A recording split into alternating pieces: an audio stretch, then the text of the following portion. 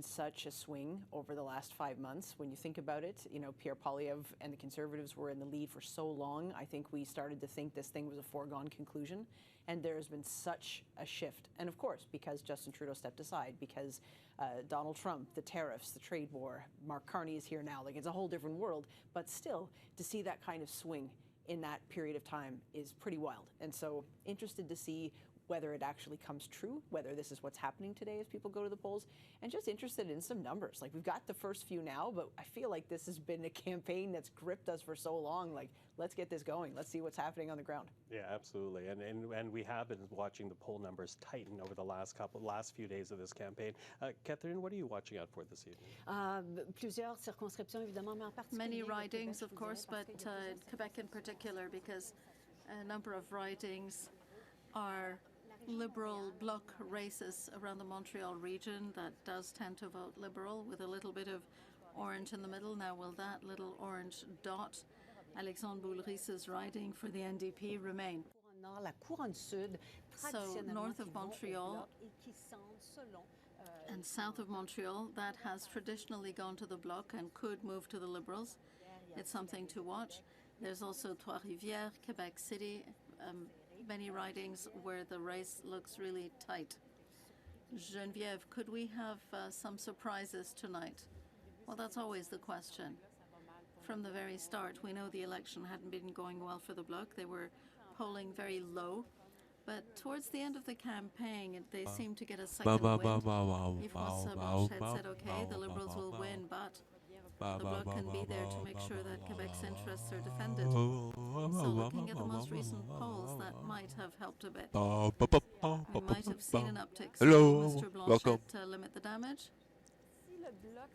Well, if the Bloc gets over 20 seats, how is I everyone? think they'll be happy.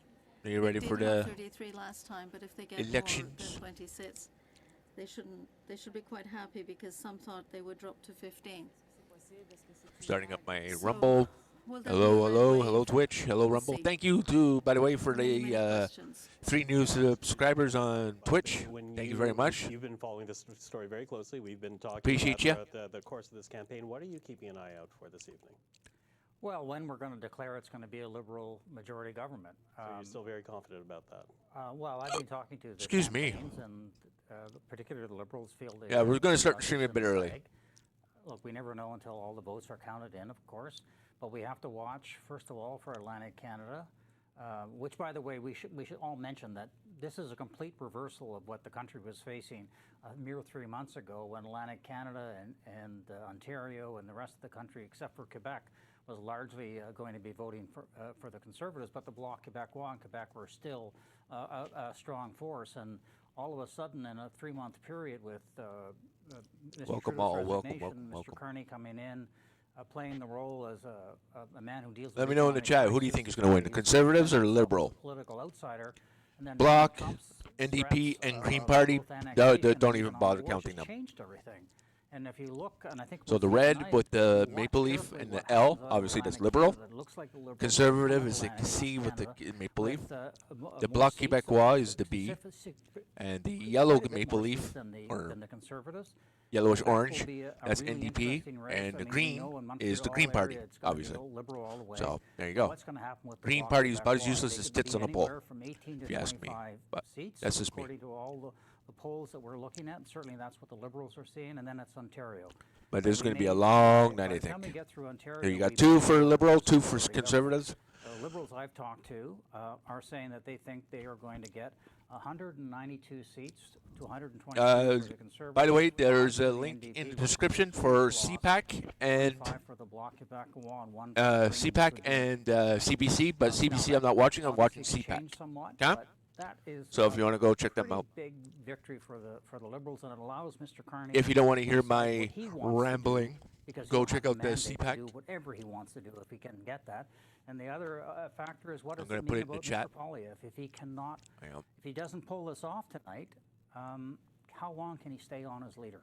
Yeah, all Copy questions link are obviously going address. to be asked as the results come in. And we're going to put whether it or into not the they Rumble back chat. up, what you're predicting it to be, we're going to see Paste. very soon. But, Chris, Rumble what are chat. you keeping an eye on right now? Pin most comment. of Michael, I've been interested in the narrative, Pin the this messaging message. throughout the Pin. campaign. We heard Mark Carney say it's Boom, just about baby. me and who I am and how I am then I'm better gonna go equipped to take on Donald Twitch, Trump and I'm gonna do the than same Pierre thing. Poilievre or anybody else who's So if you run. don't want to That's hear me the first thing. ramble, The second thing is that ding. Poilievre had a campaign set up for a There we different go. leader, Yes, did. Justin Trudeau, different Chat. time. It was about carbon taxes, about And cost we're of living, going to affordability, pin. housing, issues that Canadians really do care about still. And as we Manually look at the on numbers pin.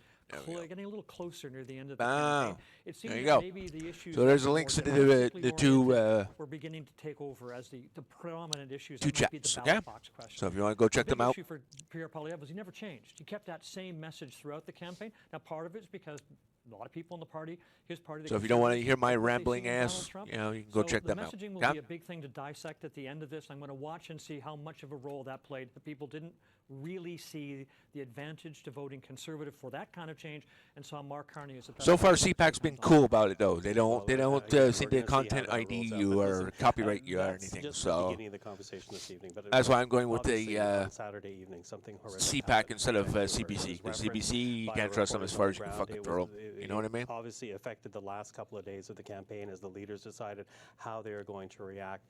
And to the words that they shared, we're going to play a bit of that for you right now, for people at home who may have missed it, because obviously this evening we're going to be very much about this election and the election results.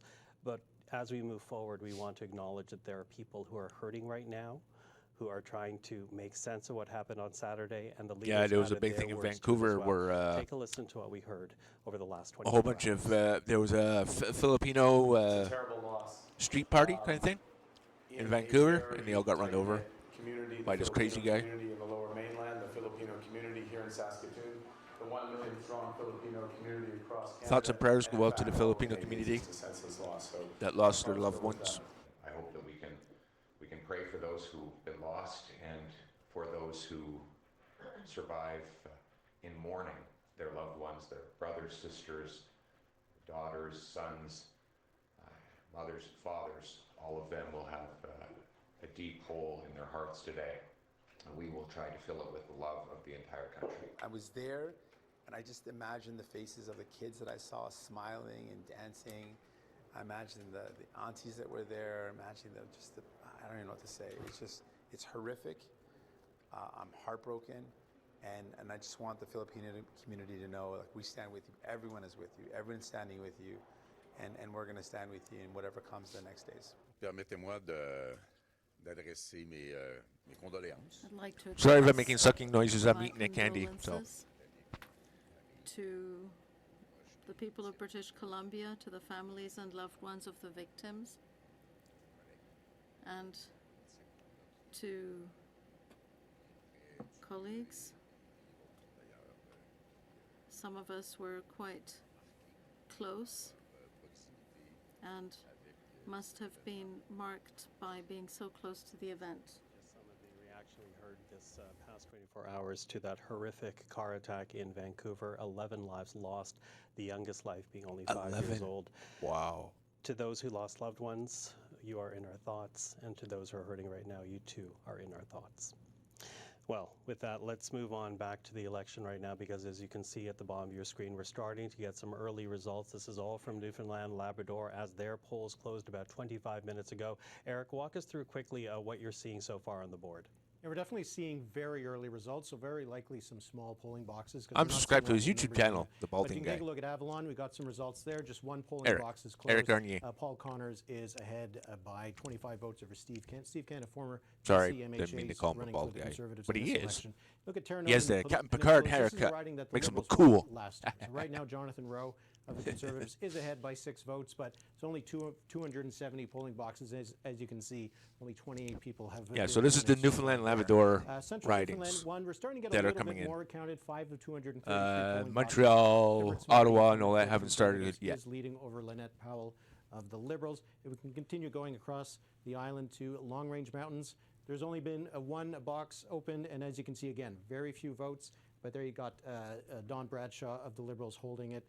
Long Range Mountains was a target riding for the Conservatives. It was very close in the last election, but the Liberals right now are ahead by 1 vote. And then over in Labrador, we got 2 boxes now counted. Philip Earle over Ella Wallace Crazy by stuff. about 28 votes there. Okay, so early results. We'll keep updating. Eric Grenier, thank you for that.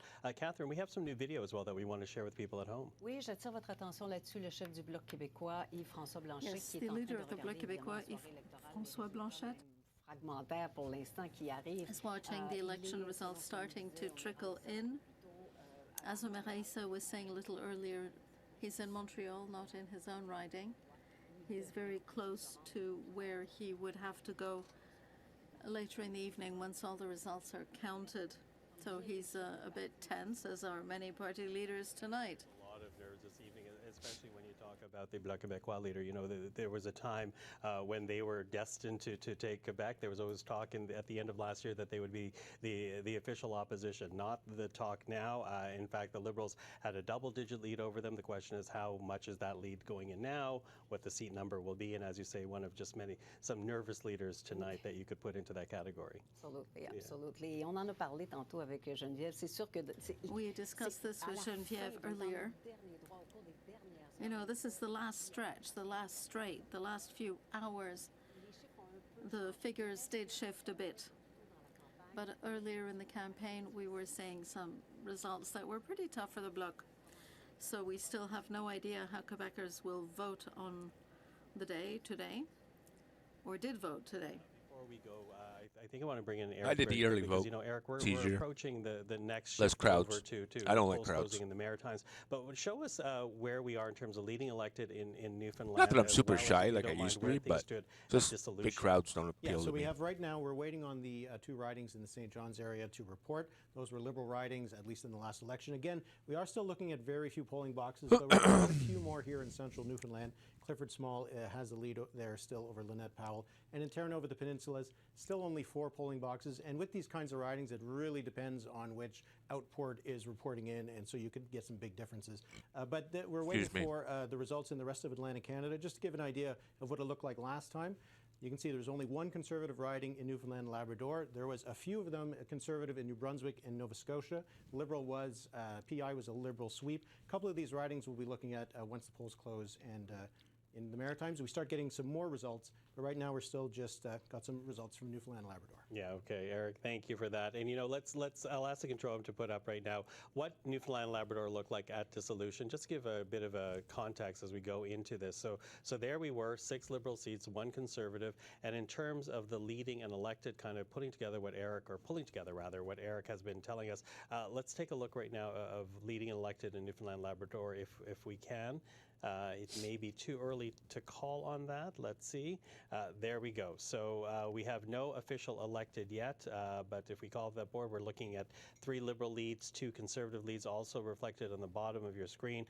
Now just flipped over to 3 Conservative leads, 2 Liberal leads. So there we go. As the polls come in, we're going to keep tracking this for you here on CPAC as we approach now 7:30 p.m. Eastern Time, 8:30 p.m. Atlantic Time. That means the polls are about to close in the Maritimes. You are watching Vote 2025 on CPAC.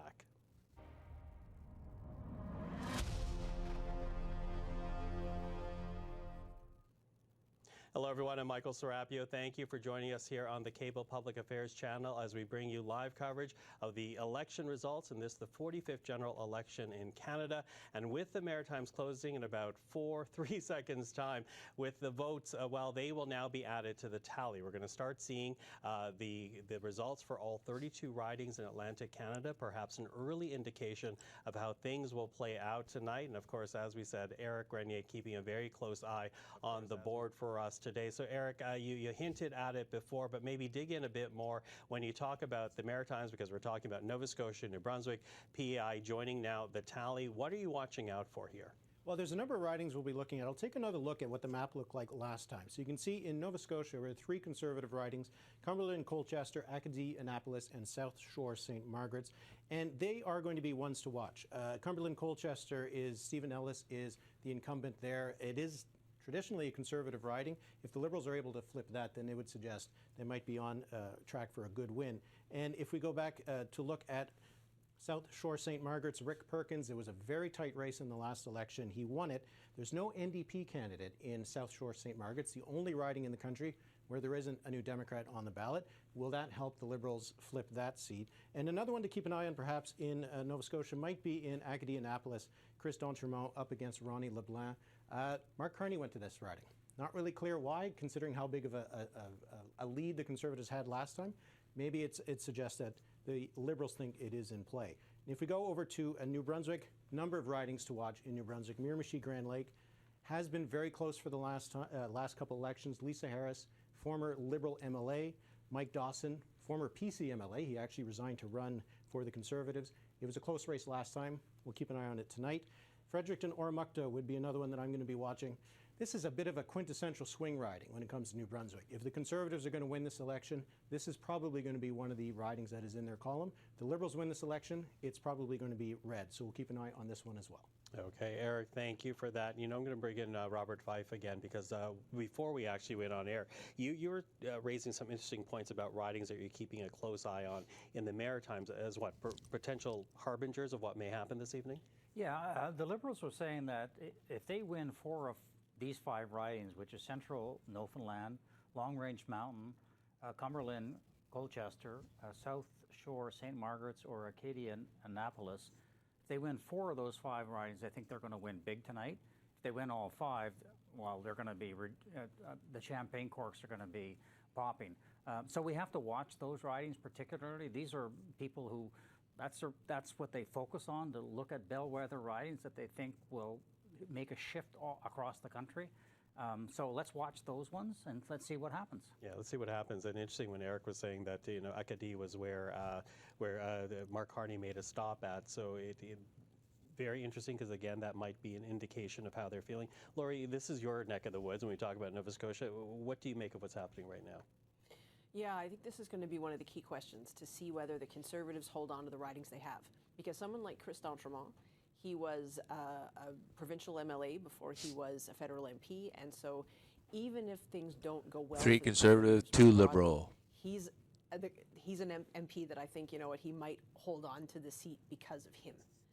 There are also a couple of ridings that the Conservatives are really trying to pick up in Nova Scotia, and they've run candidates who I think would belong in the kind of star candidate, like really good get kind of column. So Alan McMaster, for example, was the finance minister in Nova Scotia with Tim Houston, who, when Tim Houston was obviously riding really high, McMaster left to go run with Poilievre federally. Uh-oh, and Rob I Batherson messed was up. running in Halifax West. Very strong Liberal riding, but still he was the Conservative national president. And so it just goes to show, I think, how much the Conservatives really had this in their grasp at one point, right? And they had these high flyers running, they're on the ballot, and now it's not clear at all. No, listen, we're going to pick up on that point in a moment, but quickly, let's Forgive show me, people I'm what in a boo-boo. Nova Scotia looked like at dissolution. I was trying to do the pop-out chat, and I ended up closing the window. Ridings you had there, 7 damn it. Liberal, 3 Conservative seats, one vacant seat, and to your point, Bob, you know, Forgive the me. Liberals right now, I if did they a can boo-boo. put 2 of those 3 Still Conservatives, they're going pinned to to the feel chat? very good Okay, about yeah, what the still rest of works. the country feels. You know, Chris, what do you make of that type of analysis? I think it's bang on. Look, Chris d'Entremont, who's in Acadie-Annapolis, was a deputy speaker of the House of Commons. He's widely liked. He works hard in the riding. He's got a real presence there. If he goes down, that is not a good signal for how the Conservatives will fare across the country. So I think to that extent, we need to really keep an eye on that riding in particular. Cumberland Colchester, Stephen Ellis, a fairly prominent Conservative backbencher, but he is a doctor. It's a riding they should win. He's another guy who has worked hard in the riding. Again, if that goes down, that will be difficult. All of that being said, you know, I keep harkening back to the polls were narrowing at the end. There was a 4-point difference in the aggregators between all the various polls, between the Conservatives and the Liberals. Where is that extra bump coming from the Conservatives? Hopefully it's in ridings like that, but we know that Pierre Poilievre spent most of his time, as an opposition leader should, looking at ridings to take away from the Liberals. He didn't spend a lot of time in ridings that they already held. Will that come back to bite them? We'll have to see. Yeah, we'll have to see. Catherine, what do you make of what's happening right now in Atlantic Canada? Because, of course, New Brunswick comes into the equation as the polls close in the province as well. Yeah, totally. Et ben, c'est souvent les provinces atlantiques qui donnent le ton. Est-ce que ça va être le cas ce soir? Well, often the Atlantic provinces set the tone. Will it be the case again tonight? We shall see. New Brunswick also has a very significant French-speaking population, so it'll be interesting to see where they go. Geneviève, it's going to be really interesting to see how the voters go in this region. Yes, let's not forget the Francophone vote. particularly in New Brunswick. It's a significant presence. In 2015, we saw that Justin Trudeau was going to win because the Maritimes were looking red and staying red. Let's not forget Dominique LeBlanc either. He played a very important role within the Liberal Party. I think his role had been less visible recently, but he is somebody who knows how to mobilize troops on the ground, so I think his influence matters.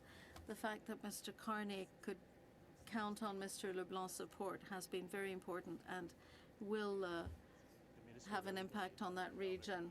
Right. So, and of course, he also had at one point leadership aspirations. He said he was too busy dealing with Donald Trump to run this time around. So interesting to watch that race. Although I want to rewind a little bit to the comment that you were making, Lori, and I think we can all comment on this because as recently as late December, this looked like an election that would deliver a Conservative majority government, and so you had some big name Conservatives jumping in to run for different ridings. And quite frankly, before Justin Trudeau resigned, the idea that anyone would give up a successful career to run for the Liberals was a very a wishful thinking, if you will. But here you are now, what, 3 months later, 4 months later, and the equation has completely changed. Bob, talk to us about the shifting landscape. Have you, as one that's covered Ottawa for many years, have you ever seen such a shift in numbers in such a short amount of time? No. I mean, I don't think anybody's seen anything like this.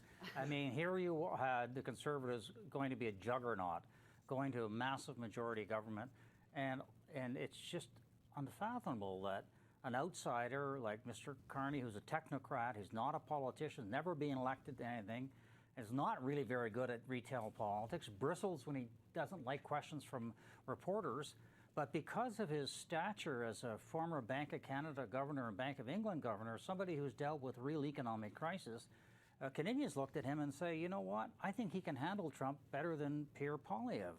And that changed the whole landscape. And also, obviously, the fact that Justin Trudeau left took a lot of poison out of the political system, but still, nonetheless, almost 10 years of Liberal rule, even if you change leaders, you shouldn't be able to turn the picture around so quickly.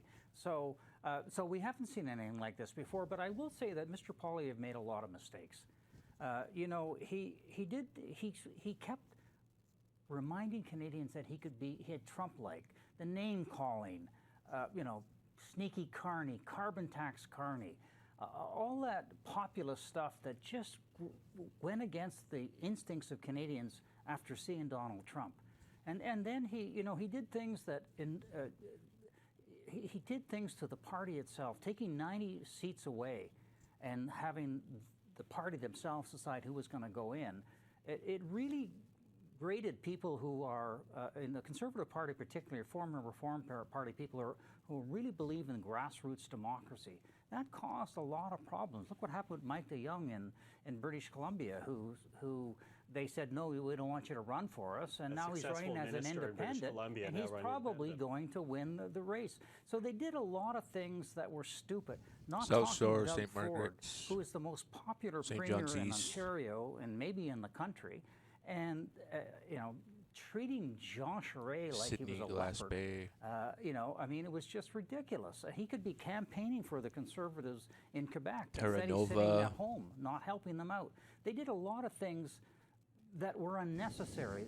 They could have run a change campaign and I'm not even going to try and pronounce hope. that. But you never got the message of hope from Mr. Poilievre. You got a lot of darkness. Yeah, well, and we'll see, because I think there will be a lot of questions asked, in particular, if the polls hold, and and we have seen very consistent polling over the last few weeks that the Liberals would be delivered to a majority. We'll see if that actually comes to fruition this evening. But, Chris, something that Bob said tweaked my interest, this idea that a lot of the poison was removed with Justin Trudeau's resignation. Do you agree with that assessment? Absolutely. There's a shelf life for any prime minister, as there is for a government, and Spear. his shelf life was up. He didn't want to leave. He wanted to continue to run. Cardigan. And when he left, that took away a big bargaining chip that Pierre Poilievre was Central hoping to use Newfoundland. in trying to win the hand Where all the of Newfies are. Canadians in this great big poker match.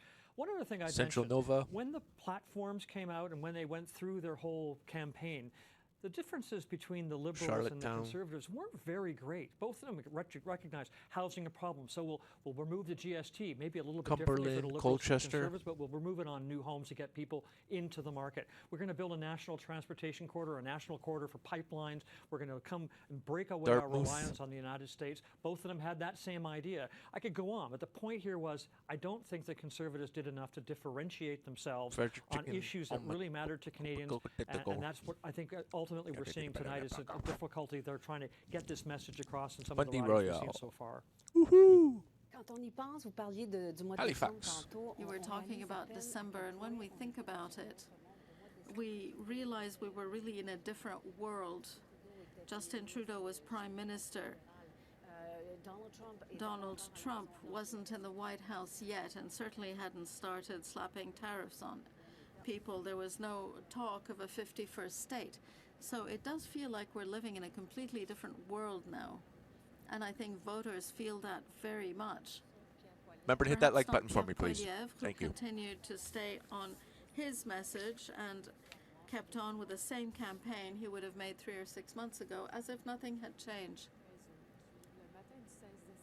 Well, it's a minister like Sean Fraser who announces he's leaving politics. A few hours later, Chrystia Freeland resigns as Minister of Any Finance. shatters? Then No? Mr. Fraser comes back into politics, as others did. Feel free to say anything, In eh? 3 months, Say the hello. world turned entirely upside down. That's why we're saying this is really such a different I'm watching the election. chat on Twitch So and many Rumble, things so happened. feel free to chat. But the shifts went back and forth. Once the change or the shift came, once the Liberals were ahead with Mr. Carney, nothing seemed to shift that needle in spite of Mr. Carney's mistakes and inexperience, in spite of Mr. Poilievre's attacks on him, or the Bloc attacks. But his party might make Mr. Poilievre pay the price. Well, there will be questions about his political future. We'll see. We don't have I'm the using data OBS yet. for those wondering. But I'm even not if going to they use Rumble succeed, Studio because Rumble even Studio, the if audio just sucks and the frame rate they drops did too win, much. it would be a Hopefully this divided was playing country. peace. The next Prime Minister, be it Mr. Let me know Poilievre if it or is in the Mr. comments Carney, in the chat. will that new Prime Minister be able to bring Should the be. country together? Some people will be very happy tonight, others will be deeply, deeply disappointed. But when we look at their platforms, there's so many similarities. And I got a new mouse, so you won't hear it Very disconnect and similar in reconnect their all the time. response to So Mr. that's a Trump, bonus. But the rest of it is very different. You won't hear it So that anymore. might lead to divisions, yes. Hopefully. Goes on because in many ways we are basing it on the polls, we're basing it on early Yeah, I went to trend my lines. We'll mom's see and I what, stole hers, shapes up as so the evening now goes I got on. her mouse. Although we are Yeah. getting an early indication, I stole it. and with I that I stole do it. want to bring back Eric Grenier manning the smart board right now, following the results, including that of course RGB the lights. first polls to Yeah. close Newfoundland, cool, huh? Labrador. What's it looking like right now, Eric? Well, in Newfoundland and Labrador, we're starting to get some decent results in terms of where it's coming in. You can see that currently the Conservatives are leading in 3 of the ridings in Newfoundland and Labrador. They only won 1 last time. We'll take a look at those 3.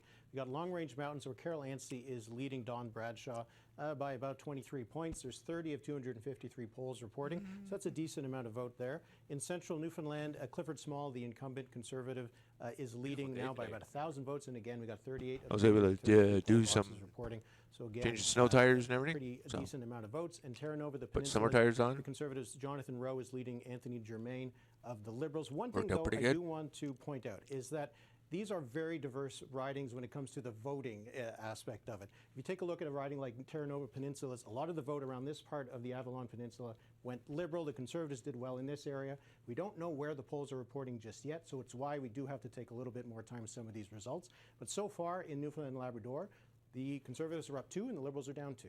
Okay, we keep following it. Although, Eric, before you go, I think it's worthwhile to go back a little bit to Clifford Small, because Central Newfoundland, in the last election, that was a tightly contested race, and there was a question as to whether or not he'd be able to hold it this time around, because if I recall correctly, the win back in 2021 was a very narrow win for Mr. Small. Yeah, I can show you the results from 2021 in that riding.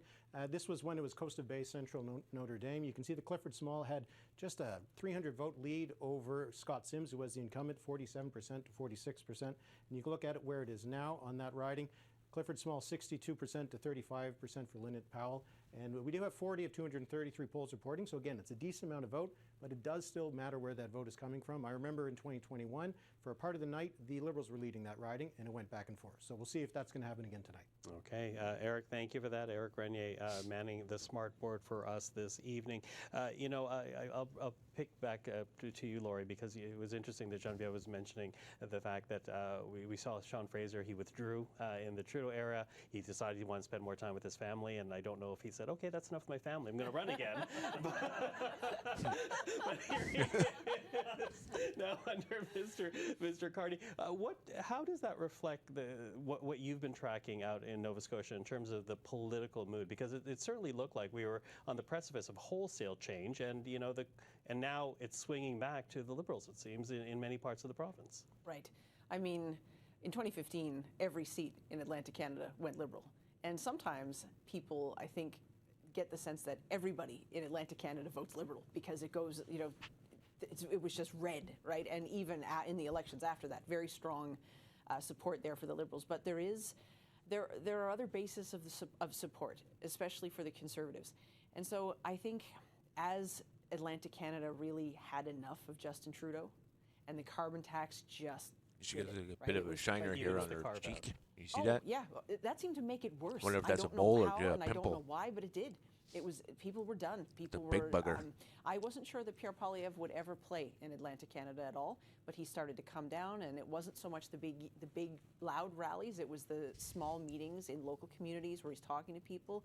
And again, he I think brought a lot of candidates on board. Yeah, that made 11 sense in the riding. Liberal for And it Newfoundland. really That's looked like not the that's not Conservatives were unheard gonna of. start making That's a serious very inroads. liberal So I think, you know, area. Fraser really took So, pains to have this press that's nothing conference new there. and to say, I'm not leaving because of Trudeau, I'm leaving because I want to spend time with my family. He talked about his children. I That's think a he heavy really Liberal went, variety, you know, the from extra what I mile understand. to make it seem like he's not leaving I could because be of wrong. Trudeau. But it's You let me possible know. he was leaving If because you're of from Trudeau. Newfoundland, let me And know. now Is that, it mostly you know, once Conservatives Trudeau there was or gone, Liberals? It's like, okay, well, maybe I'm in. So I'm not surprised. Still haven't seen anything for the You know, bloc. I Or, also well, wanna the take bloc another is quick mostly Genevieve Montreal. and So Catherine, you're both in talking Quebec. about this idea of change, and certainly, Bob, that's what the Conservative leader and the Conservative Party have been hinging. So They you want won't this see to be Quebec a move change for a while. election. But have Canadians surprised determined NDP that Mark hasn't Carney moved. is enough of a change? Is a blue Liberal change enough from the Liberal Party under Justin Trudeau for most Canadians? And I think that is a bit of the debate that we'll have answered this evening.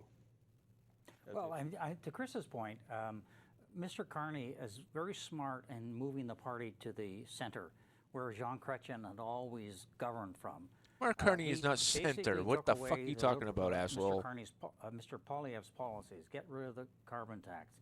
Stop. the Carney's capital almost as gains far left as increase Trudeau, if taxes, not worse. Promising more defense.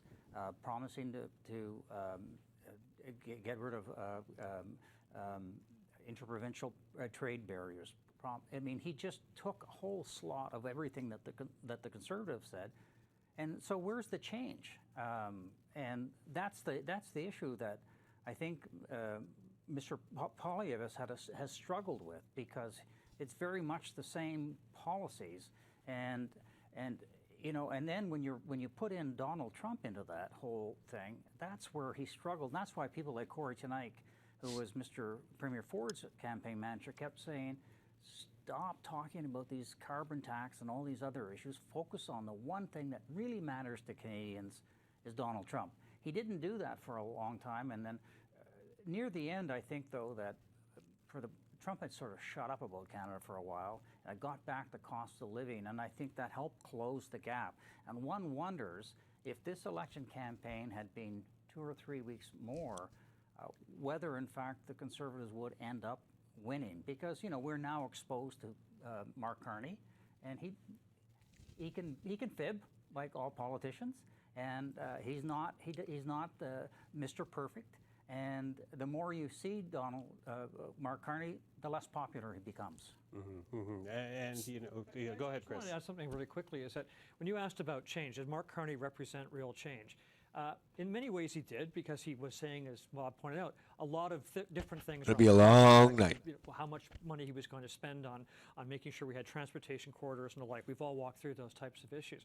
But the other thing that happened is a lot of people decided to run, not just again, like Sean Fraser and Anita Anand, another one, but but a lot of ridings hadn't been filled. There was very few people putting their names forward. And suddenly, all of these candidates came out of the woodwork. And perhaps that's one of the reasons why the Conservatives may be doing a little better than we might have anticipated in places like Newfoundland and Labrador. Because, for example, in Terra Nova, the Peninsulas, Anthony Germain, the Liberal candidate, got in really late compared to the Conservative candidate who'd been working that riding for months. So we'll see if they can get the ground game out to go. But I think Carney does represent the change from Trudeau. Now, the next question is, if he wins, what will his cabinet look like? He's got a lot of people around him who are from the Trudeau era, but I think he has really established in Canadians' mind that he is not the same guy as Justin Trudeau. Yeah, and if he wins, what does that say about the judgment Canadians are casting on Pierre Poilievre? Because it was Lisa Raitt who said on another network, you know, Canadians seem to like conservative policy. They just want Mr. Carney to be the man who delivers those policy. He's a conservative. Down at the bottom. Former conservative minister, and not naming the conservative leader, but it seems to be, in many ways, when you look at the platforms, and everyone's noting just how similar the platforms are, it Excuse me, I'm sorry. comes down to, well, who's going to deliver it, who can you trust to deliver it, who do you want to deliver it, almost a bit of a popularity contest, if you will, or judgment on the two leaders. So I think that's another part of the equation that we're going to be watching for this evening. You were going to say something there, Catherine? Yeah, absolutely. Je attire encore votre attention sur le chef du Bloc québécois. I'd like to draw your attention on Yves-François Blanchet. If Whoa, the they Bloc changed their voice. manages to get 23 seats, so best That was freaky. assumption.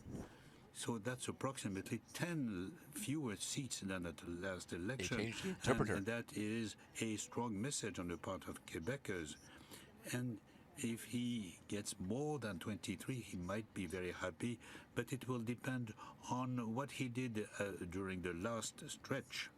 And if he increases to increase the number of seats, is that he changed his tone, and there was a tone relative to the media.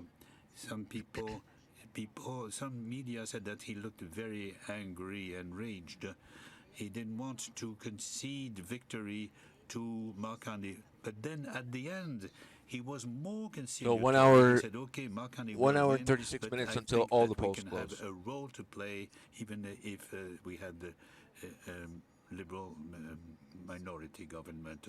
And what is also important for the Quebecers are afraid by Donald Trump and his tariffs and his talk of annexation of Canada, and this is why Quebecers are turning towards the Liberals. It will be interesting to see the result tonight.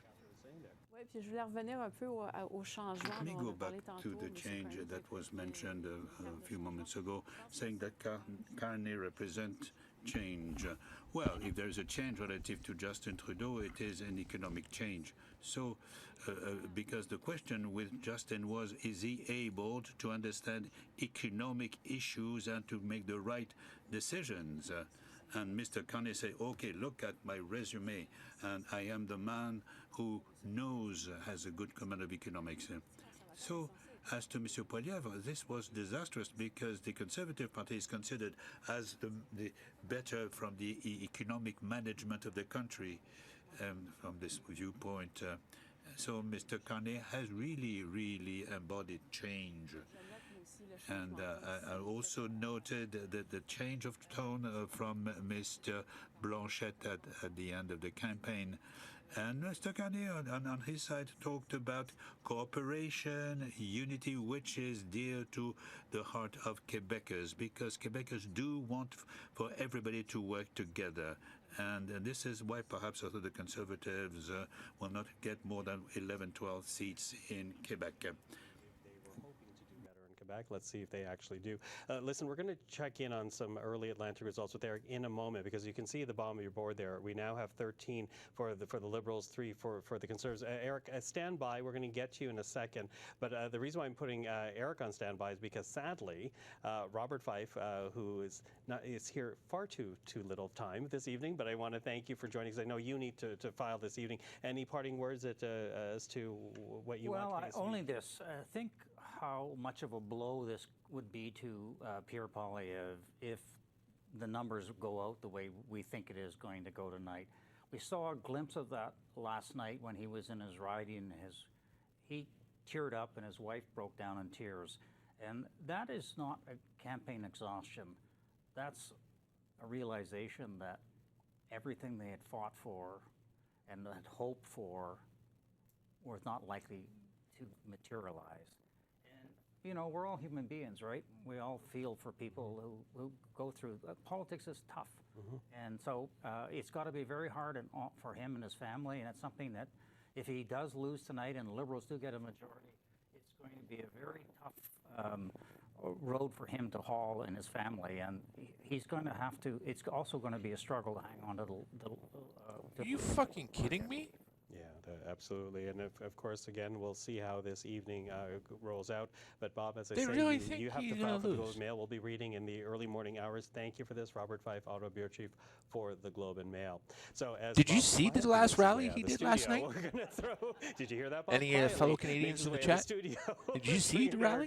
Right now, It was early huge. results in Atlantic Canada there. Are you telling me he's Yeah, going we're to lose starting his to get riding some of early Carleton? results. There's a couple of ridings I we said doubt we're going it. to keep an eye on, so I'll take a look at them. Here's one just to try to explain what's happening down here. It's a tie between Rick Perkins and Jessica Fancy Landry, 11 votes apiece. Obviously, still a lot of votes to come in South Shore, St. Margaret's. But we can look at a couple other ridings in Nova Scotia we said we were going to keep an eye on. Here's one, Cape Breton, Canso, Antigonish. That's Jaime Batista is leading Alan McMaster, who's a finance minister, who was a finance minister in Tim Houston's PC government. You can see there that Batista has a lead of about 400 votes over Alan McMaster. That again would be a hold for the Liberals. We can take a look as well at some ridings over in New Brunswick. Here we got one Conservative on the board, St. John St. Croix. That's John. Since I Williams. started to He stream is early, the though, I incumbent haven't there, so eaten expected yet, that he so would I lead that might just riding. cover the Pretty camera safe one, while I for eat. the Conservatives. But I'll Et mute on the peut mic regarder so aussi you don't dans have to le hear me nord, chew. Madawaska, All right? Risty So in the north, So Madawaska, don't worry about that. Risty All right? Gauche, Guillaume Deschenteriot is leading of the candidate from the Conservative Party, and Acadie Bathurst Cormier is ahead of James Brown. Oh, he switched to Formerly French. a Liberal seat, so it would be remaining a Liberal if this is confirmed. Catherine. Results, as we say, Eric. Sorry, Catherine, to you. It's okay, it's okay. Oui, effectivement, c'est encore très, très, très fragmenté, Yes, mais c'est this pas is quite the beginning of the results, and as was mentioned by Eric, there is a majority of French-speaking people in those areas. Catherine. Yeah. And do you remember what happened about Francophonie? It was perhaps a bit late during the election campaign, but there are many issues which are very Parlez-vous français, but not only Mr. Trump, and particularly the French-speaking immigration. Jean-Guy Pepper. No. Oh, well, I shouldn't say that, should I? I'm sorry. Yes, I apologize. That's just an old insult from Liberals when I was a leading kid. leading We used to say in to French 15 kids. ridings in Atlantic Canada, Conservatives at 4. Of course, these numbers we're going to keep refreshing for people at home. But if this holds, Laurie, we are looking. I mean, at I don't an mean anything early, by it. I'm kidding. early I have win, lots of and French then some friends. for the So. Liberal Party. What does that say about the path that's ahead for the Conservatives as we move west and more polls across the country open? Okay, so I don't think that Atlantic Canada was necessarily going to be the place where the Conservatives were going to grow the most. Certainly, once the polls indicated there was Atlantic pretty much Canada? a No, the Liberal Conservatives oh are yeah, not. going to. 100%. I mean, once in terms of this election, I should say, not always, but in terms of this election. right. So once Trudeau left, the Trump factor sets in. Oh, Carney fuck you came and your onto- Trump came onto factor. the scene. He won the leadership. Carney is polling really high in Atlantic Canada, and so I don't necessarily think that this result for the Conservatives is going to repeat itself necessarily over the course of the night, but it does indicate that the attempts that they made to break through here with, I think, quite strong candidates, frankly, who have experience. One thing the Conservatives have done, Alan McMaster is an example of this, is recruit candidates, including cabinet ministers from other jurisdictions, same as Charlottetown. They have recruited ministers who would have had a network, a ground game, people that were bringing a lot to the table in terms of being able to mobilize the vote. And if it hasn't turned into what they wanted it to turn into here, it's possible that, in fact, the liberal stronghold is there in Atlantic Canada, and also perhaps the polls are right. Chris, what would you say to that? Well, I don't disagree. I think the Conservatives were feeling pretty good about being able to hold the seats that they had. And as I said earlier, Pierre Poilievre spent a lot of this campaign going into Liberal ridings, NDP ridings out west, because the game is to take away in order to grow enough seats for that majority to happen, or a minority government for the Conservatives. This is not an encouraging sign off the bat. They're having trouble hanging on to some of the ridings. Very early returns to some of the more rural areas of Newfoundland and Labrador might be a nice sign, but by and large, Fredericton, very, very key for, I think, the Conservatives to win because it is a bellwether seat. There was no incumbent running there this time. Those two St. John ridings, St. Croix and what's the other one called? I've forgotten the other name, but because they keep changing them on us. But they need to hold that southern shore of New Brunswick. There are 3 seats there, including Fundy Royal. They need to show that they have the residual support and to brace for going into Quebec, where it will be very tough slog for the Conservatives, everywhere but around Quebec City, and then into Ontario, because that is where all the seats really are in this country. I hate to put it that way, but it's such a dominant force. So can they actually hold their own in places where they're not supposed to do very well and get the results that they really have to have in the Toronto area and other places like southwestern Ontario? Okay, listen, I'm sorry, Jean. If the Liberals win, we're fucked. You know, I'm thinking about the course of this campaign, and as short as it was, who's had sleep? I'm trying to remember at the very. I don't recall the Conservative leader spending time in Atlantic Canada beyond the early part of the campaign. And when you look at the poll numbers, Nova Scotia. Yep, he did. Oh, that's right. I'm sorry. Toronto, In terms of the rally, and yet though much of the campaign was spent in other parts of the country, even though, you know, if they were concerned about securing those Conservative seats, the polls were indicating they were in a real tough slog in Atlantic Canada. Does it surprise you not more resources and time were actually spent there? Oh, I'm trying to resist the urge to make a snide comment about how political leaders forget Atlantic Canada all the time, and it's not unusual. But yeah, I mean, I think you can't turn your back. You can't neglect. You can't assume that the thing is going to show up for you if you're not going to be there and doing the door knocking. And I think, you know, the times that Pierre Poilievre was coming to the Atlantic region, like long before this campaign ever started, there was eventually a warm reception for him. Like it wasn't like back in 2011 and things like that when Harper didn't come to the region. He had Peter MacKay as his point person in the region, and that he did the campaigning. They kept Harper largely out of there. But that's not really the case now. There is no point person for Pierre Poilievre, it seems to me, to be kind of running the ground game in the Atlantic region if he doesn't have time to, or if he's not the right person to, or whatever, fill in the blank. And so I wonder if, kind of going back to some of Bob's points about things that the Poilievre team didn't do so well, I have wondered whether the absence of such a lieutenant in the region could be a bit of a strike against them. Okay, well, listen, again, we're going to keep watching the results as they come in, although I do want to bring Eric right now, because leading an elected, but out of these numbers, you are also tracking another trend in Newfoundland and Labrador, Eric. Yeah, that's right. One of the parties we've hardly mentioned already this evening is the NDP, because they aren't very competitive. Atlantic Canada didn't have any seats in the region in the last election. But one of the storylines is going to be what's happening to that NDP vote. And we do have 2 examples in Newfoundland and Labrador where we do have more polls counted, and I wanted to take a look at them. So let's look at the 2021 map in Newfoundland and Labrador. If you look at Labrador, the NDP candidate there didn't win it, but got 24% of the vote in Labrador. And if we look at the riding in St. John's East, Mary Shortall had 34% of the vote in St. John's East in the last election. If we look at where things are right now, St. John's East, she's down to only 14.5%. So we're seeing that in one of the key regions, one of the key ridings for the New Democrats, that vote has gone down significantly. The Liberal vote is high. Joanne Thompson, the incumbent there. And if we take another look over at Labrador, you can see the same kind of pattern playing out, where the NDP is only at 7%. So we're seeing that in some of those ridings where the NDP does have some strength, that vote is absolutely collapsing. And here again, we're seeing that the Liberals are benefiting from it. We'll see if this is going to be something that is replicated throughout Atlantic Canada and the rest of the country. But so far, that indication we got in the polls that NDP vote was going to go over to the Liberals, it is happening in Newfoundland and Labrador. Happening in Newfoundland and Labrador. In fact, I believe we have here the popular vote from the last election, if we can pull that up, as to where the party stood in terms of popular vote. Excuse me, this is current, not, so this is how it's breaking down right now. A popular vote in Newfoundland Labrador, you see there the NDP. Although, Eric, because you're still there, St. John's East, that was Jack Harris's riding, if I recall correctly, and he was a very popular member of Parliament. Even so much so, I think people were surprised when he actually did not carry that riding when he eventually lost that riding. Laurie, what would you say about what Eric is now observing in Newfoundland, Labrador with the NDP? Well, guys.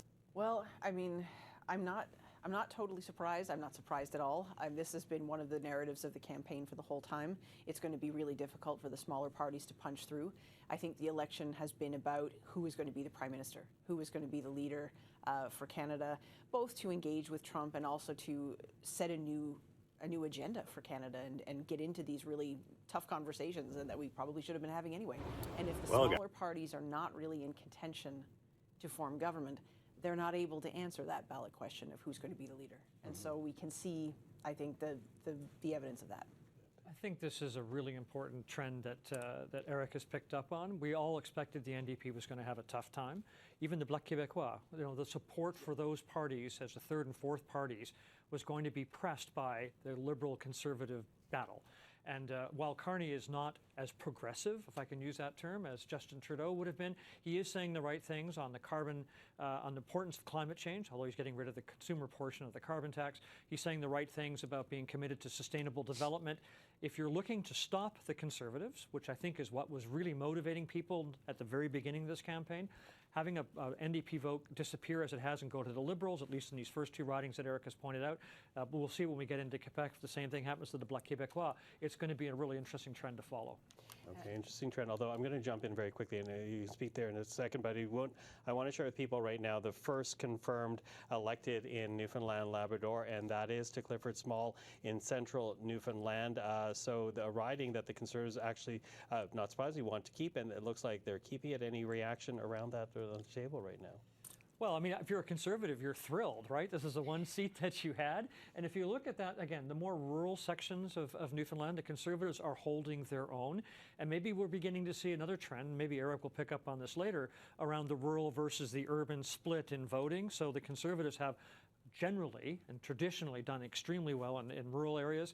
If that holds in a place like Newfoundland and Labrador, there may be some indication that could actually carry through. So, cette élection ce soir va essentiellement répondre à deux questions. Tonight's election will answer two questions. Is Donald Trump the ballot box question, and who can stand up to him? That's what we suspected during the campaign, and that is the answer we'll get at the end of the evening. As much as most Canadians don't like talking about Donald Trump, without a doubt, he's had an impact on this campaign as recently as today, because he did turn to Truth Social and once again repeated the argument that Canada should be the 51st state.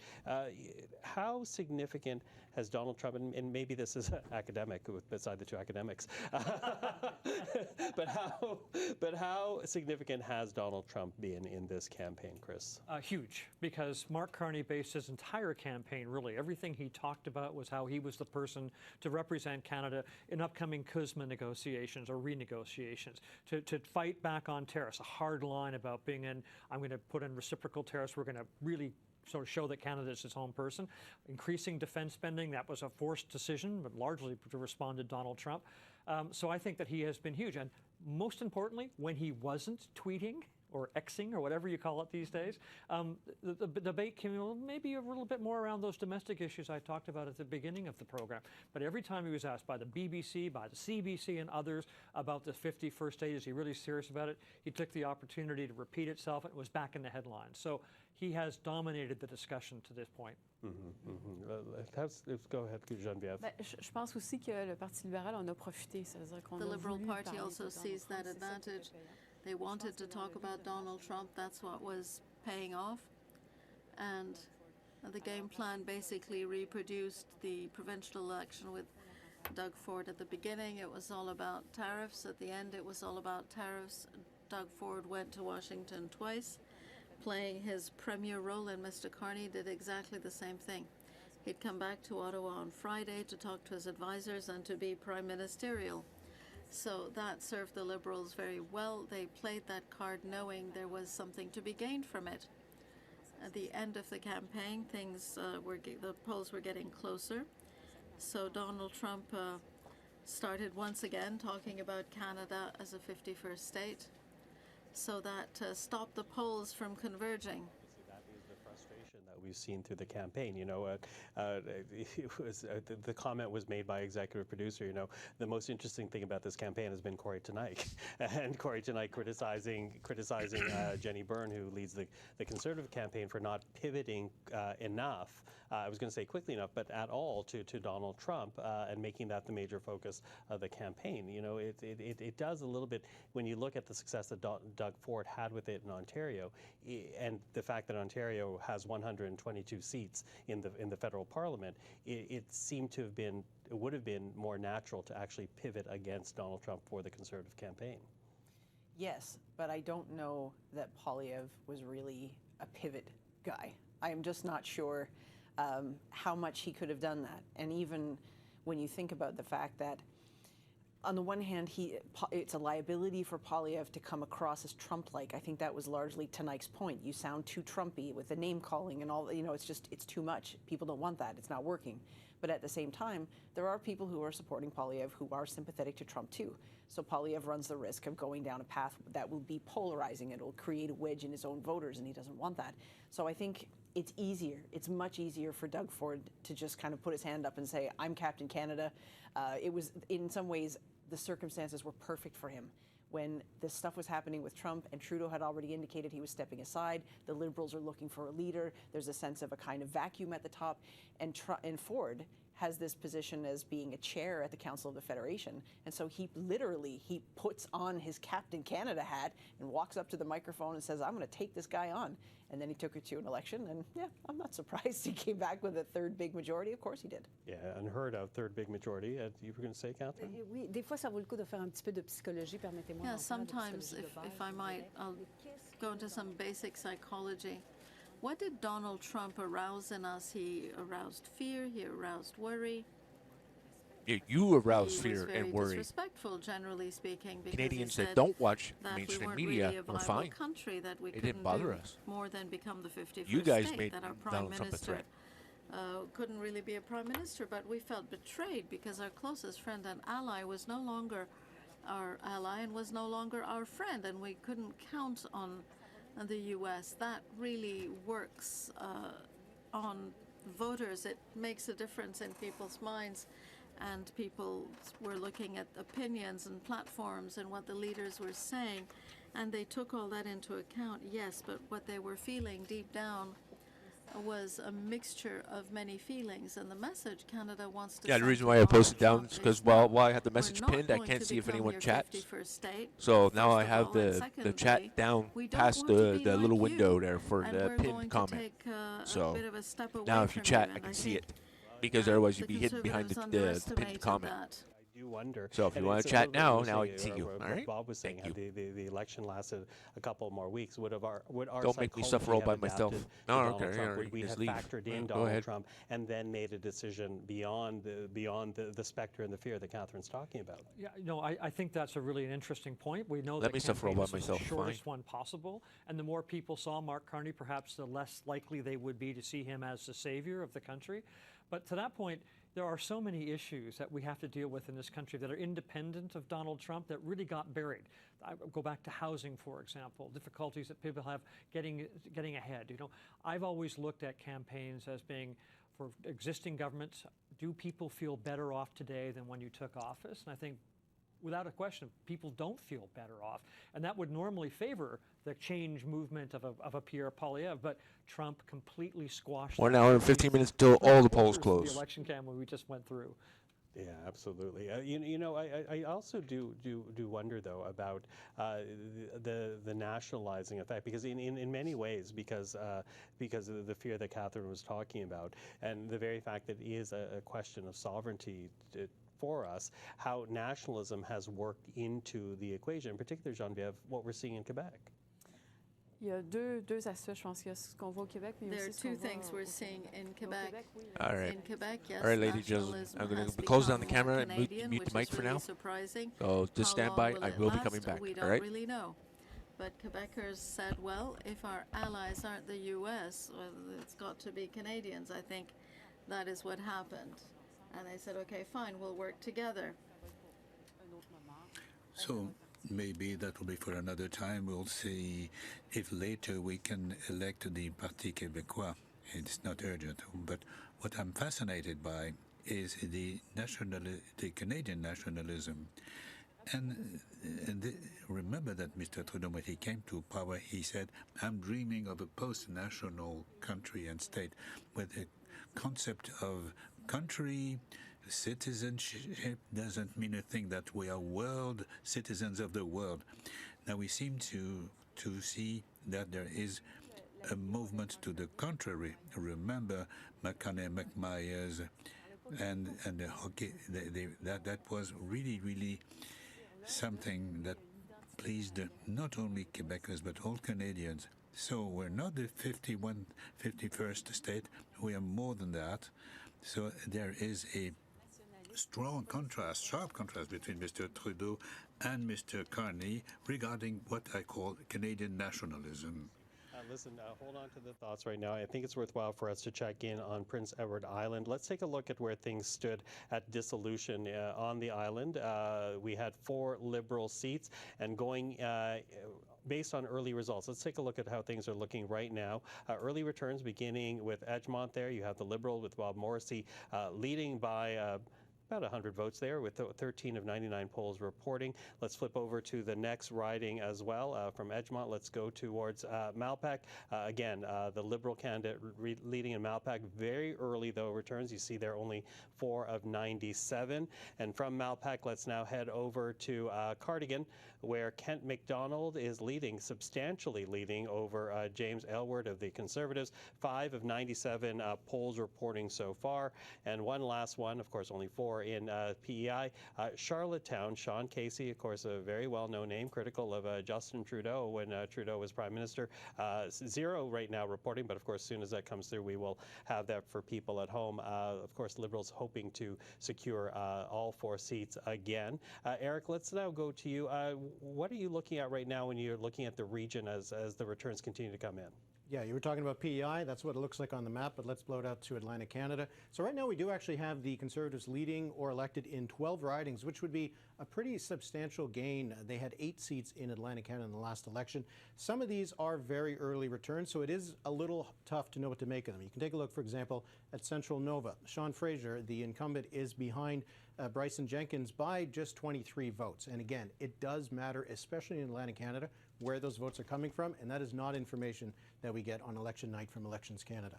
We can look at some other ridings, though, right next door. A little bit puzzling that the Liberals are leading in Cumberland-Colchester, but behind in Central Nova, shows why these early returns can be a little bit confusing. But there we have Stephen Ellis, who's the Conservative incumbent, trailing Alana Hurdle by just about 200 votes. Now, if we go back and look at some of the ridings in New Brunswick, here's one that's a bit of a surprise. Madawaska-Ristigouche.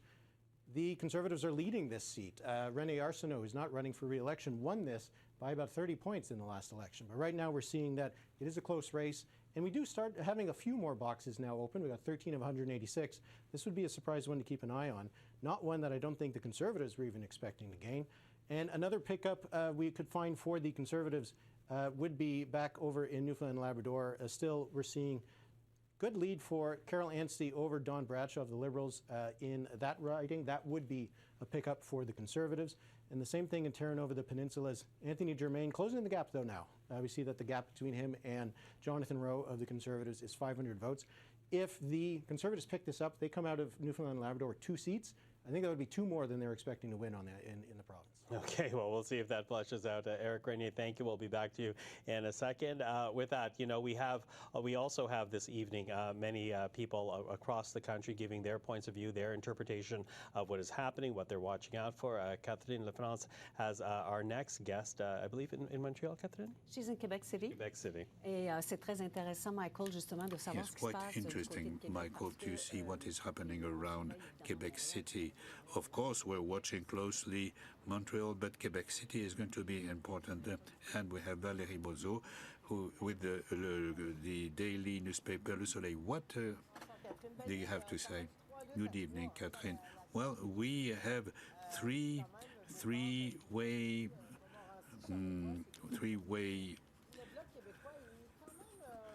fights, and so there is a mention of this in Quebec Centre. you have the Minister Jean-Yves Duclos, who is involved with 2 Liberal MPs, and he is an important minister of the Trudeau government. So that could be a good fight amongst them, and it is the only riding in Canada where there is no Conservative candidate. So, and it's probably Chanie Thériault from Magdalen Island, who was rejected as a candidate, so no possibility of voting for the Conservatives. Thank you, Valérie. We'll get back to you later, as soon as we get results for the province of Quebec. So with it, Catherine, thank you for that. You know, Geneviève, talk to us a bit more about Quebec City, because you referenced it a bit earlier on, how Conservatives were hoping to continue to build in that region. And so much so that when the Conservatives had their policy meeting about 2 years ago now, it was in Quebec City. And the very fact is that since M. Poilievre has won the leadership of the Conservative Party, each and every press conference has begun in French, not in English, also in the questions he asked in the House of Commons. Talk to us about your take, based on what you heard on from Valérie, of what's taking place in Quebec City. C'est un peu comme ailleurs au Canada. Well, it's a bit like elsewhere in Atlantic Canada. One has the feeling that people are on one side or the other, but it's more nuanced than that. And so Quebec is less faithful to traditional parties and likes to side sometimes with other ideas, including the Conservatives. And this is in this kind of area that the Conservatives get good results, not necessarily in Montreal or in rural areas, because often the Bloc is there and they're nationalist people. But take both. Maxime Bernier comes from that area as well. That gives you an idea. So for Conservatives, this is important. And in Quebec, you have civil servants. You have Saguenay-Lac-Saint-Jean, which is not too far, but which is also leaning for the Bloc. However, it's always very interesting for the Conservatives, and this is where they are liable to win more seats, but mostly Quebec. Chris, we've talked about how Ontario is where any party will build government, and with the Liberal case, Quebec will play a significant part as to whether or not that government could be a minority or a majority. But for the Conservatives, you know, how important is Quebec in any equation that Conservatives put in trying to form a government? It has been an important part of their campaign outreach going way back to Stephen Harper and his first campaign in 2004. They understood that to win, they had to do very well in Toronto area and the GTA, but also in Quebec. And they have built a solid foundation in the Quebec City region and up the Saguenay River. So we'll see if they can hold that. But honestly, it's just never really been a place where they have had considerable electoral success. Particularly on the island of Montreal, where a lot of the seats are, they just don't seem to have a breakthrough. I don't see anything really changing this time around, but I want to go back to the urban-rural split. If they can do better in urban or in rural ridings in a place like Quebec and some of those areas around Quebec City, that probably bodes well for the next time. I don't see them at this point, having talked to some of the pollsters, where they can pick up any seats in that area other than the ones they already hold. C'est intéressant, si vous permettez, parce qu'effectivement, les conservateurs, ça a toujours été, yes, indeed. Je dirais, la The grande Conservatives have always tried to charm offensives with Quebec, and they were speaking of decentralization, and the Conservative Party is a centralizing party, but nevertheless the Conservatives have tried their best in Quebec. They've been trying to court Quebec, but they don't manage to have a breakthrough, just as the NDP. We'll keep a close eye on that. We're still about an hour away before polls in Quebec close. We're waiting. Although I do have some news to share with you right now. Let's go to Newfoundland and Labrador, because we have now 4 ridings declared in the province, beginning with Paul Connors. He has now been declared in the riding of Avalon, 92 of 203 polls reporting, but statistically significant enough that it has now gone to Paul Connors. And from Avalon, let's now switch over to another riding been declared in St. John's, Newfoundland. This is Long Range Mountains, formerly a Liberal riding, now Carroll Anstey now has it for the Conservatives. From Long Range Mountains, let's go to the next riding, declared.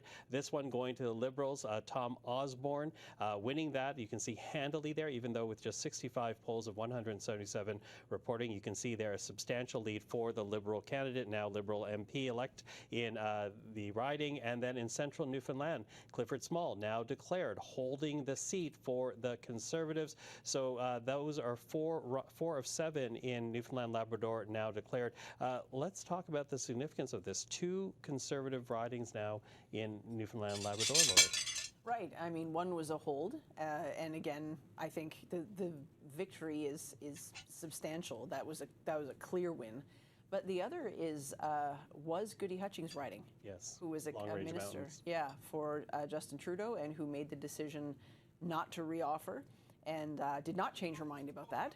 And so this is a loss for them. And I mean, it's so early still. When we're thinking about another hour's time, we'll see those votes come in from Ontario and Quebec. But a pickup, I think, like the Conservative vote is holding in Atlantic Canada. Yeah, and to that, let me bring in right now leading and elected in Newfoundland, because those are the 4 seats declared now in the province. But let's bring it up aboard now. Gives us an indication that there's still maybe another seat there that the Conservatives could gain in the province of Newfoundland and Labrador. We'll put up right now the leading and elected board for the province, because if you look at what we have there, 2 declared for the Conservatives, 2 declared for the Liberals. Liberals now leading in 2 ridings, but there is a potential 3rd riding there for the Conservatives. Eric Grenier is nodding his head to me at the distance at the other end of the studio. So let's go to Eric right now. Eric, what do you make of the numbers that you're looking at right now? Yeah, it is an interesting development that the Conservatives are going to be picking up that seat in Long Range Mountains. The one that we're still looking at to see if they can also add to their tally is Terra Nova in the Peninsula's Jonathan Rowe of the Conservatives, leading Anthony Germain by just about 4 points there. It's a lot of votes have been counted. There's still a lot more to come. So again, it does matter where those votes are coming from. So can't call that just yet. What's interesting though, when we actually saw some by-elections, provincial by-elections in Newfoundland and Labrador. This is where we're going. There was a few huge swings from the Liberals to the PCs in some of these ridings that were more with outports. There was a lot of reaction against the fisheries. I'm wondering if this has anything to do with that. The fact that we saw, for example, some by-elections in the St. John's area where the Liberals were able to hold on. And, you look at St. John's East, this is one that's not declared yet, but Joanne Thompson is leading David Brazel by a significant margin there. And again, the NDP vote in this riding, which has traditionally been pretty high, is just absolutely tanked. So we'll have to keep watching what's going to happen in Newfoundland and Labrador. But if the Conservatives do come out of this province with 2 extra seats, that is a very good start for them. Is it enough? Well, if we look at what's happening in the rest of Atlantic Canada, we do see that the Conservatives are doing okay. They are still leading in this riding. Yes, I take my glasses off because if I don't, I get seasick. This is a bit of a shock. This was on nobody's radar as something that would flip to the Conservatives. So we'll have to take a look at what's going to happen there. And if you just look at the rest of the province, though, you see that Fredericton, Liberal. St. John's still Liberal. Moncton still Liberal. Miramichi Grand Lake, this is one of the ones we were looking at. Lisa Harris is leading over Mike Dawson by 30 votes, so it is a very close one.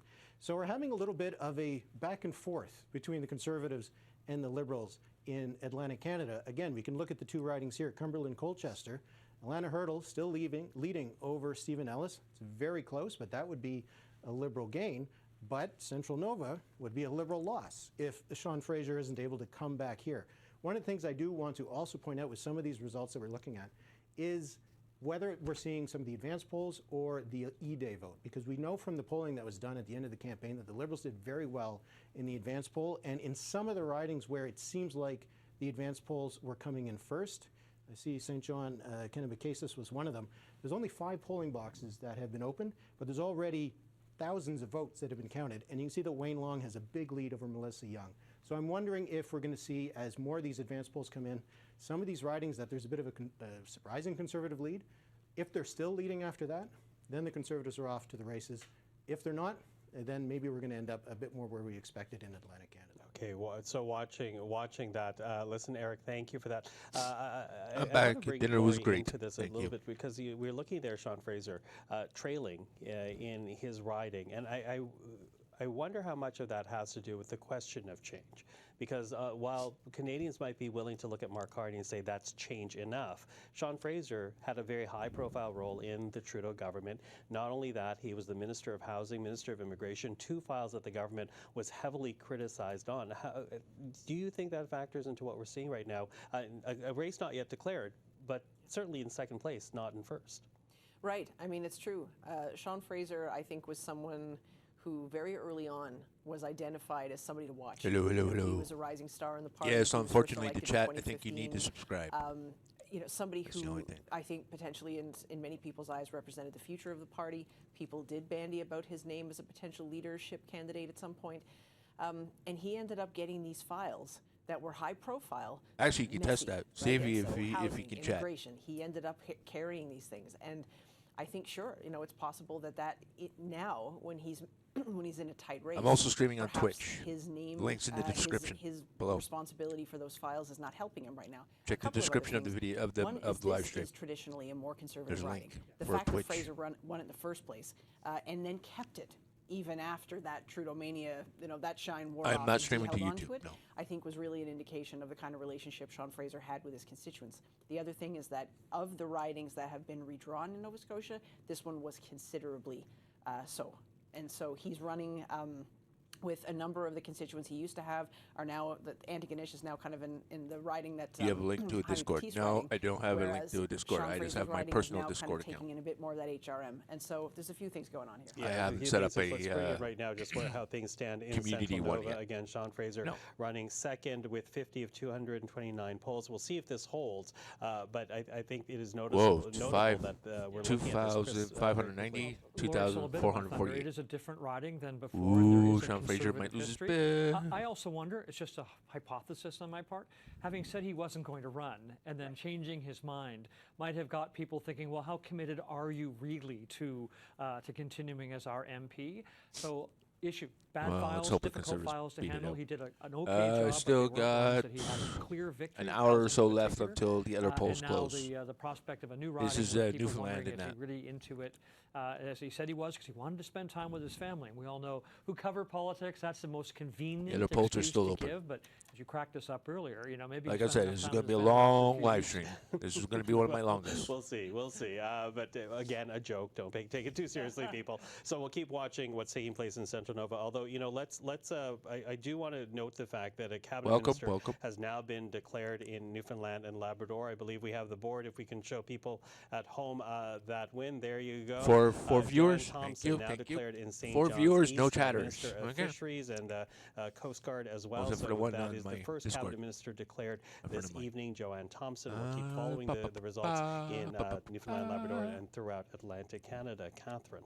Yes, the Twitch is only subscriber only because I used to get a lot of Let's go to the Bloc Québécois spam HQ shit, in Montreal, where Omera Issa unless you have big has tits, you an don't get very interview far on Twitch, with Jean-Denis Garon.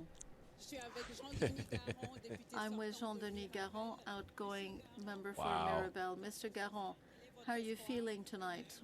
What do you hope for? Think that's her natural hair? Would like to stay. We had a great campaign. I think it was positive, a campaign of ideas. It started with a lot of fear-mongering, but That's one bushy fear tends weave. to paralyze people. We had a campaign that was based on who would speak for Quebec, and we stayed on message. I think as events unfolded, Quebecers were listening to us. I feel that in my riding, we talked about issues that really affect Quebecers. I was satisfied because we needed to talk about them. But there's still some very tight races in the province between the Liberals and the Bloc. How are you finding it? Now we'll see.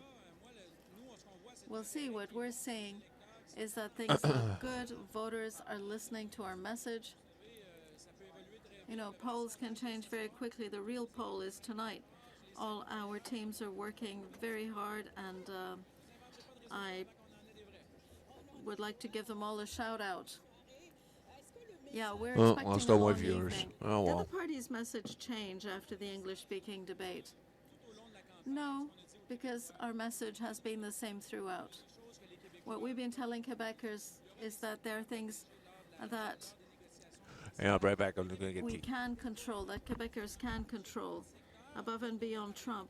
We've talked about a lot of issues. We talked about some sectors in relation to Trump, but we were talking about aluminium, softwood lumber, language well before Trump. And when the Trump attack started, people came to realize that the Bloc Québécois had been saying all those same things already. We weren't campaigning with it. We believed it. And I think that's how we managed to win back many Quebecers. What are you looking forward to tonight? Are the results? You know? Elections always make you humble.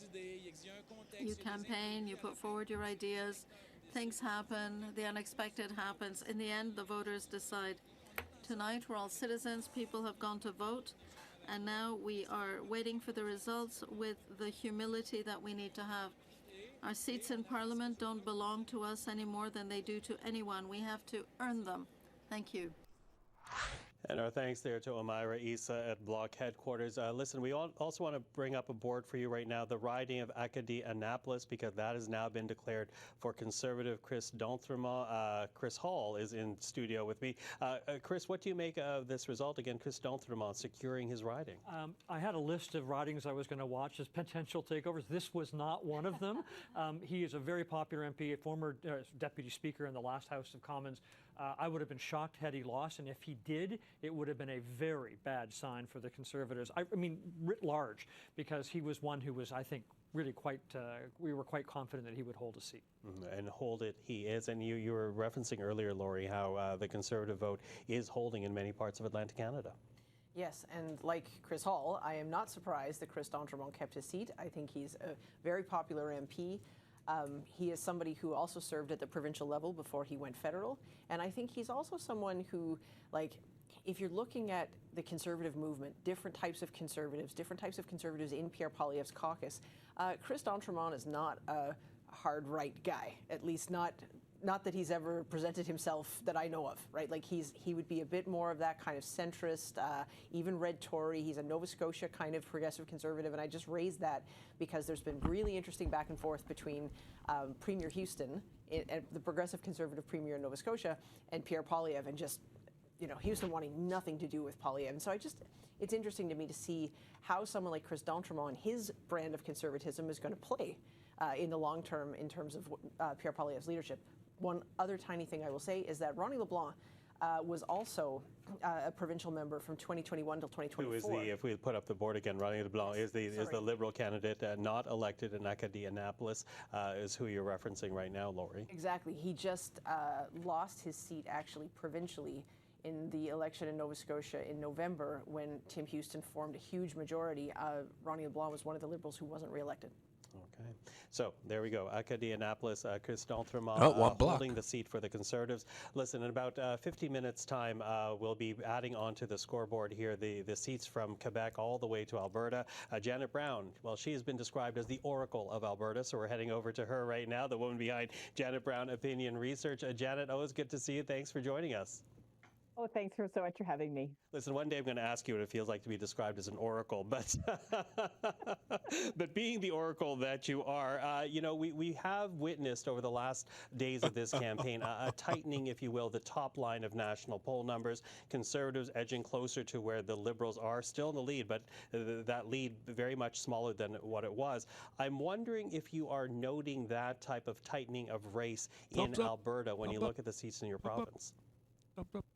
Well, Eric Grenier can tell you this as well, and I think he talked about it on his pod on the weekend. You know, if you look at the last three elections, and the national polls were very good. There was really only one province where the national polls were a little bit off, and that was in Alberta, and they underestimated the Conservatives. So, you know, when I see the tightening race, it suggests to me that places where the Conservatives are strong, their vote may be even stronger than we expect. Now, that's good news for the Conservatives from the standpoint of it looks like, you know, maybe there's a chance they could have a higher overall vote than we expect. But if you're just gaining support in places you're already popular, then that's not going to turn into seats. So I just think Alberta is that classic. So 21 Liberals, 11 Conservative, really one strong Bloc. Conservative vote here All right. tonight. You can see the Conservatives surge. but it really won't make that much of a I don't know. difference on seat Still early in counts, the 'cause night. So many seats here in Alberta Hard to are say who's just going to win. stay in Conservative hands. You know, just a few days ago, you and I were talking on Primetime Politics, and you were noting that there could be some We'll see. ridings in play for Liberals. Given what you just said, it seems to be that those ridings, are still in play right now?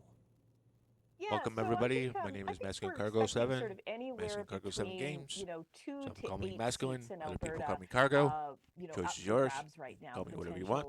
Liberal seats. Now that doesn't sound like very much. I but usually do I think gaming what's on the content, but line lately I've today, been doing all some your political stuff. I seem to panelists get a have lot of said this views so on it, far. so It looks like we're headed I don't to a say Liberal much because no one majority. chats, But what we're all waiting to see hopefully is, you enjoy the coverage. whether they really Just do get replaying enough it. seats in the If you West don't like get to hear a my majority. annoying So, here Canadian in voice, Alberta, we're used you to can being click on the overlooked link during that's federal been elections pinned. 'cause there's They can not pin too a much comment up for grabs. and But go suddenly, directly to their website to watch it when you've got uninterrupted. the Liberals, in this balancing act between minority and majority, without like, my gosh, these sniffing seats and here in Alberta noises in suddenly the background. make All sense. right. We're usually That's why I used have to closed we call captioning ourselves a on, so that way flyover while I talk, province, you can right? still A lot read of what they're saying. times politicians there you don't go. even show up here. But All we've right. had both Polya and Yeah, so one and for block. Carney Still no visit NDP and still Alberta no in the Green last Party. few days, and I think that's because they realize Sackville, that the difference Bedford, between Preston. minority and majority, will come here in the West. Excuse me. And as you say, we have been watching the And we leaders lost all our viewers here. campaigning there. So as a result, All right. what ridings do you think Excellent. might be in play right now for either party?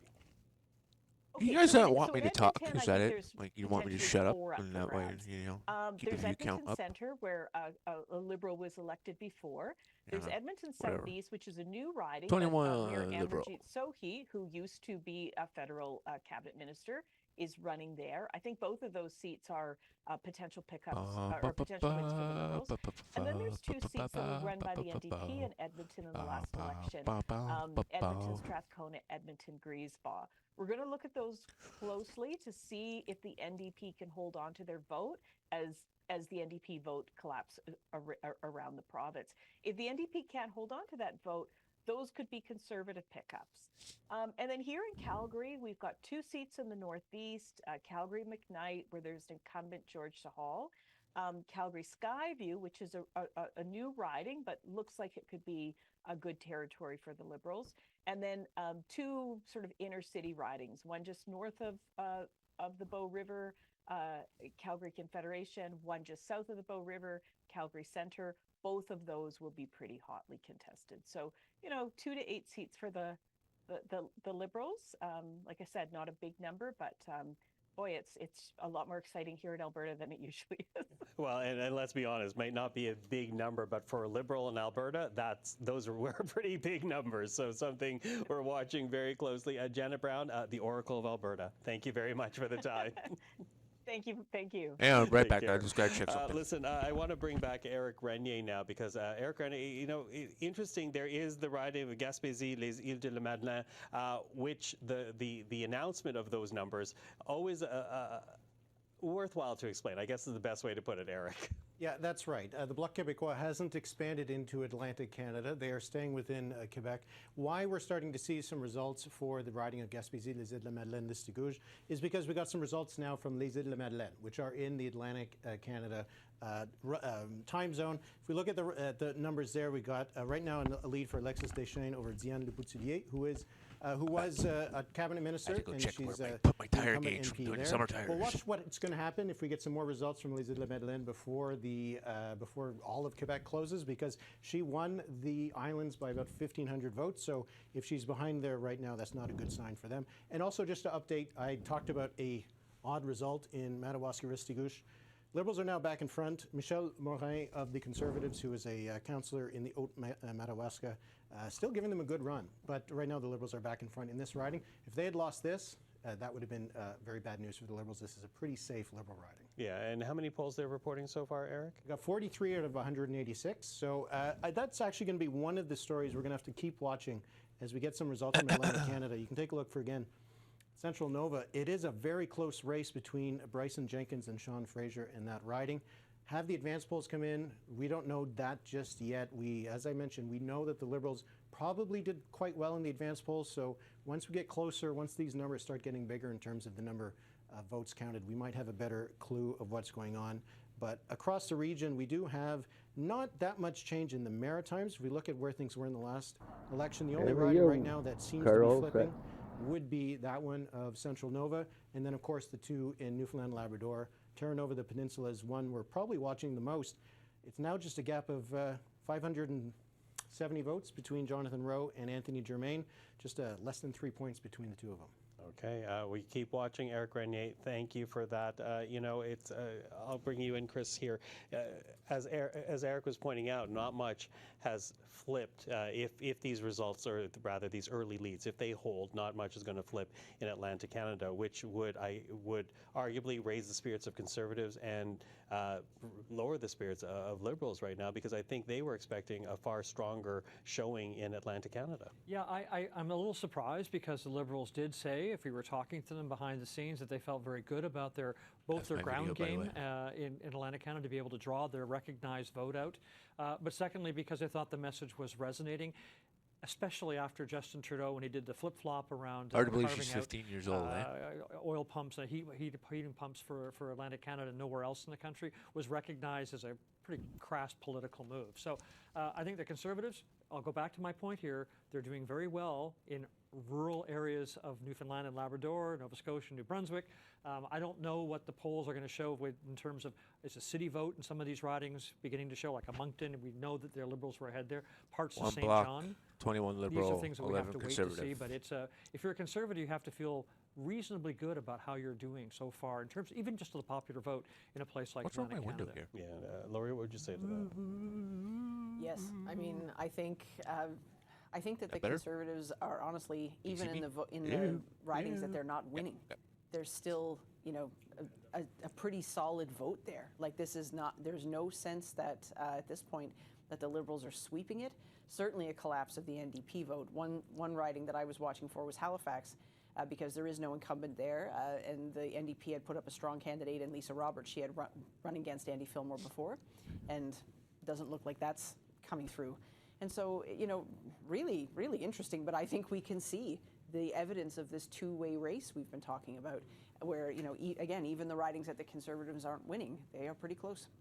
Okay, listen, hold on to that thought. I'm going to bring in Eric on Halifax in a moment, but we can declare 6 now candidates who have won in Nova Scotia. Let's bring up the board, beginning with Nova Sydney Scotia, Glace Bay to the control room. Nova Scotia. Mike Everyone wins in Nova Scotia. Hello. Bay, and as you said, Laurie, a two-party race with the Conservatives coming in right now in second place, but Mike Kellaway has now been declared in that riding.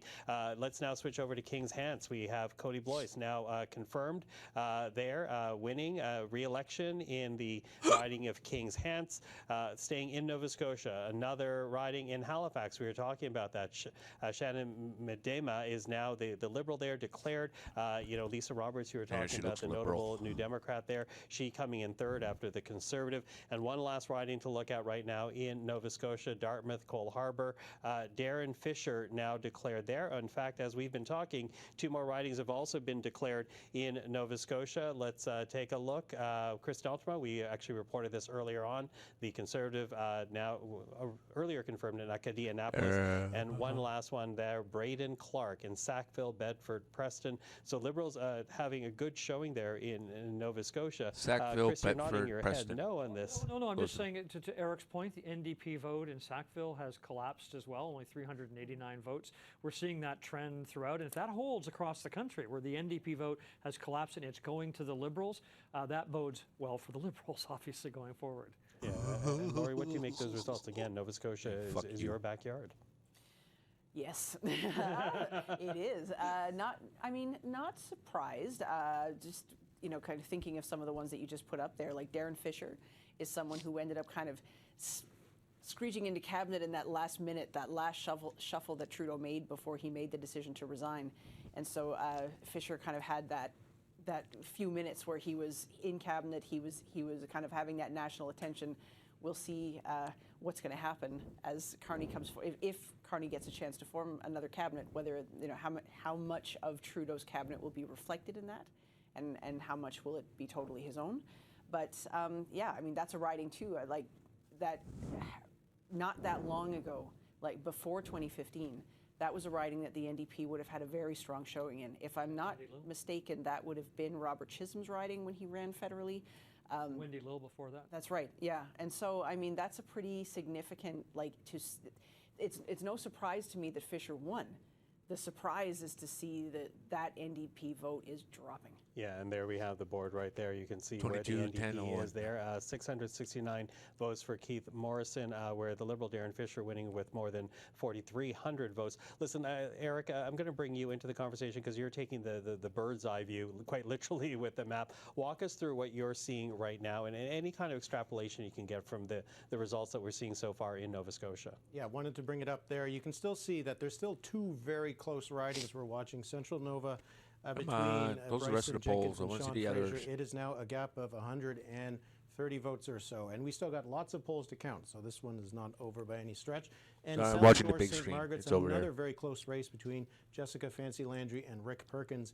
It's only a point separating the two, and we still got nearly half of the votes. I got like multiple channels on around here. Riding. Now, if we look at the Halifax metro area, hopefully it doesn't interfere with the stream too much. Talking about that riding in Halifax, so Shannon Medina elected there. Or projected to be elected, I should say. Lisa Roberts is at 16%. We're talking about that NDP. Oh, 97 for the result was Green Party. In the Green that Party riding. didn't get a Now, seat this yet. will be the transposed results because the only got 120 votes. But the NDP had taken 40% of the vote in Halifax in the last election. And again, if we look at where they are now, they're at 16. South Shore, so St. Margaret's. We have seen it in the polls. 350. That NDP oh, wow. vote has simply tanked. And it does seem like a lot of it has gone to the Liberals. And if that's the case, a lot of those ridings where the NDP was competitive. Lisa Roberts looks like the one that should be the Liberal. No? The Liberals might have a good shot at picking them up if we see other or is that just me? Okay, Eric, thank you for Judging that. a book Eric by its Grenier, cover. the Smart Board. You know, I want to also bring up right now, we have another declaration. This is in New Brunswick, the riding of Beauséjour. Take a look at who has now been declared in that riding. Dominic LeBlanc returning, no surprise to Parliament. The Minister of Everything wins everything in the riding of Beauséjour this evening. So he will be returning to Parliament. Catherine. He's losing because on voit son quatrième derrière. So let's look at the NPD. They are behind the Green. I mean, the Green is so is. But listen, we'll keep following what is happening in Atlantic Canada. As you can see there, leading and elected the Liberals right now in 22 ridings, Conservatives leading and elected in 10. The one bloc leading is in Gaspésie, Les Îles-de-Madeleine. We'll keep an eye on that. But we're going to fast forward right now because in about 38 minutes' time, Manitoba will be joining the board. And joining us right now to talk about the picture in Manitoba is Mary Agnes Welsh, Welch, Principal of Crop Research. Mary Agnes, really nice to see you. Thank you for joining us. You would like that very much? Pleasure. So, you know, we were talking about tightening polls in the last days of this campaign. And the last time that I was checking in with you were saying the Liberals were still doing very strongly in Manitoba. We'll see if that bears out this evening. I'm wondering if that has changed in the last couple of days, though, because when we look at the top lines on national polls, Conservatives were inching closer to that Liberal lead. Yeah, the Liberal lead, especially in Winnipeg, which is Liberal, really the battleground, is still really huge. It's a good 18 points above the Tories. But what's actually happened in Manitoba and a little bit in Saskatchewan as well, when you look at the national polls, is the NDP has it's when they get back to Montreal and Ontario start to close that we'll find out who's going to win for sure. Some of their diehard voters, and so even though once the Ontario polls and that start closing, so far, you're going to see the numbers start changing fast. The NDP vote in many parts of Atlantic Canada. For us, the real question is, will that vote really collapse? That NDP vote really? Don't forget, a lot of people giving up on voting. A lot of people don't turn out to take seats that maybe we hadn't expected a few months ago. Yeah, and when we talk about the NDP in Manitoba in the federal parliament, we're talking about Nikki Ashton, Leila Dance, Leah Gazan. I'm wondering if when you look at those ridings, anything stand out to you as we approach essentially the end of voting in the ridings? Yeah, the crazy thing about those three ridings, and really the fascinating thing that I love about Manitoba, is it's sort of the place where all the things happen. So in Winnipeg Centre, which is my riding, that's a race really between a very well-liked NDP MP, Leah Gazan, and a very young guy who a couple months ago would have been just a name on ballot, who's actually run, Rahul Walia, a really good campaign for the Liberals. Suddenly thought, oh God, I have a shot at this, and is really running. And then in Elmwood-Transcona, a really good working class riding in Winnipeg, it's the NDP versus the Tories. And so whether that Liberal vote eats into the NDP's vote, where Leila Dance is the brand new MP in a by-election there. And then, in the North is its own thing. That might be where Nikki Ashton, where the end of that Ashton dynasty may happen, which will be a kind of a seismic thing in Manitoba. Yeah, absolutely. So, and of course, Nikki Ashton having such a high profile here in Ottawa as well. We'll be watching that very closely. I also want to talk about the Liberals that you noted earlier in earlier discussions: Ben Carr, Ken Lamoureux, Dan Vandal, Terry Duguid. Of those candidates in their ridings, anything stand out for you that you're keeping an eye on right now? Yeah, I think all of those will stay Liberal, very likely. Everyone in Manitoba always thinks about Terry Duguid's riding in Winnipeg, so very, very suburban riding, where the University of Manitoba is, for example, as kind of the bellwether riding. And Terry Duguid, also a pretty well-liked MP, finally made it into cabinet. And again, if you'd asked me a couple months ago, I would have thought, geez, Terry's political career is coming to an end. But now it looks like his riding, as well as most of those other kind of Liberal-held ridings, are pretty safe. Well, it's interesting you say that, though, too, because I know in the last poll that Probe did, you noted the fact that Pierre Poilievre and the Conservatives are viewed as the right party by Manitobans to address some voter concerns, but still, at least based on your last numbers, many people in Manitoba were leaning towards the Liberals and Mark Carney. Why is that? Yeah, and I think it's Trump and tariffs in many cases. It's the view that even though folks were frustrated with the Liberals, there's just enough change to maybe allow them to return. But it is also a great many of those NDP voters, some more than others, depending on which riding you're in, really flocking to the Liberals. In part because of the anybody but Poilievre vote, but also because of worry about the sort of the 51st state rhetoric. Okay, well, we'll be watching. As I say, Manitoba will come on stream in about 32 minutes' time. Really quick aside there, though, Mary Agnes. When I was in Winnipeg last, you gave me a bell for my bicycle. I still use it. Yeah. Just saying. Awesome. Love it. Swag. Yeah, exactly. Probe swag. Listen, Mary Agnes Welch, thank you for that. We'll speak again soon. My pleasure. Thank you. So, of course, Winnipeg will be interesting. Mary Agnes in her last poll saying that the Liberals were very much having that slight edge in the province. We'll see how that translates when we actually get to it.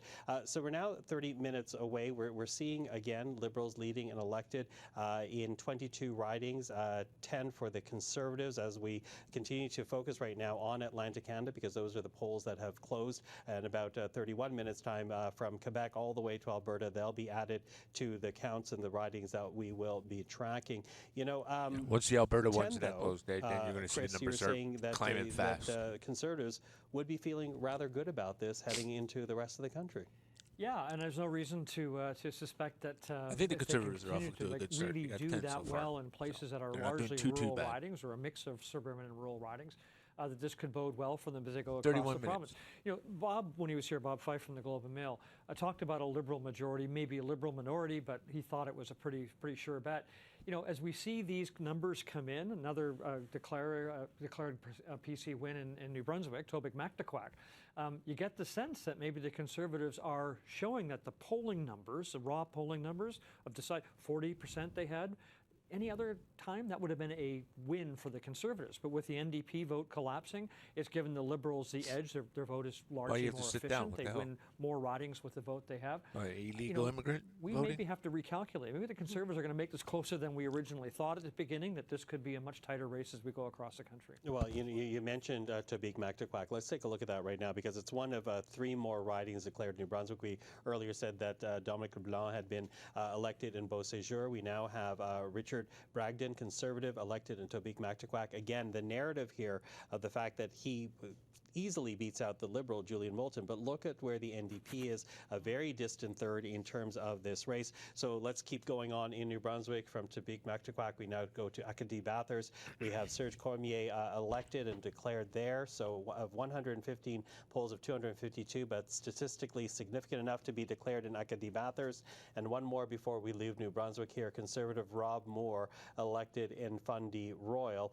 You know, Laurie, as we look at these numbers, and the Conservatives are holding their ground. You know, it's not, if you look at the top line numbers, when you, or at least the regional numbers of the national polls, it really sets up this idea that the Liberals would be this huge red wave in Atlantic Canada. Instead, Conservatives are holding their ground. I'm wondering how much of that goes to the sample sizes in Atlantic Canada when pollsters try to figure out what is actually happening on the ground. Oh, for sure. I mean, and I've seen it happen before, not just at the federal level, but at the provincial level too. It's actually hard sometimes to get a really good grasp on what's going on on the ground, because the polling, the sample sizes don't necessarily give you a full picture of what's going on. And then also, I feel like there's often just this quiet Conservative vote out there that the polls don't necessarily pick up, that you don't necessarily tell anybody you're going to vote Conservative, including the pollster who calls you, but you walk in there and you do it. And if that happens enough times, yeah, I mean, some of those close ridings can actually start to go Conservative rather than Liberal. I think we are seeing, again, the closeness of the race and the fact that if we are moving in this election from being a multi-party system to a two-party system, it might just be that, like, we don't necessarily know exactly how this is going to split yet. The results in Quebec and Ontario, that's going to be crucial. Yeah, absolutely, absolutely. Mais en même temps, ça contredit pas les sondages But at the same time, that doesn't contradict opinion polls. Conservatives will do better this time than last time. They're doing better than last time. We also saw that the NDP vote was going to collapse, and that's exactly what's happening. But surprises will come perhaps in the distribution of seats. We're certainly seeing the division that Chris was talking about, the split between rural and urban ridings. So sick of hearing this but fucking the bullshit urban about Trump, ridings though. are Fuck- coming. fuck Montreal, off, man. Toronto, Seriously. Vancouver, and Oh, that's because when of the Trump's numbers, rhetoric. will come out fairly quickly. But for the moment, I Boo-hoo, haven't seen cray-cray. anything to contradict what the polls had predicted. It's actually quite consistent with the forecasts. The only poll that matters is the poll that comes out election day. That's and that is what we're witnessing right now, at least with Atlantic Canada. I'm going to ask the control room, and I know it's going to take a little bit, so you tell me when you're ready. I wanted to see the leading and elected right now in Atlantic Canada, because I think that sets us up very well to give us a better idea of where we are. Because again, we aggregate the numbers at the bottom of your screen: 22 Liberals, 10 for the Conservatives. But when you break that down to elected and leading, you see there the Liberals elected in 19, leading in 3. Conservatives elected in 6, but currently leading in 4, which gives us the number 10. So really, the leading column is what we're going to be watching out for now as the poll numbers continue to come in from Atlantic Canada. And you know, in about 27 minutes time, I keep saying this, but there's going to be a whole whack of other ridings joining us once Quebec, Ontario, and the West comes on stream.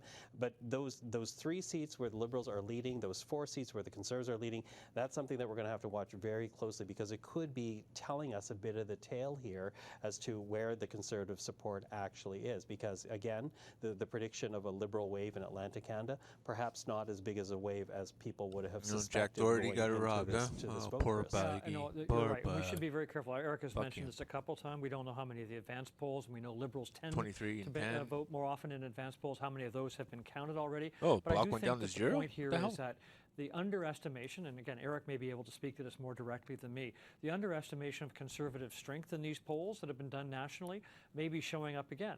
They're not always right. They're close, but they're not always right. And so perhaps they didn't pick up in a place like Atlantic Canada, where they tend to undersample what the real results would be. And what about the advanced polls? Viewers come yeah, and go. exactly. The advanced polls, they were really going to matter. Yeah, and you know, it's funny, you say Eric, and like magic, Eric There he Rene is at the other end of our studio. So Eric, what do you make of what we're seeing right now in Atlantic Canada? Yeah, I do think that it is still unsure how the seat math is going to work out because of that advance poll. Because if we look at some of these ridings again that are really close, we're still waiting for more votes to be counted in Central Nova it is a gap of just 300 votes between Bryce Jenkins and Sean Fraser.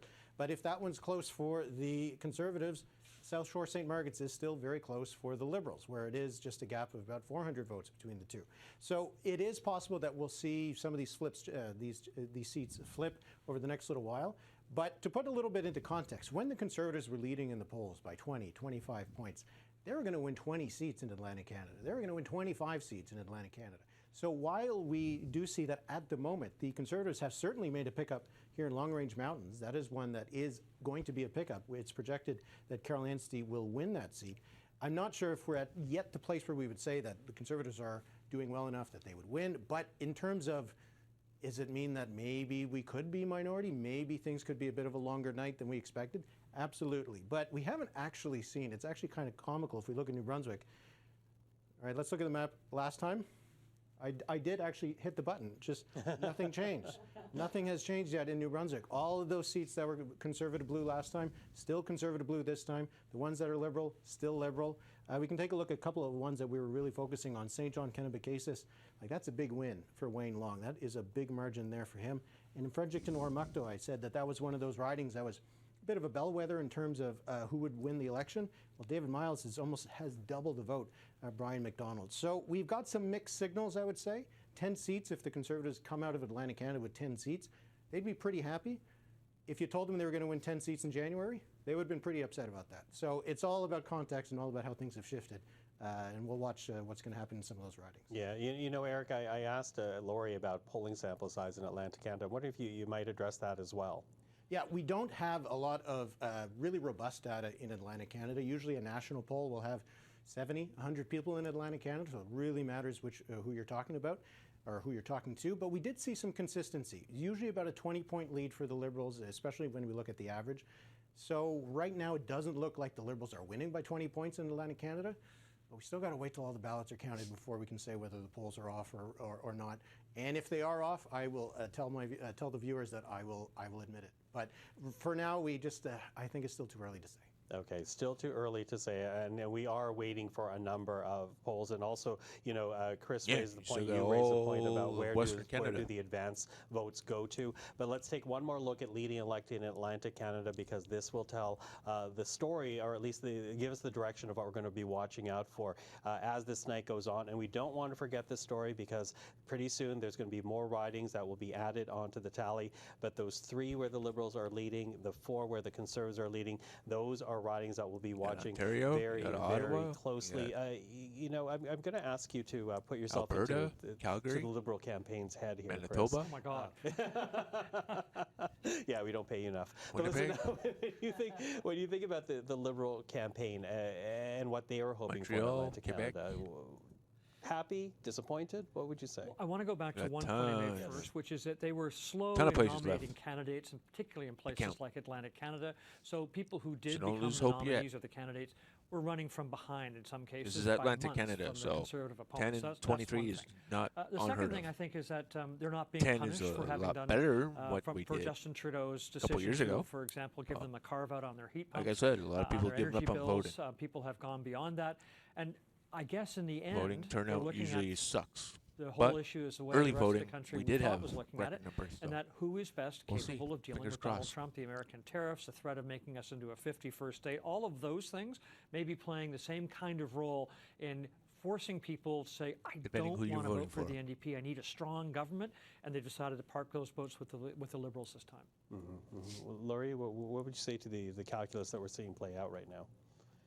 Yeah, I mean, I think we can certainly see that this narrative of the two-party race that is shaping up in Atlantic Canada, and honestly, Atlantic Canada has often been a place where even though the NDP is a smaller party, the NDP still kind of picks itself up and does decently. It still shows up in some ridings. It splits some votes. It elects some people, but I think this is really Pinned comment at the top is tough to go moment to their for the website. party. So check them in out. terms of you don't want to hear my commentary figuring every out once in a while. whether it really is going to end up with Just official waiting party for people status to at the chat. end of the night. If you're looking at these numbers, Say hello. This makes it difficult. Not that they were expected to pick up a whole lot, but it's just the size, the numbers that are coming through really indicate that this election was really about who was going to be the prime minister, and the NDP are not showing up. and even if they weren't expecting to win a whole lot, when you look at ridings like St. John East, like Halifax, like Dartmouth, the places where they might be able to count on and have in the past, I think that particularly underlines the disappointment for New Democrats of what they could hope for to get out of Atlantic Canada. Although, you raised the point, and Geneviève, I'll get you to jump in on that point, because given what we're right now seeing in Atlantic Canada, and if this holds, where the Conservatives get 10 seats in the Atlantic region, it does create a more interesting race, a more important races in provinces like Quebec, like Ontario. Oui, oui. Ça va être plus serré qu'on pense. Absolutely, it'll be tighter than we think. And that's really what you're looking at, is the transposition between the popular vote and seats. We're seeing the NDP collapse, and that's really giving the Liberals a boost. But the Liberals would have been in tremendous difficulty otherwise. It'll be interesting to see if the Bloc vote collapses like the NDP's did or not. It'll be interesting. On the whole, the Liberals don't need to be too worried yet, but the results aren't as good as they were hoping when they say we embody change and unity. Well, I think we can agree to saying that so far, where the Liberals have been winning, it hasn't been an easy victory. They've had to really fight for it, and it's been close. We'll see if that sets the tone for the rest of the country. The Liberals are not only looking to win, they want a majority. Yes. Right? Because it makes dealing with Donald Trump that much easier, and it also means they're not going back to the polls in 2 years' time. Yeah, I absolutely agree with you. It makes it much easier to govern, obviously, and to get through all of those commitments that they have made. Although I go back to one point, I don't want to confuse the issue, but there is a lot of similarity in what the Conservatives were promising on the really important issues as what the Liberals were promising. Some difference in modality or how much money they might be giving a tax incentive here and there. But by and large, there is an agreement here. The one commodity that Mark Carney does not have is time. He has to move quickly to deal with the Americans. He has to deal quickly to deal with the provinces on the interprovincial trade barriers. All of those things contribute to a much more successful economy as we go ahead. I guess in some ways, it'll be a little easier if he has a majority, but at the same time, there is at least some hope here that for a kind of a unity government, if I can put it that way, there is a commonality in terms of the purpose about dealing with the Americans. Juste reprendre là-dessus, effectivement, il n'y a pas beaucoup de temps. Il ne faut pas quand même perdre de vue que la Chambre n'a pas siégé depuis le mois de Well, let's not décembre, forget that the House hasn't sat since the holidays. That's a very long period during which there's been a kind of political desert. Listen, we'll keep the conversation going. We're of course, going to keep tracking what's happening in Atlantic Canada. But we will be soon joining a whole bunch of other ridings. The last region to be coming in is British Columbia. So we're still at times away from that. But to give us a quick look ahead of that, we're going right now to Jas Johal, the host of the Jas Johal Show on CKNW Radio, a former provincial minister in British Columbia. Jas, always good to see you. Thank you for being here. Hey, good evening from Vancouver. So listen, Jas, I'm going to start with a bit of a turn here, and because we're following this election very closely, and you weren't here for the beginning part of the program, but we did play for people at home the commentary and the reaction we heard from the federal leaders given the horrific car attack that took place in Vancouver East on Saturday night. And I'm wondering and I want to begin there because I think it's important to acknowledge it, but I'm wondering the impact that horrible incident has had on the focus on the election in British Columbia right now. Well, certainly on our program today, in fact, my program just ended a few minutes ago, the bulk of the conversation was on that tragedy, 11 deaths and much more to come from that particular conversation. At the same time, British Columbians came out very strongly in advance voting. They are thoroughly engaged in this conversation to elect a new government. And, this is going to take some time for us to get through what transpired this weekend, broader conversations around crime and particularly around mental health and addiction. But I don't think it stopped people from voting today. As I said, we had a significant amount of advance voting in this province. So I think with the races that we're seeing today, some of them are so close. It's very interesting. You're seeing 2- and 3-way races, in one case even 4-way races when it comes to the Green Party on Vancouver Island. So I think the public here in British Columbia are very much engaged with this conversation. We have just under an hour before the polls close here, but I think the voting today, as it was in the advance polls, was robust. Okay, well, listen, you mentioned ridings. Let's begin with the 4-way race, and I'm assuming you're talking about Saanich Gulf Islands and Elizabeth May's riding when you talk about a 4-way race on Vancouver Island. Yeah, that's a real tough one to predict here. You know, Vancouver Island broadly is very challenging. You have a 4-way race there in Ms. May's riding. At the same time, in our provincial capital of Victoria and southern Vancouver Island, you're seeing 3-way races, which you didn't see, in some cases even 2-way races when it comes to the Liberals and the NDP. But as you travel northward on Vancouver Island up towards Nanaimo, you're seeing a very robust race between the Conservatives and the NDP. In fact, when you go to the northern part of Vancouver Island, you're seeing a conversation there that I haven't seen since the 1990s, when you saw that orange voter, that NDP voter, switch to the Reform Party. You're having the same sort of conversation today, where the Conservatives are very competitive in places like Nanaimo, in places like Campbell River, where I could easily see those seats flip to blue, which would be very interesting. And I said we haven't seen that since the 1990s. Well, in the provincial capital, I think back to Liberal cabinet ministers like David Anderson, we haven't seen anybody there since Mr. Anderson getting elected. We may see some of that tonight. And then when you switch over to Metro Vancouver here, there's some very unique races here as well. Okay, well, walk us through there, because, you know, as you suggest, and as one that's lived in British Columbia, I know very well the politics of Vancouver Island, very different than the politics of the Lower Mainland. Talk to us about the races that you're watching out for in Greater Vancouver, in Metro Vancouver. Well, you know, in British Columbia politics, whether it's provincial or federal, the role that the suburbs play is significant. Vancouver proper, the city itself, predominantly votes either NDP or Liberal. But the minute you hit the suburbs, a whole different conversation. In communities like Richmond, I see a very tight race between the Liberals and the Conservatives. I think there's opportunities for the Conservatives to pick up seats, as I do see Liberals in communities like Surrey, which is almost the size of Vancouver itself. Those races are very interesting to watch around Langley and its neighboring community of Langley and Surrey. Those are very interesting in the sense that this was sort of the entrance to the Bible Belt at one point here in British Columbia, but now with so many young families moving there, a population that isn't as homogenous as it once was, watching those races out in Surrey and Langley are very interesting as well. I also think the riding to watch in regards to what's going to be very close is the one out in Abbotsford South and Langley. There you have Conservatives and Liberals, but in this case you also had a former Conservative candidate, Mike de Jong, a 30-year MLA, a former finance minister, a forestry minister, attorney general. He was campaigning for over a year until the Conservatives came along and said, you're not qualified to run. Instead, there was a nomination meeting and a 25-year-old won.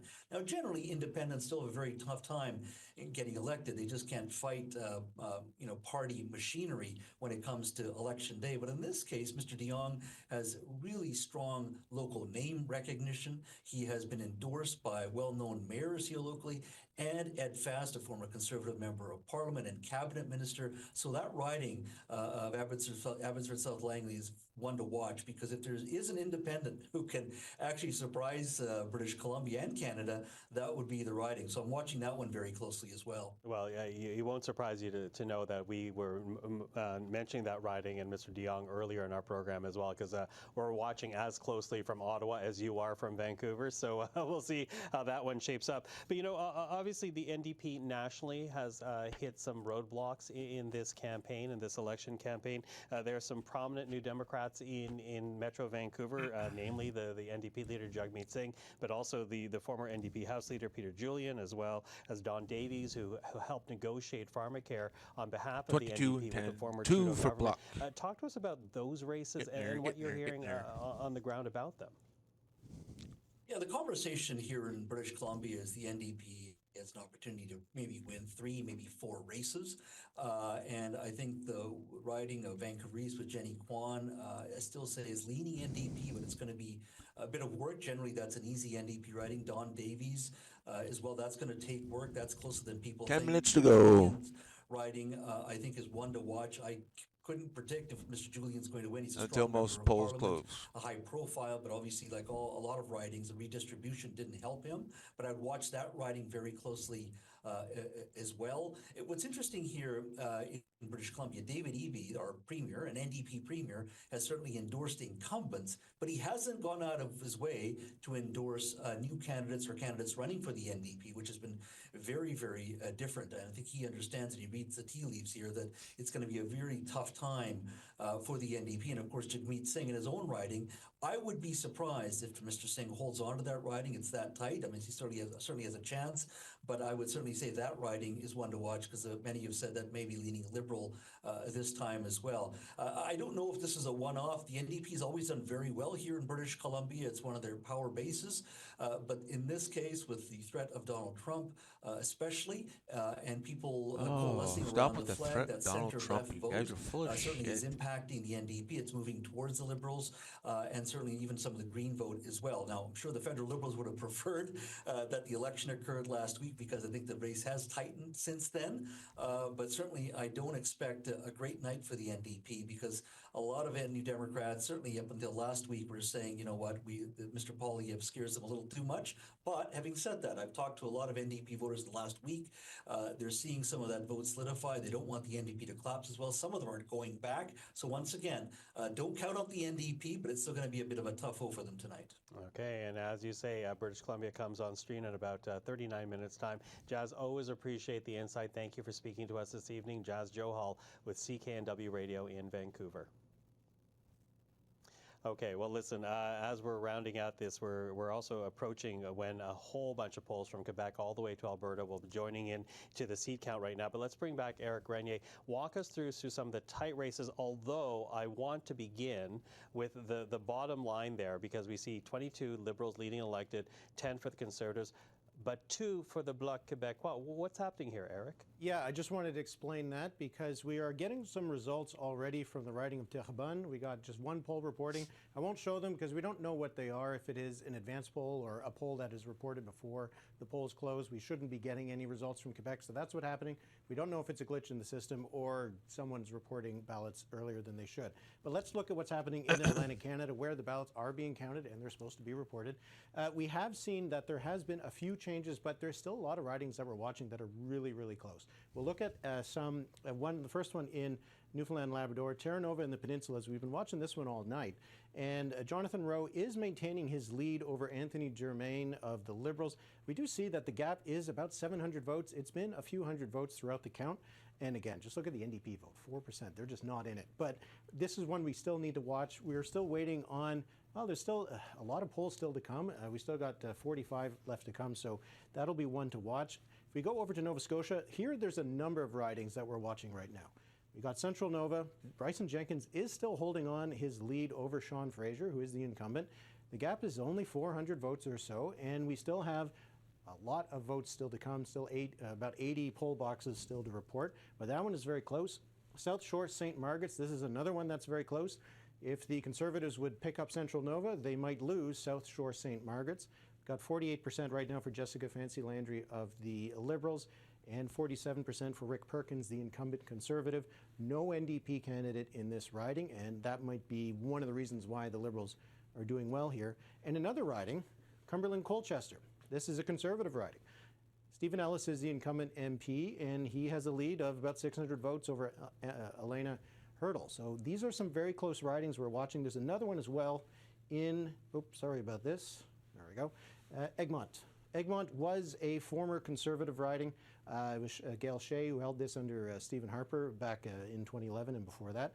Right now we see that Bobby Morrissey, the incumbent Liberal MP, is ahead, but again, not a huge margin. He's got 49% for 46% for Logan. I keep forgetting about that window. While we see that we got 22 Liberals, 10 Conservatives on the screen, some of these ridings could flip with just a few more poll boxes starting to report. Okay, so we'll keep tracking that to Eric Grenier. Thank you. And since Eric left there on PI, I do want to put up some results in Prince Edward Island. Take a look at what has been declared there in Charlottetown. Sean Casey declared in that riding, not the only one that we can share with you right now. Cardigan, we have Kent McDonald now declared, another Liberal in the island, declared there in Cardigan. And Malpeque, Heath McDonald declared in that riding. So 3 Liberals declared in PEI, following this very closely. So at this point of the evening, we're just a few minutes away from bringing in more ridings across the country. And we also have to note the fact that we're going to switch the panel for a little bit. But Geneviève and Chris, you're going to take a little break. You'll be back a little later this evening. But before you go, Geneviève, very quickly, what are you keeping an eye on for as we approach Quebec to Alberta being added to the tally? Approach Quebec, the Bloc québécois. We're looking at Quebec les Îles-de-la-Madeleine. And the Bloc québécois in Île-de-la-Madeleine. Bloc québécois seems to be doing well, but this is peculiar, and I believe that Quebec should be coming and confirm what we have seen, or Bloc québécois might perhaps change the trend, so we'll have to wait. Chris, what are you watching out for right now? I'm not an expert on Quebec, but obviously seeing how the Conservatives do there, if they can actually hold on to the seats they already have. I don't know if there's many that they can take away, but that would be one thing that we can watch. Ontario, there's so many seats there. Toronto, the GTA, all the beltway ridings around the city, hugely important to the outcome of an election campaign. The Liberals have historically done extremely well there. The one time they didn't, in 2011, the Conservatives won under Stephen Harper. So they need to be really watching there. Without a breakthrough and winning a significant number of seats, Aaron O'Toole only won his own seat in that area, there's no hope of forming a government, obviously. Okay, so that's what the two of you are 3 watching. minutes left, Again, you two and will then the take polls a quick close. break, but you'll be back a little later this evening. But before we bring in the other polls, Laurie, what are you going to be watching out for as Quebec to Alberta join the stream? Well, I mean, a lot of things, but one thing is definitely see how the Bloc Québécois show up, because I think that, this is really a test for the smaller parties. We've seen the NDP not be able to gain any traction at all. This is turning out to be a really difficult night for the NDP. We'll see how the Bloc do. I mean, back in the moment where it looked like the Conservatives were going to form a majority, it looked like the Bloc were potentially the official opposition. Now, most projections have them somewhere around 20 seats. We could see Blanchette, I think, in the final days of the campaign, really kind of go for it and start talking about Canada as an artificial construct, really, I think, trying to pluck the threads of Quebec independence and try to, appeal on almost an emotional level to see if he can drag up some of that vote. I think what happens to the Liberals in terms of their overall night, whether this is a minority or a majority, I think a lot has to do with what kinds of numbers the Bloc gets. And then, of course, like everybody else, I'm at the edge of my seat figuring out if Pierre Poilievre is going to get his seat or what's going on there. Like there's so many just kind of local results that are really going to be fascinating in the next little while. Well, as you say, this is not one election, but 343 elections that we're watching unfold across the country. Catherine, what will you be watching out for? Les centres urbains. Geneviève le disait un peu plus tôt. I'll be watching urban centers because so far we haven't had to deal with big cities. I'm talking about Montreal, Greater Montreal, and Toronto GTA, which normally or generally are more favorable for the Liberals, and so Bloc Québécois is usually less successful in Montreal and in GTA. So this might also create a completely new deal. The island of Montreal being very much safe space for Liberals, but there is still, or going into this election, an NDP seat. Oui, exactly. So talk to us a little bit about that race that you're going to Alors, c'est vraiment celui qu'on appelle le dernier des Mohicans. Yeah, he is the last of the Mohicans. Alexandre Boulris is the survivor of the 2011 Orange Wave, who was born in the riding and who is usually elected easily. This might be more difficult this time. And even if he's elected, I believe that it will be a very, very squeezed margin relative to the previous election and the last one included. Because in that Osmo, they were voting more for Alexandre Boulris than they did for the NDP. OK. Et on va également suivre pour le NPD à Toronto, sans oublier que le NPD au niveau provincial a eu de bien meilleurs résultats que ne le disaient les sondages. Alors, et puis aussi à Montréal, mais pour le moment nous avançons vers 21h30, 20h30 centre. Et les bureaux de vote vont fermer depuis le Québec jusqu'à l'Alberta. Vous suivez le vote 2025 sur CEPAC.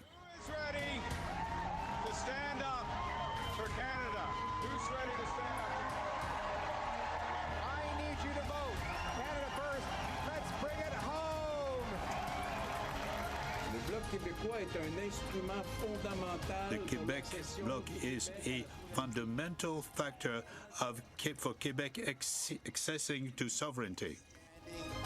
By standing together to protect what makes Canada, Canada. That we must choose between our future and our present. But this is a really critical moment for Canadian democracy.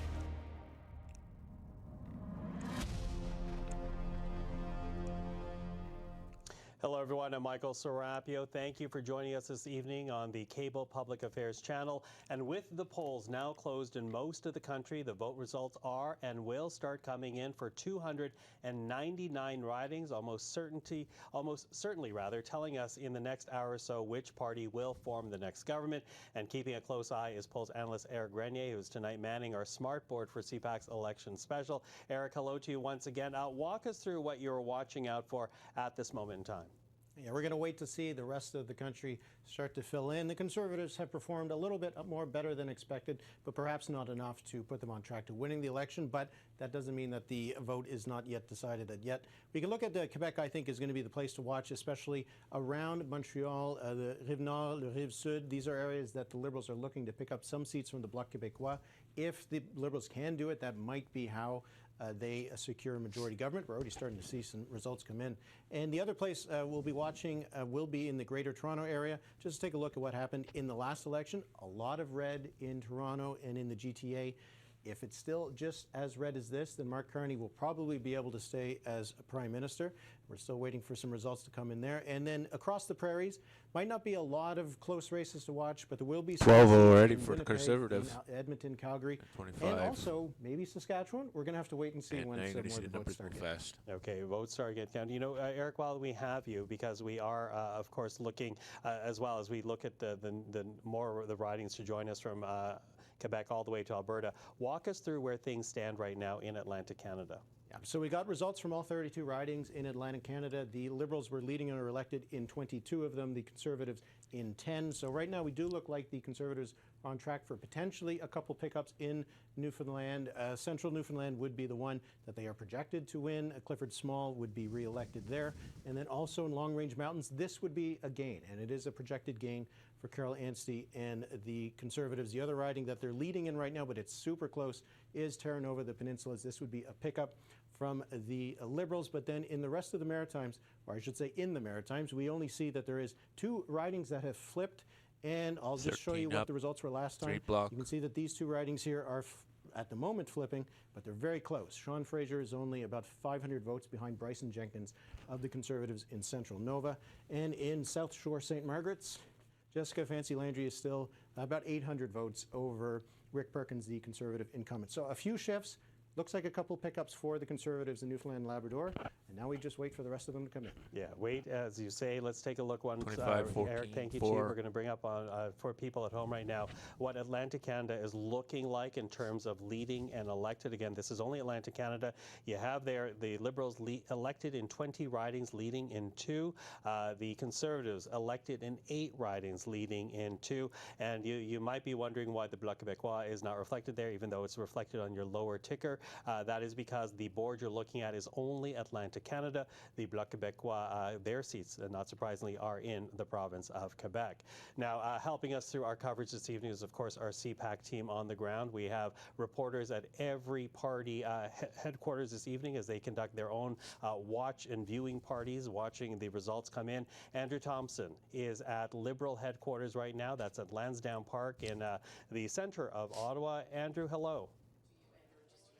Hi, Michael. Yes, we are here at TD Place Arena and waiting for this arena floor to actually fill in with Liberal supporters here to watch results. It is, of course, 9:30. The polls closing locally here in Ottawa, so we do expect more of a mass of Liberals to show up here after they're done volunteering with their Get Out the Vote efforts tonight. As for the leader, Mark Carney, not here yet. We're told he is watching those results at a hotel before coming here later tonight. Now, those Liberals who come here will, as you say, be watching that big, massive results coming from Quebec all the way to Alberta. And in terms of some key ridings they may be watching, it is again instructive to look at where the Liberal team and leader Mark Carney were focused on during the waning days of this campaign with the Leaders Tour. Carney visiting Quebec ridings, trying to pry Bloc votes away from the Bloc in ridings like Trois-Rivières and Shefford. You talked about the situation in and around Montreal as well.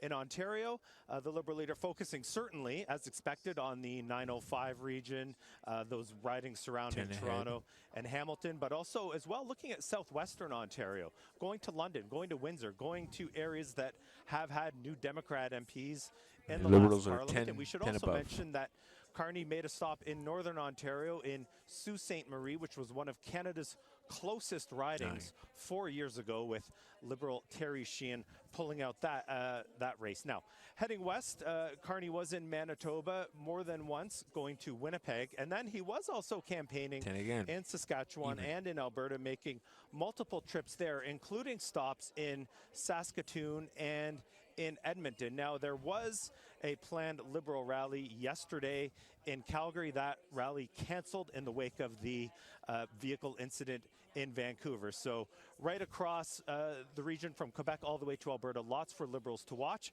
Right now, though, we're going to get a sense of what's happening at Conservative Party election night headquarters. Here's Julie Van Dusen. So, yes, now people are trickling in, and they have been for the last hour or so. So the seats are filling. And let me tell you, the cheers went up loud and clear when those seats were coming in Atlantic Canada. But of course, now everybody's waiting to see what happens next. One man told me, keep your eye on the 905, because that delivered big for Stephen Harper years ago, and they're hoping the 905 will deliver big for them as well. That's one area they will be looking at. Now, while people are waiting, there's lots of T-shirts for sale. So the T-shirt table outside with Canada Strong and Bring It Home are selling like hotcakes.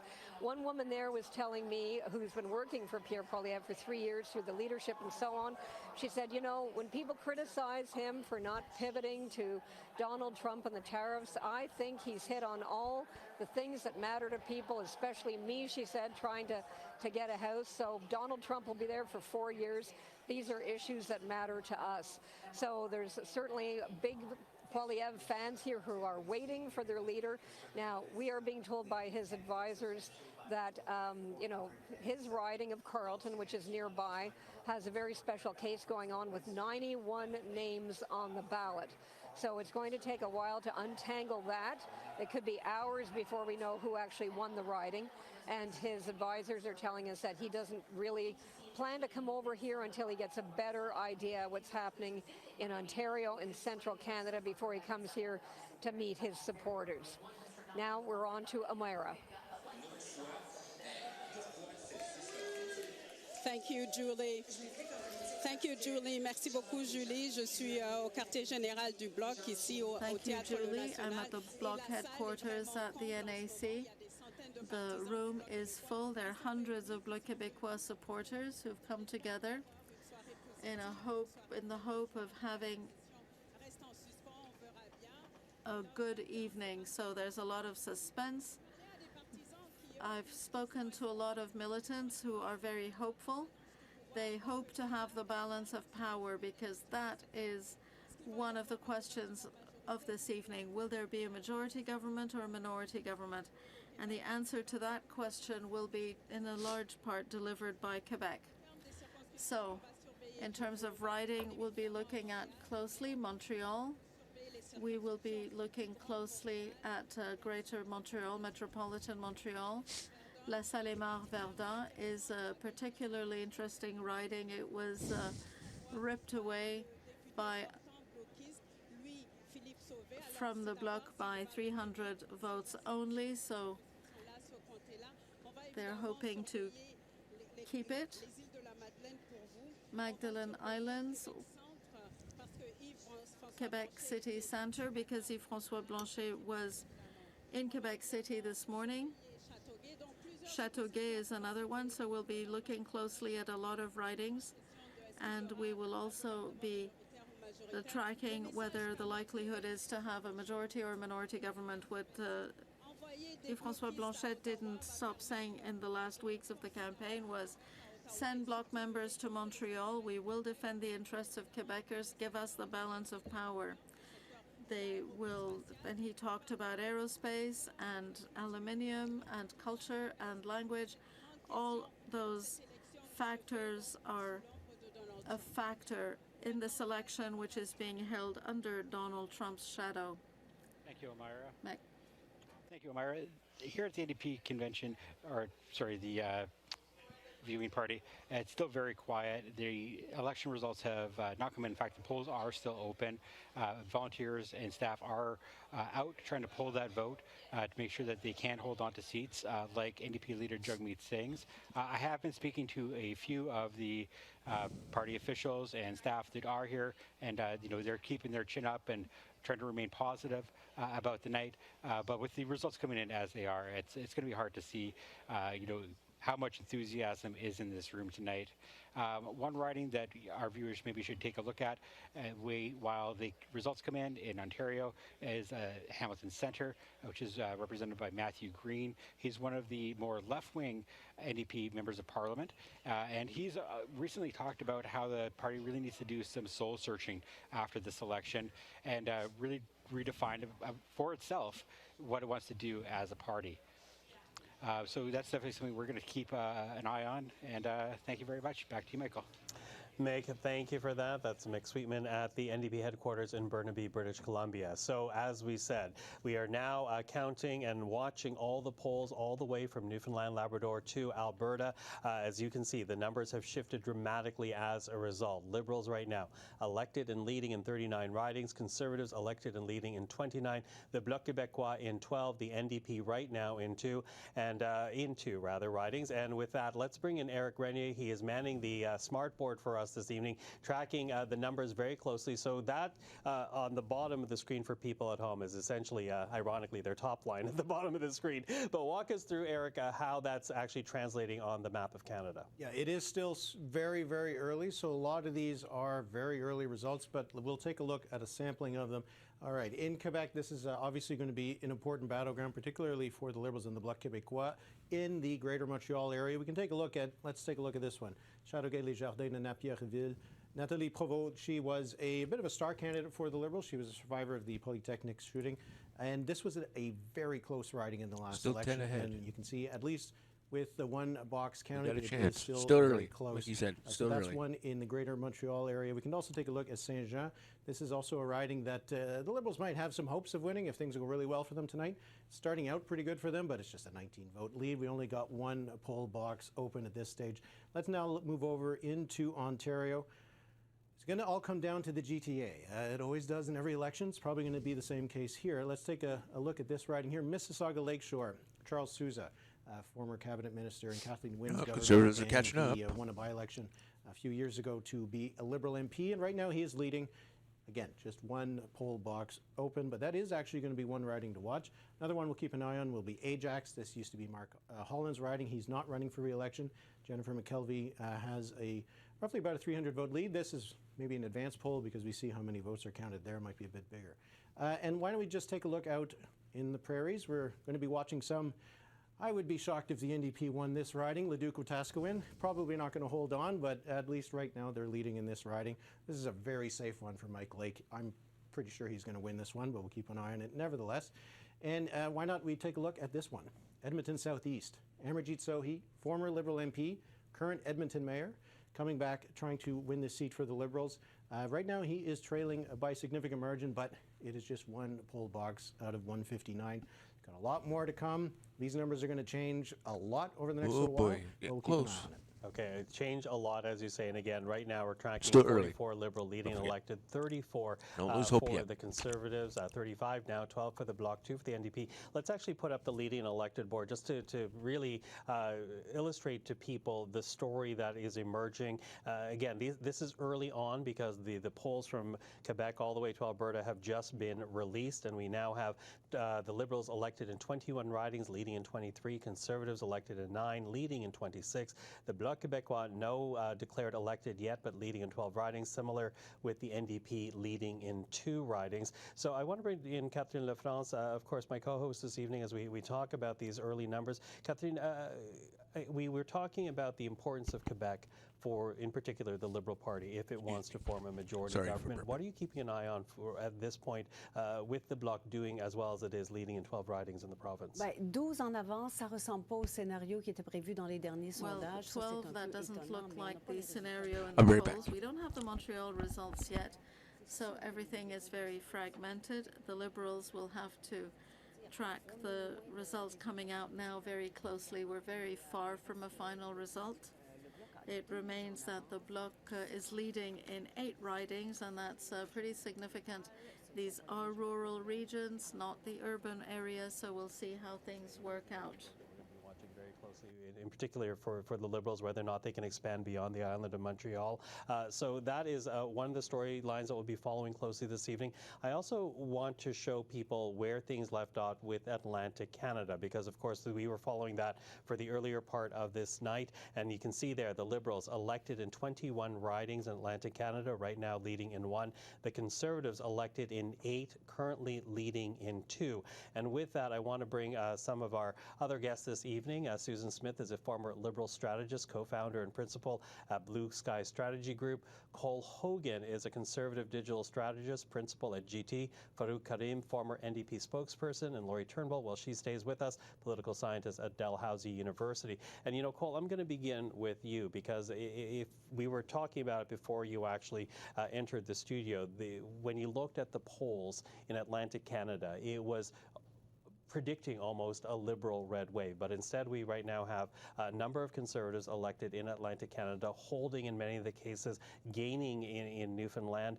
How are you feeling about these early results for your party? I think the results in Atlantic Canada look good. After Justin Trudeau resigned and we had the Liberal leadership take place, we saw the numbers start to shift pretty rapidly, and one of the first places that bounced back really quick was Atlantic Canada. So on the Conservative side, we thought, you know, if we get wiped out here, or if the Liberals win every single seat in Atlantic Canada, they're going to sweep a lot of seats. That hasn't happened so far. We were able to flip at least 1 seat that I know of so far. So that bodes well for the rest of the country, and we'll see how Quebec and Ontario tells the rest of the tale. Bodes well? How do you define that? Well, I think if we're flipping a seat in Atlantic Canada, I think as we watch things shift, it might be a bit more narrow of a race than we predicted in Ontario in particular. Okay, Susan, what do you make of that? Because of course, I think it's safe to say that Liberals, Liberal HQ, was hoping to do very strongly Atlantic Canada because it would give them the confidence as polls opened up westward. And at this point, Conservatives are holding, potentially gaining. What does that mean for Liberal chances going west? Well, if you think about where we started out in January, holding is pretty good, and gaining a few seats or only flipping 1 at this stage of the game is not too bad. I think it's going to be a tight race throughout the night. I think we're going to be here for a while watching returns come in, waiting for advance polls to be counted. Canadians have turned out in record numbers. They're very motivated in this election. I think the country is pretty polarized, though, and I think the NDP vote, how it peels off from some of the seats that may have gone Liberal otherwise, is going to be very interesting, too.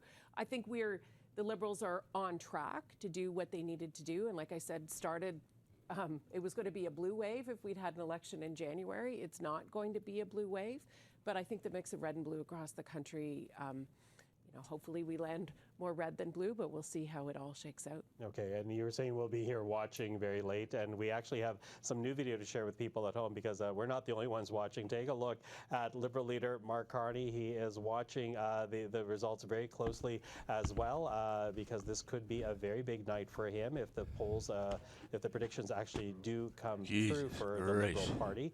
She looks rough. Watching results. I'm going to bring in Farouk Karim right now. Farouk, the NDP right now leading in only one riding. Susan predicating the Liberal victory on whether or not the Liberals will be successful peeling away votes for the NDP. How is the party feeling right now? I'm going to take a drink first. I hate to disappoint you, it's only water. It's going to be one of many.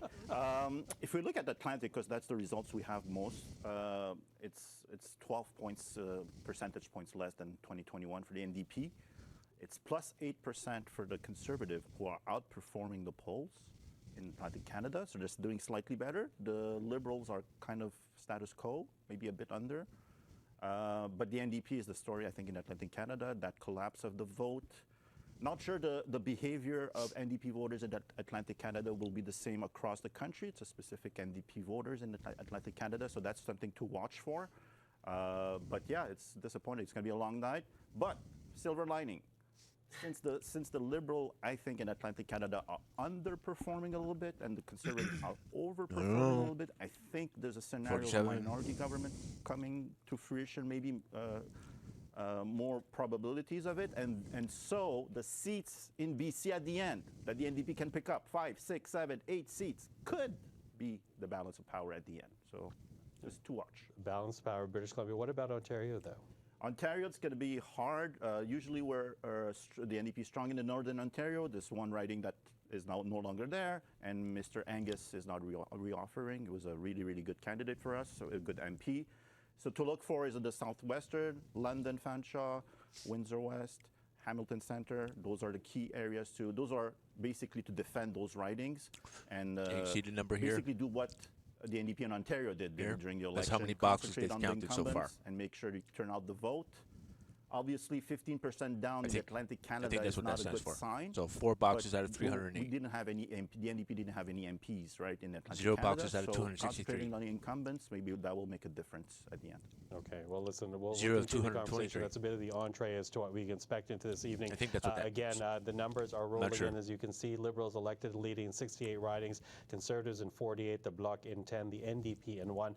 Let's go to Eric Grenier right now with some early results. The numbers, as I say, in terms of the ticker, coming in very quickly here. Eric, what are you finding when you go into the individual ridings? It is still very early, so it is hard to draw a lot of conclusions from the numbers so far, but we do have some results we can take a look at.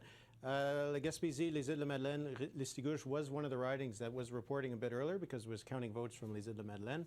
We see now that Diane Leboutillier is back ahead of Alexis Deschênes, so that'll be one to watch. This would be a Liberal hold. It was a riding that actually, based on the transposition, the boundaries, it changed quite a bit, would have been a Bloc seat if that riding had existed in 2021. So this technically is a Liberal gain if we use that definition. If we keep looking around the rest of Quebec, we do see some results that are probably a bit surprising. Bellechasse, Lisette-Chemin, Lévis. Liberals aren't going to win that, I don't think, but right now they are leading. Who knows? We'll have to keep an eye on it. How about Beauce? Jason Collot is the Conservative candidate there. He's got a huge lead right now over the Liberal. Luc is in fourth. Maxime Bernier, 5% of the vote so far. 7 poll boxes counted, but it doesn't look like he's going to return as an MP, which he hasn't been since he lost in 2019. We can keep looking around he does the take Montreal votes area, away from the which Conservatives. is going to be a really important battleground. Take a look here at Brossard, Saint-Lambert. Alexandre Mendez is leading right now. Very early on, as you can see, that would be a Liberal hold for them. We can take a look here at Beloeil-Chambly. Yves-François Blanchette's riding. He's off to a good start. Only 2 poll boxes of 267 have been open, but he right now has a lead over Nicolas Malouin. And why don't we move over to Ontario? Lots of results coming in there, but again, still kind of hard to take a look at what's going on. But here's the GTA. Here's one blue riding that is not too much of a surprise. It was expected to be a close race. York Centre. Roman Baber, a former PC MPP who was ejected from Doug Ford's caucus and was an independent. He actually ran against Pierre Poilievre for the Conservative leadership. Right now, he is leading against Yara Sachs in York Centre. This would be a pickup for the Conservatives based on the last election. And here, why don't we take a look at surrounding a Guelph. Dominic O'Rourke is leading there. This would be a hold for the Liberals. This is one that they would expect to be holding on to. And why don't we just keep moving around the GTA? Markham Stouffville. Niran J. Anderson has the lead right now over Helena Jasek, who is the incumbent there. But again, only one poll box, so we can't take anything for granted just yet. Still waiting for a lot of these results to come in and also waiting for a lot of the vote to come in. So it is still very early to draw any huge conclusions just yet. Okay, early, although interesting to watch what is happening there. Before we leave, though, Eric, I'm going to ask you to take a look at Kitchener Centre, because that is one riding of interest, and particularly for the Greens, that there might be a chance for them holding on to. I'm wondering what early results are showing us right now. Nothing yet from Kitchener-Waterloo, and that's going to be a key region. But why don't we just take a look at it just to show you what's happening there. Mike Morris is the incumbent. He is one of two Green incumbents, and really the fate of the Green Party will hang on him. We didn't actually talk a lot about the Greens in the first hour, but you could look at Prince Edward Island. That was a place where the Greens did quite well. Even in the context of the disastrous 2021 election, their vote tanked in PEI. So if Mike Morris gets re-elected, it'll be because of Mike Morris.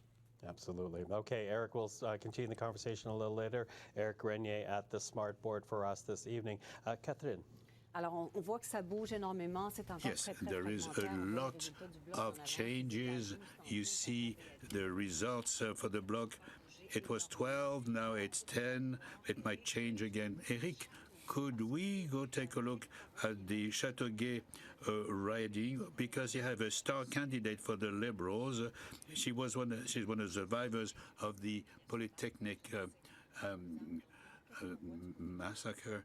And so what is happening? Yeah, she's ahead of Patrick O'Hara for a few votes, but we have only one ballot box which has been tallied, and so we need to check closely this riding. Yes, definitely, it's a bellwether riding. And Yves-François Blanchet is ahead, no surprise.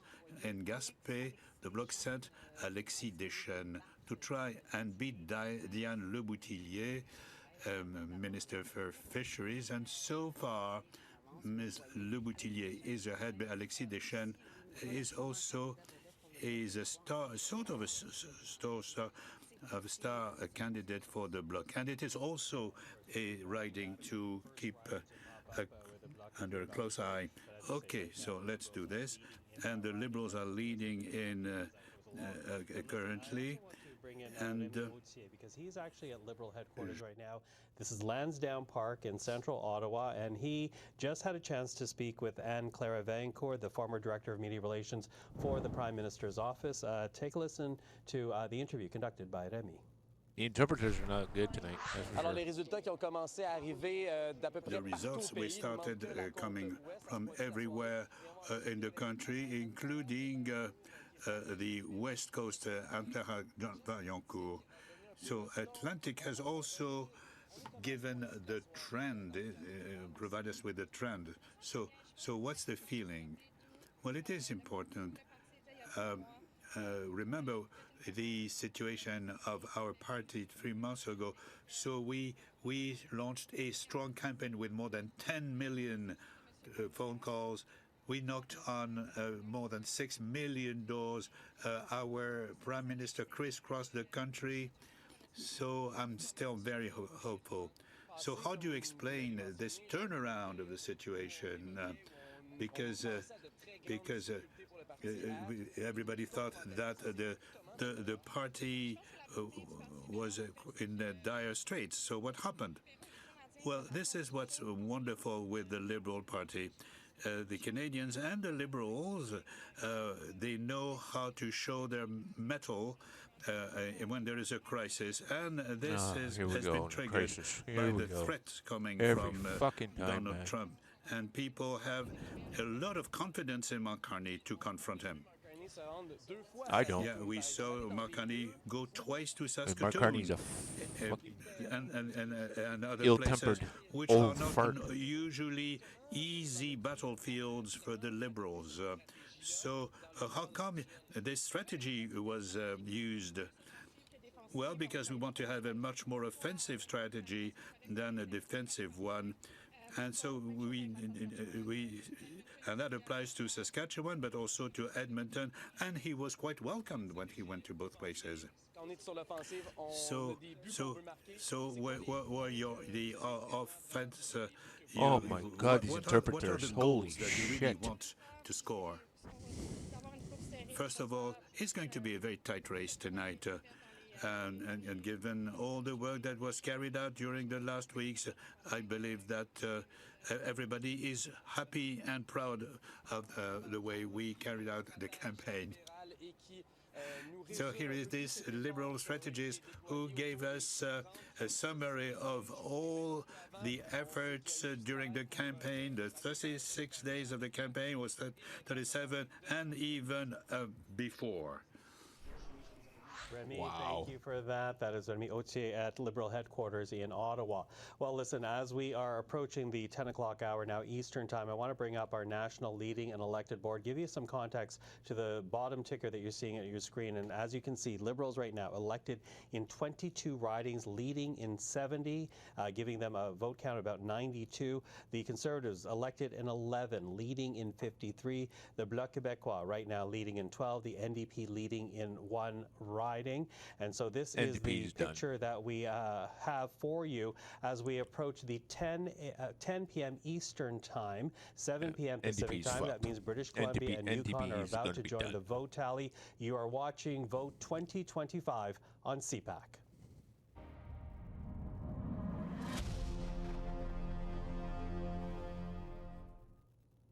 So there you have it. We are now going to get the vote tallies from ridings right across the country, from Newfoundland, Labrador, all the way to British Columbia. Hello again, I'm Michael Serapio. I want to bring in Eric Grenier right away to see where things are standing right now, keeping a very bird's eye view of what is happening across the country with the results board behind him. Don't forget, it's still early, people. Don't panic yet. Leading and elected, what picture is emerging for you at this moment in time?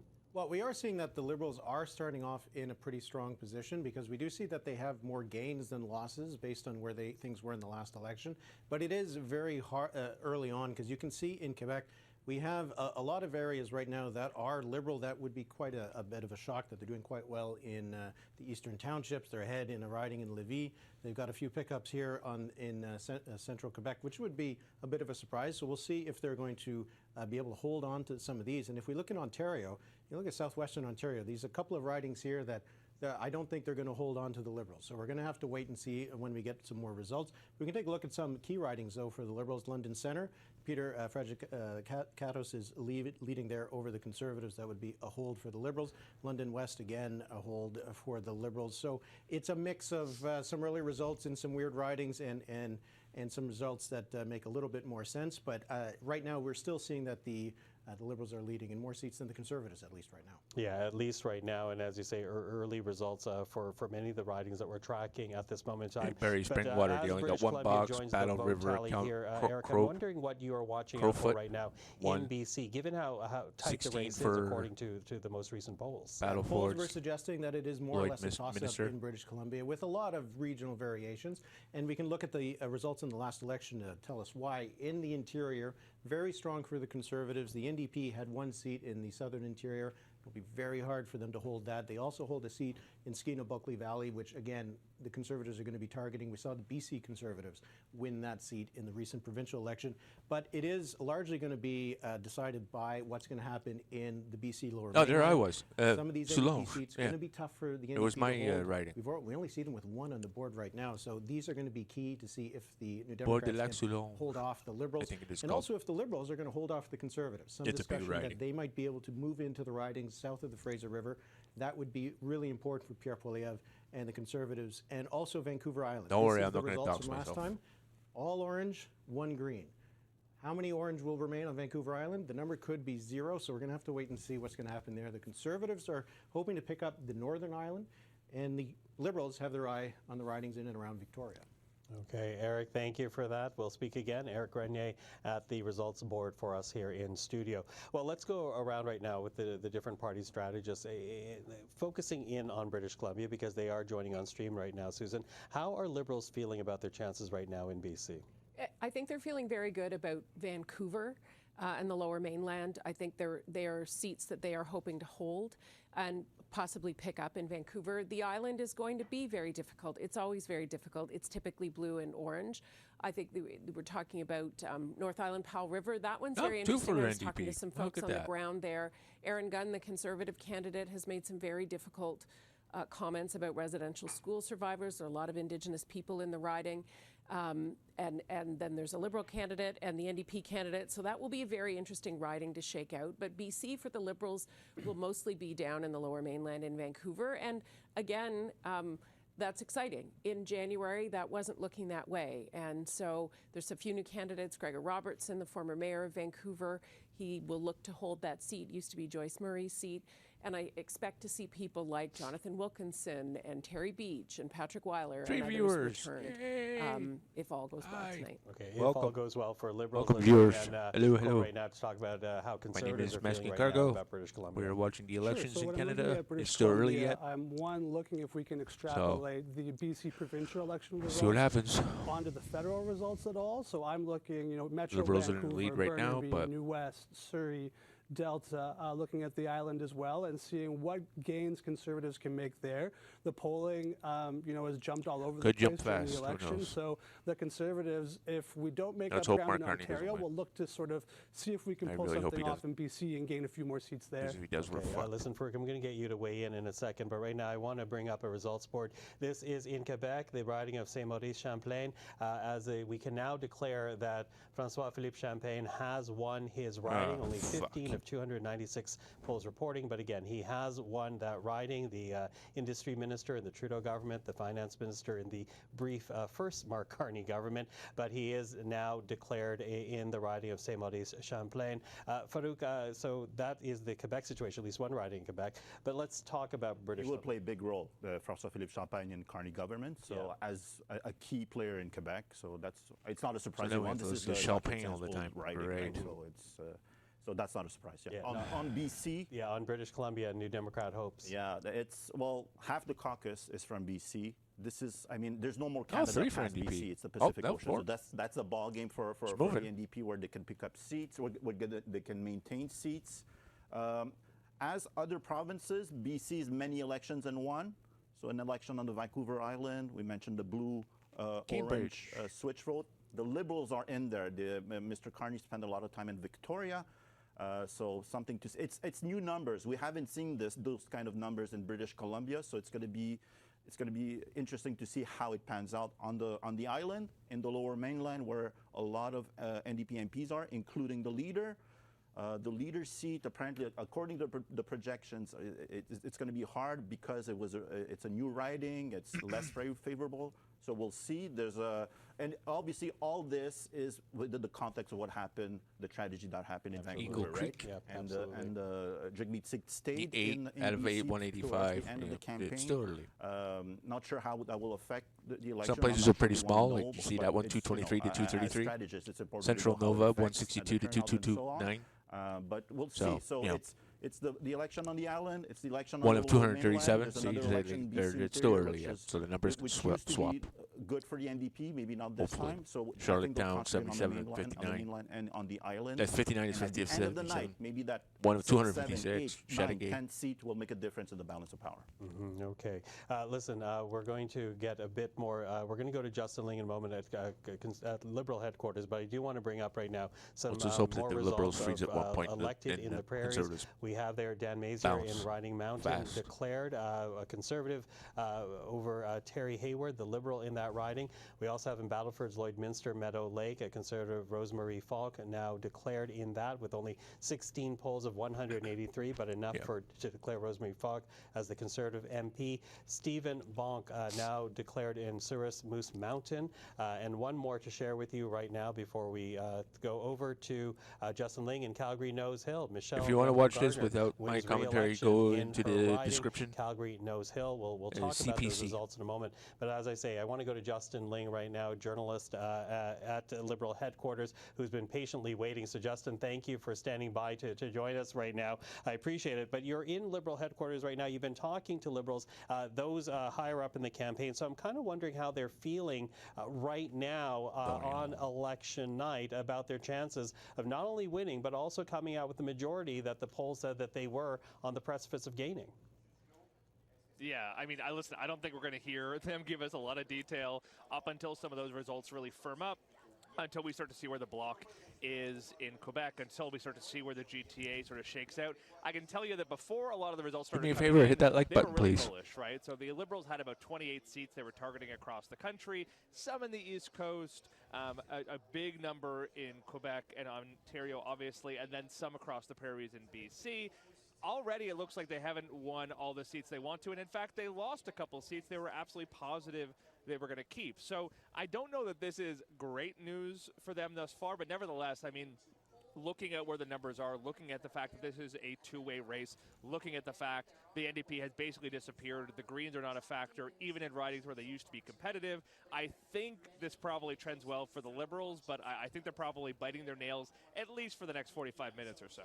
Okay, biting their nails, but conversely, you've also been speaking to Conservatives. I'm wondering what you're hearing from the Conservative camp about this evening.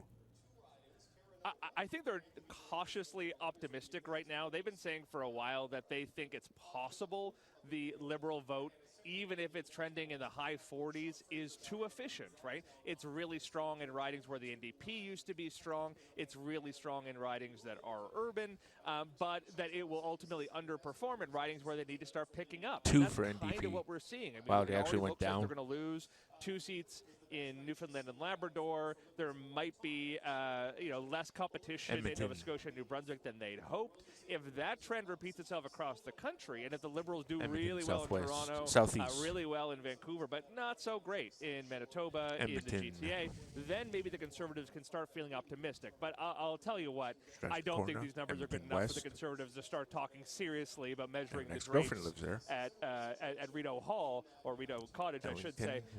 They're already talking about the failures of the Conservative campaign, about their inability to reach maybe skeptics of Pierre Poilievre, their inability to bring in people like Doug Ford, people like Tim Houston, the Premier of Nova Scotia, and there's already a feeling like campaign manager Jenny Byrne exerted too much control, exerted too much centralization in messaging and in focus around Pierre Poilievre, and people are not happy about that. Conservatives are not happy with the way in which the campaign was run, although if things do shake out better, of course, I think a lot of those people will change their tunes pretty quickly. Okay, Justin, always appreciated. Thank you for patiently waiting. That is journalist Justin Ling at Liberal headquarters in Ottawa. Well, with that, let's take a look at the national poll. As we say, the ticker at the bottom of your screen is telling the story of 128 Liberals leading elected. But let's actually break that down into the national seats. You'll see that really only 24 have been declared elected for the Liberals at this point. They are leading in 104 ridings. The Conservatives have only been elected in 15 ridings, leading right now in 74. The Bloc elected in 2, leading in 14. The NDP right now leading in 2. Let's bring in Eric Grenier right now with more of a bird's eye view of these numbers. How is this breaking down when you look at the national map, Eric? Fort McMurray. Well, we are seeing more or less what we would have expected, with a few exceptions, and maybe we can take a look at some of them. So let's start with Quebec. We're seeing that the Liberals are doing quite well in the southern part of the province, in particular in the eastern townships. You can look at a riding like Rome-Missisquoi. Well, they're just up by 10 votes there. That's not a huge one there. Shefford, though, this is more votes have been counted. They had a lead of just around 900 votes over André Larouche of the Bloc. So this would be a pickup from the Bloc. And we actually see a number of these kinds of ridings across the province. This is one we're going to be watching all night, so I wanted to take a look at it. Berthier-Masquinongé, Ruth-Ellen Brousseau trying to make that comeback. That candidate who spent part of the campaign in 2011 in Las Vegas made herself into quite a good constituency MP. We'll see what's going to happen in that riding. And if we take another look around where things are in and around Montreal, you can see that in these two ridings in the Rive-Nord, these are where the Liberals are leading in Thérèse de Blainville. Very small margin right now, but it was a key target for the Liberals. And in Rivière-des-Mille-Îles, again, it's just very few votes have been counted there. But these are two ridings that the Liberals were targeting in the Montreal area. So we'll see if we're going to have more of those bloc ridings flip over to the They're Liberals probably not even going to mention in the greater my Montreal area. area. Now, if we go to It's so Ontario, small. Well, and we'll go it's to, big, why but don't we small. start in Eastern Ontario? Pretty much what we would have expected in Ottawa, in Gatineau, that the Liberals are doing well there, winning in Prescott, Russell, Cumberland. But here's an interesting one. 4 Bay of people. Quinte. Yay. This is a riding that the Liberals would be targeting. They won it in 2015. Right now, Chris Mallette is ahead of Ryan Williams by a very few amount of votes, but it is certainly going to be one to watch. And how about this one? Bellwether, Peterborough. And we have actually a lot of votes counted here. We've got 10 boxes. And we've got Emma Harrison leading Michelle Ferreri by, about 800 votes. And this is a bellwether riding. Often the winner of this, if they win it, if the Liberals have won it, they get a majority. If in the past, that is often the case. If the Conservatives do, then the Liberals might not be able to win it. If we go to the Greater Toronto Area, there's a bit of blue here. There's a bit of extra blue that we might not have expected. Some of them we'll have to wait and see. You can look at a riding like Etobicoke North. This is Doug Ford's riding. It's Ford Nation. It's also one of the safest Liberal ridings in all of Toronto. It's Kirsty Duncan who would win this by huge margins. Right now it's John Zariselli is the Liberal candidate very early on, but you can see that the Conservatives have the edge there. That's so far, it's not a bad map for the Conservatives in the GTA, but a lot of these are very, very early on. How about Oakville East? It's a 42-vote tie. So there's still lots of close ridings to watch across the province and across the country. Okay, still lots of close ridings, and I'm sorry to jump in, Eric, but I do have a declaration to make there. CPAC relies on the Canadian Press numbers to make declarations. Take a look at what we're hearing from the Canadian Press right now. They are at this moment in time declaring a Liberal government. Now, whether that is a minority or majority, that is still to be seen. But at this point, at 10:14 p.m. Eastern Time, Canadian Press is declaring a Liberal government. Let's go right now to Andrew Thompson. He is at Liberal headquarters in Ottawa at Lansdowne Park. Andrew, hello to you. What's been the reaction there on the floor? Well, Michael, just a few moments ago, as networks began to make these declarations of a Liberal government, there was a big cheer, as you might expect, from the crowd here at the floor at TD Place Arena. The first real big cheer of the night. The only other cheer I heard was when there was a projection showing that Sean Fraser had retaken the lead in Central Nova. So there had been a bit of apprehension about where the results were going, but obviously the crowd here now in a very good mood, a lot of red, and now waiting to see what exactly this means in terms of a majority or a minority. Can these results coming in now from across the country translate into a full majority government? If and when that projection comes, Michael, there will obviously be another big cheer. Okay, and we'll be watching that again at this point. Canadian Press declaring a Liberal government. We're now watching to see whether that government will be a minority or a majority government, but you see there at the bottom of your screen, Liberals right now leading and elected in 138 ridings, the Conservatives in 95, the Bloc leading in 18. Let's go, as I mentioned, the Bloc. If they're able to call it that early, close eye right now on Quebec. When only 3 boxes and some ratings are only open, no, it's rigged. Well, perhaps more than ever, Quebec will decide whether it's a majority or minority Liberal government. Now, of course, there are 18 Bloc candidates who have been elected or are ahead. Eric, can we go to you to see the details? Let's look at the Quebec map and the ridings in Quebec around Montreal. We haven't looked at Montreal very much, so perhaps we could focus on Montreal and see what's happening there now. Some boards here, some candidates elected, I believe, in Quebec as well, beginning in the Beauce. Oui, alors, oui, pardon, Michael, oui, vous avez yes, raison. Michael, Donc, you're Beauce, right. alors, Beauce, in Beauce, Jason Groslo is elected very handily, not a surprise. And let's go over to the next table. Bécancour Nicolas Sorel, Louis Plamondon. He's a big hard hitter for the Bloc, very important for the Bloc, and he won pretty easily over his Liberal rival, Joliette Manawan. No surprise there either. The Bloc candidate, Gabriel Sainte-Marie, who wins it. The next board,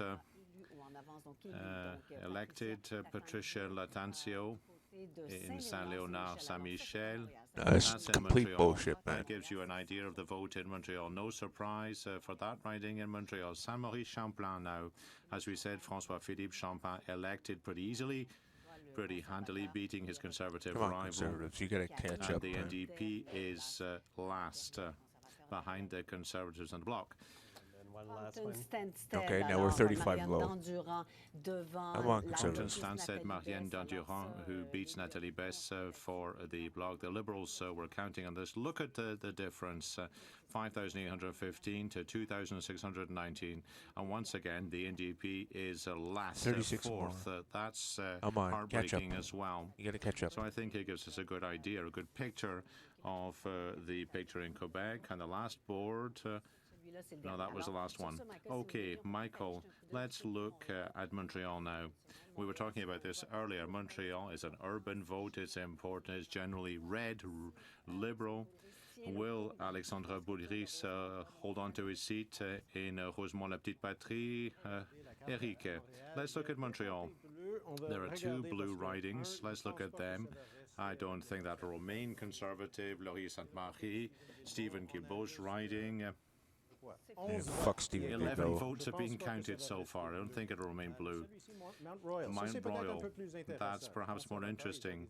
The Conservatives hope to win this type of riding. Anthony Housefather, the outgoing member, we'll see if it remains blue. That's surprising. Rosemont-la-Petite-Patrie, Alexandre Boulris is now ahead. Just 3 boxes have been counted so far. And you can see that he has a lead of a couple of votes over Jean-Sébastien Vallée, but it's something we'll keep an eye on. So that's interesting. It's too difficult to say, but in the southern suburbs, the northern suburbs, let's look at what's going on there, because these are ridings where the race is very, very tight between the Bloc and the Liberals. What's happening? Well, let's look at La Prairie à Tataguine. Now, this is a target for the Liberals. Alain Thériat for the Bloc is second, is behind. And now if we look at Longueuil, Charlemagne. This was won by the Liberals last time, but Longueuil, Saint-Hubert. That's a target for the Liberals once again. Nathalien Joseph is ahead of Denis Trudel, the outgoing MP for the Bloc. And the North Shore, Terrebonne now, the Liberals are behind the Bloc by a few hundred votes. And Thérèse de Blainville here, that's a target for the Liberals. They're in the lead, the Liberals in the lead there. Rivière-des-Mille-Îles, once again, not many boxes counted, just 3. So what we're seeing is on the South Shore, we're seeing possible gains for the Liberals. Thanks, Eric. You know what, Eric, stand by there. I'm going to ask the control room to get us the national leading elected. But going back quickly to you, Eric, at the board, can you call up Mount Royal again? Just take a look at that riding result for us right now. Sure. If we can go into Mount Royal, just the interesting story, the fact that Irwin Cotler, the former Justice Minister for the Liberals, is in support of Anthony Housefather, but at the same time his wife was supporting the Conservative candidate, which I interviewed Mr. Cotler about, and it was one of those, Lucy, you have explaining to do. So a bit of the split there. But Eric, thank you for that. Let's bring in the national leading and elected board right now for how things are breaking down across the country. Liberals elected in 26 ridings, leading in 113. Conservatives at 20 elected, leading in 88. Cole, I'm going to bring you in at this point as the declaration has been made of a Liberal government. Where does this leave the Conservative campaign? Where are they looking to essentially hold off a Liberal majority at this point? So we'll see how the results play out in the prairies and in Western Canada in particular. I'll be looking to see if there are Liberal gains in Edmonton, Calgary, Winnipeg. If it's a blue shutout there, then maybe they can sort of boost up their own numbers and tamp down any Liberal gains across the prairies. We'll see how the rest of Ontario plays out, and then finally at the end, seeing if we can maintain things, gain a few seats in BC, and see if we can get above the 2021 result. Yeah, and again, a Liberal government now declared, waiting to see if it's a majority or a minority. You talk about the West, you reference Ontario very quickly, but I'm going to ask you to dig down, because of course the battleground is the 905. How are Conservatives feeling about that race right now? Yeah, I think there's a few things that shifted throughout the election. Obviously, Pierre spent a lot of time in the GTA, Brampton, Mississauga, a lot of smaller towns, a lot of efforts put toward the rallies in particular to try to switch things and shift things over. But the problem with Ontario, even if the gap narrowed significantly throughout the process of the election, the Liberals still maintained, a 5 to 9, 10-point lead throughout the election that might have been too hard to close the gap on. So we'll see what we end up with at the end of the night.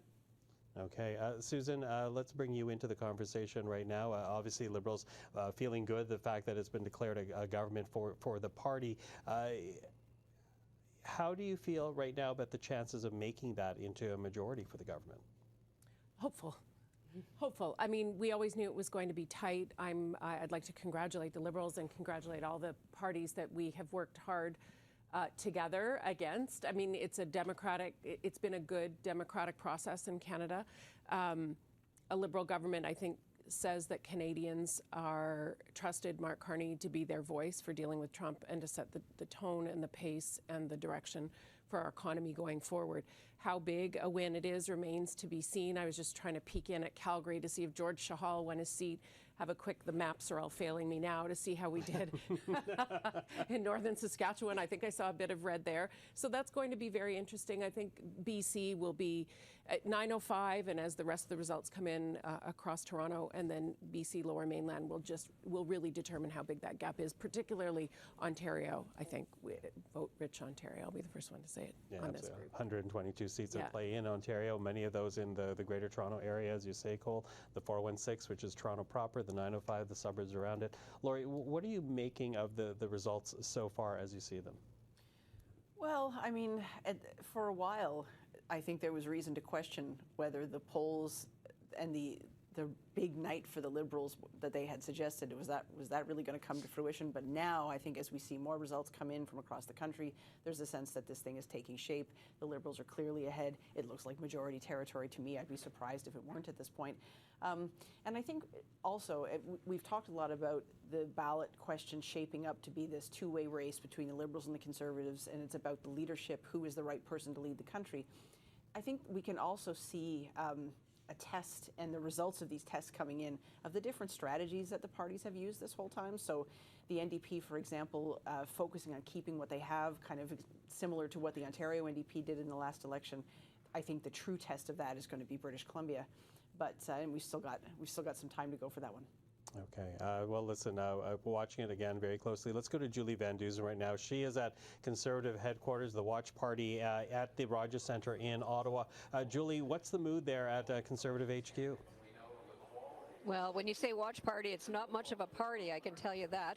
I was showing my phone with some of the results coming out, the fact that one of the networks was declaring that the Liberals had won, and this advisor said, oh, this is not good. This is news to me. So he took off and started talking to a few people. I went and talked to another advisor. Obviously the news is filtering out here. It is extremely quiet. People are just kind of absorbing it. We're trying to figure out if people are going to stay or leave. I asked one advisor, will Mr. Poilievre still come here? Yes, he will, I'm told. He will come here and speak to people. I don't know exactly who will be left at what time or whatever, because we do have the complication of the fact that he is in the Carleton riding with 91 candidates, and they're still trying to untangle that. I don't even think we've seen any results out of Carleton yet. So back to one of the advisors I was speaking to about the result, and he was telling me, this has been a crazy campaign. I don't know what else we could have done other than what we did. When people say we didn't pivot, we did talk about Trump, and just the fact that we never expected, this person told me, that the polls would be so high for us for so long. We knew that when you hit a campaign, when things start to happen, so, we didn't think we were going to be riding high for as long as we did, and we knew that things could change. So people are just absorbing it. It's really just hitting the room in the last 5 to 10 minutes. And everybody is just quietly just looking at it and probably thinking their own thoughts and certainly not very happy about it. Well, understandably, and of course we'll keep watching the results as they come through and keep getting a reaction from you there at Conservative headquarters. But for now, Julie Van Dusen, thank you for that. And I want to now bring in Eric Grenier. You know, Eric, looking at the ticker at the bottom of the screen, 148 leading and elected for the Liberals, 116 for Conservatives. What region of the country are you looking at right now, and what can you tell us about how those numbers are playing out at the riding level? Well, one of the regions I wanted to look at was out on the prairies, because we actually have some pretty interesting results. We'll start in Manitoba. You can see that Churchill, Kawatanukaski, which was an NDP riding, Nikki Ashton has been the MP there for a very long time. Rebecca Chartrand, in a comeback performance, she tried to run in the previous election, is currently leading over Nikki Ashton. Still not too many votes counted, but something to watch. But then if we look into Winnipeg, there's not, well, first of all, there's no orange. And we can look at Winnipeg Centre. That would have been one of the key ridings for the New Democrats to hold. Leah Gazan is trailing there behind Rahul Walia of the Liberals, though it is still very close. And you can look at some of the other ridings. The Liberals are picking up at this stage Winnipeg West, still tight. Doug Olfson and Marty Morantz, and I think this is the third fight between the two of them. But right now it looks like the Liberal is ahead. And you can look at, how about this one, Elmwood Transcona. This would have been, this is a key riding for the NDP. They nearly lost it in a by-election in the fall. Currently, Leela Dance is trailing, but again, it is still very early. And if we go over to Saskatchewan, as expected, the Liberals are ahead in Desnethé, Mississippi, Churchill River. Buckley Boulanger, former NDP MLA. On the boundaries, this changed to a Liberal riding in the last elections. Heavily Indigenous, and the Liberals won the vote here by a pretty significant margin, so not a surprise to see that the Liberals would be leading, even though it is still very early. And before we saw that in Regina, the Liberals had been leading in Regina-Wascana. It is still very close, though. It's only 30 votes between the Liberals and the Conservatives. And finally, if we can go to Alberta just for a moment, take a look at Edmonton. Not seeing any gains yet for the Liberals. They had a lot of expectations about Edmonton Southeast. Amarjeet Sohi is still trailing there. They had some hopes about Edmonton Centre. Eleanor Ozlowski is trailing there. And we're still waiting for Edmonton Strathcona. That could be an NDP seat for Heather McPherson.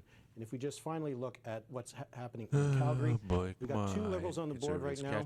Calgary Centre, Lindsay Lunau is leading over Greg McLean of the Conservatives. And then we'll just take a look at this one here. Calgary Crowfoot, that's a one-vote lead, and it's only one poll, so we'll wait and see. But we're seeing some pickups for the Liberals, maybe not as much as they would have hoped for in Edmonton, but seeing some good results for them in Manitoba.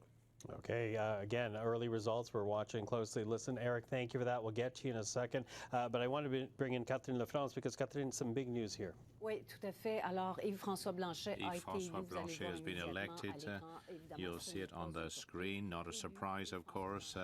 He's elected in Belleuil-Chambly, 7,325 votes. And let's go over to Omar at BQ headquarters. Yves-François Blanchet wins. Yay. I'm not sure if she's available. Are you there? No surprise there. All right, so we won't go to her now, but we'll go to, let's look at a video that was filmed earlier with the president of the Bloc Québécois. I'm with Suzanne Proulx, president of the Bloc Québécois. Ms. Proulx, hello, good evening. We've just heard that some Bloc members have been elected. How do you feel? I'm very, very happy with the election of Alexis Deschênes in Gaspé, Île-la-Madeleine. I'm very, very proud of the campaign he conducted. Thornhill still 0. So, how has this campaign been? It's been very, very Thunder good Bay for is us. 45. Of course, there was the Trump effect at the start, so that was something new for us, of course. Thunder Bay, Superior everyone. North, But in terms of 42. organization, in terms of the way things went, everything went very, very well. We had a team of candidates, an exceptional slate. Everyone Toronto did Centre what they had 4. to do. It's still early. I don't get why the Liberals called it so early. Well. He performed it's so very early well still. in the debates, both Toronto. in the French and the English debates. 9. There were Toronto St. no Paul, issues 25. during the campaign. No stumbles, no scandals. Everything went very, very well. I think as a party, we were ready. 24. We were mobilized. University of Rosedale. And our activists. 7. The organizational team. Vancouver Centre, incredible, 0. an incredible team. But a Liberal government's being called. Your leader talked about that. What does that mean for the Bloc Québécois? Well, to be honest, well, a Liberal or a Conservative government, that really doesn't concern us. What we really want is a minority government which will give room for a coalition government with the Bloc Québécois, so that the voices of Quebecers is heard through the Bloc Québécois in Parliament. Now, they've just announced a Liberal government. Our leader had announced that already. We knew that. We still don't know whether it will be a minority or a minority government. That remains to be determined. We're waiting to see what happens. And the best scenario for us would really be a Liberal government, because that's what it looks like it'll be, but a minority government, because that would give you the balance of power. That's what you want. Yeah, that's right. It gives us strength. It allows us to make gains for Quebecers. It allows us to express their voice and to protect the interests of Quebec as well with this government. This is what people call the balance of power. And for us, it's essential. It's very, very important. You mentioned Donald Trump at the start of the interview. There's a nationalistic feeling across Canada, including maybe in Trump Quebec. knew what he was doing. Undermined your message. I don't think it did. No, I think that this all started with Trump and the unpredictability of this U.S. president. People were frightened. He instilled fear in Canadians and Quebec, and that brought Canadians together. I think that was generated by the fear of what might happen with his threats to annex Canada as the 51st state, and also tariffs. That was essential as well. What we're really worried about, really, is to preserve supply management for Quebec. It's essential for us. And with a minority government, the government won't have any other choice, so they'll have to take into account the message of the Bloc and Quebecers. Thank you very much. Thank you. That was Omaira Issa earlier at the Bloc Québécois headquarters in Montreal. Now, the Bloc Québécois has 23 leading or elected in 23 ridings. That's 10 fewer than at dissolution of the House, so it's far fewer, in fact. So let's look at what's happening with the Bloc. It's not over yet in Quebec. There are some who are in danger of not being elected or re-elected. Abitibi James, the Liberal Mandy Gull-Masté, is ahead over Sylvie Bérubé. Let's look at the next race, Châteauguay, and that was important. It was an important target for the Liberals. Nathalie Provost is leading over the Bloc and candidate Patria O'Hara. Nathalie Provost survived the Polytechnique massacre, and she founded Police Je Me Souviens, which has fought for gun control. She's a star candidate, and she's got a comfortable lead. Trois-Rivières now, René Villemur. That's surprising. Caroline Desrochers is ahead if she wins. Well, it'll be surprising for Trois-Rivières. Yves Lévesque, the former mayor of Trois-Rivières, for the Conservatives, is in third place. Now, Shefford, Félix Dion for the Liberals is comfortably ahead over Andréane Larouche for the Bloc. That would be a major loss for the Bloc if this happens, actually. We have other results coming in now. La Salle, Aymar, Verdun, an important riding. Claude Guay for the Liberals. That's Montreal, and NDP once again fourth in Montreal behind the Conservatives, which is a surprising result for them. Other results coming in, Beauport, Limoilou. That's around the Quebec City area. Steve Lavoie, the Liberal, is ahead of the Conservative. Hugo Langlois and Julie Vignola, very well known in the region for the Bloc, is third. And once again, it's a surprising revolt for Beauport, Limoilou, to see the Liberals ahead. Now, I'd also remind you, and this is important, we haven't talked about this much, Michael Gaspésie, La Madeleine, Céline Deschênes for the Bloc was elected and who beat Diane Leboutillier. So we're keeping a close eye on that and what's happening in Quebec. the conversation, because those were just some of the closer, tougher fights that we're watching in Quebec right now. But you were reacting to our bottom line: Liberals 152, Conservatives 129, Bloc 22, the NDP at 7. And repeating the headline, we've already declared a Liberal government. We're now just trying to determine whether or not it's going to be a minority or majority government. And you, looking at the numbers at first blush, believe we are headed towards a Liberal majority. Well, yeah, because it's going to be tight now. I don't want to make it's all under, the way I projected this election, in order to get a minority government, the Bloc needs to be at least above 30 seats, and the NDP needs to be around 10 to 12 at least, right? So to give a chance to a minority government. Right now, I'm not seeing that, but although Lower Mainland has not come in yet, so we'll see about that. For the Bloc, I'm not sure if there's still some seats that haven't not reported yet, but if everything has reported, they're only leading in 21. That's lower than their number that they had starting at 32, I believe. And so under that number, it looks good for the Liberal to squeak out the majority. Yeah, squeak out the majority, and 172 is the magic number that we're watching for, whether or not it is a majority. Susan, how are you feeling at this moment in time looking at the numbers? Well, feeling better. A couple interesting seats in Quebec. La Salle-et-Mort, that was the seat that was David Lamette's before. The Bloc won it in the by-election. The Liberals are leading in that one, so that could be very interesting if we take that back.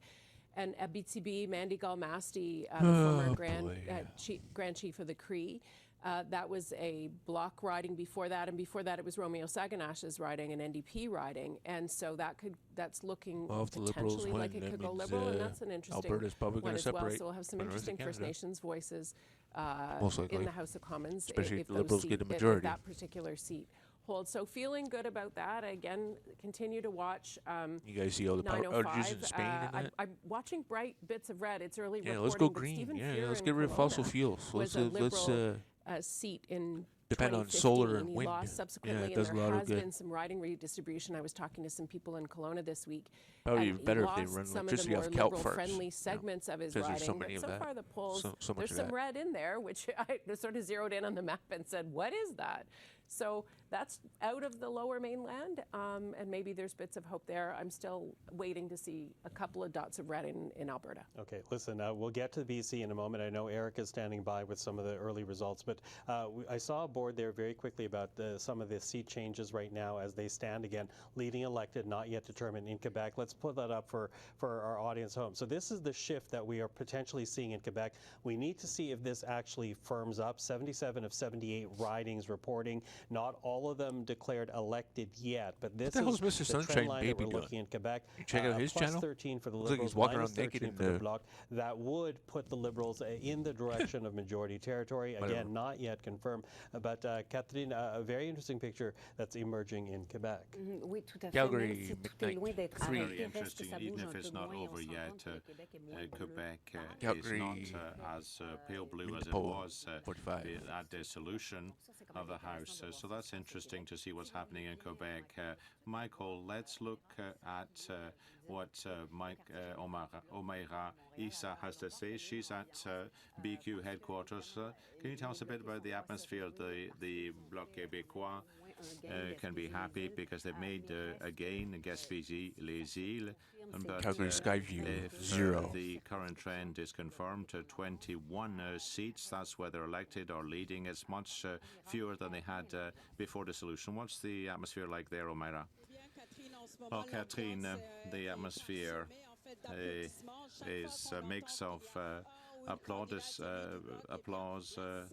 Each time there's a Bloc candidate ahead, people are shouting and applauding. People are very happy, even if only 21 ridings have a Bloc candidate ahead or elected. That remains to be confirmed, but militants or activists are very happy. The big issue this evening is will the Bloc maintain the balance of power? There are hundreds of activists here. The House is full, the room's full. Thanks, Omaira. All right, so it's very interesting, I think. The pollsters and the figures have changed. and things have gone back and forth, and they, especially at the end of the campaign, at the start of the campaign, the Bloc was looking at losing many more seats, 22, 23, leading or elected. That'll change, but not a lot, I don't think. We're not looking at 33 seats for the Bloc, that's for sure. Do you think that the Bloc can be happy that they did better than what they said, what people were saying would happen to them at the start of the campaign? People thought they might only win about 14 seats, but can they be really, really happy with the result? We'll have to see what they say and what the final results are, but they're currently looking at about 22, 23 seats currently. Because this could be part of the story of whether it's a Liberal majority, Liberal minority government, Quebec, Ontario, and of course British Columbia playing important roles in this given the number of seats each province has. Let's go to Eric Grenier right now because he is taking an early look at British Columbia. Eric, what are you finding so far? So it is early. We are seeing a lot of red in the interior, which is a little bit of an unexpected development. Kelowna, though, is not an unexpected one. We did see that the Liberals won this back in 2015. Stephen Fuhr, as was mentioned, is back on the ballot, and he is leading. It is a small lead, but he is leading right now against the Conservative incumbent Tracy Gray. But next door, in Okanagan Lake, West South Kelowna, well, it's just a few ballots, so we don't need to pay too much attention to that. And in Similkameen, South Okanagan, West Kootenay, though, the Liberals are actually leading, and there's a lot of votes being counted. There's a 300-vote lead here for Gloria Morgan of the Liberals. This is quite unexpected.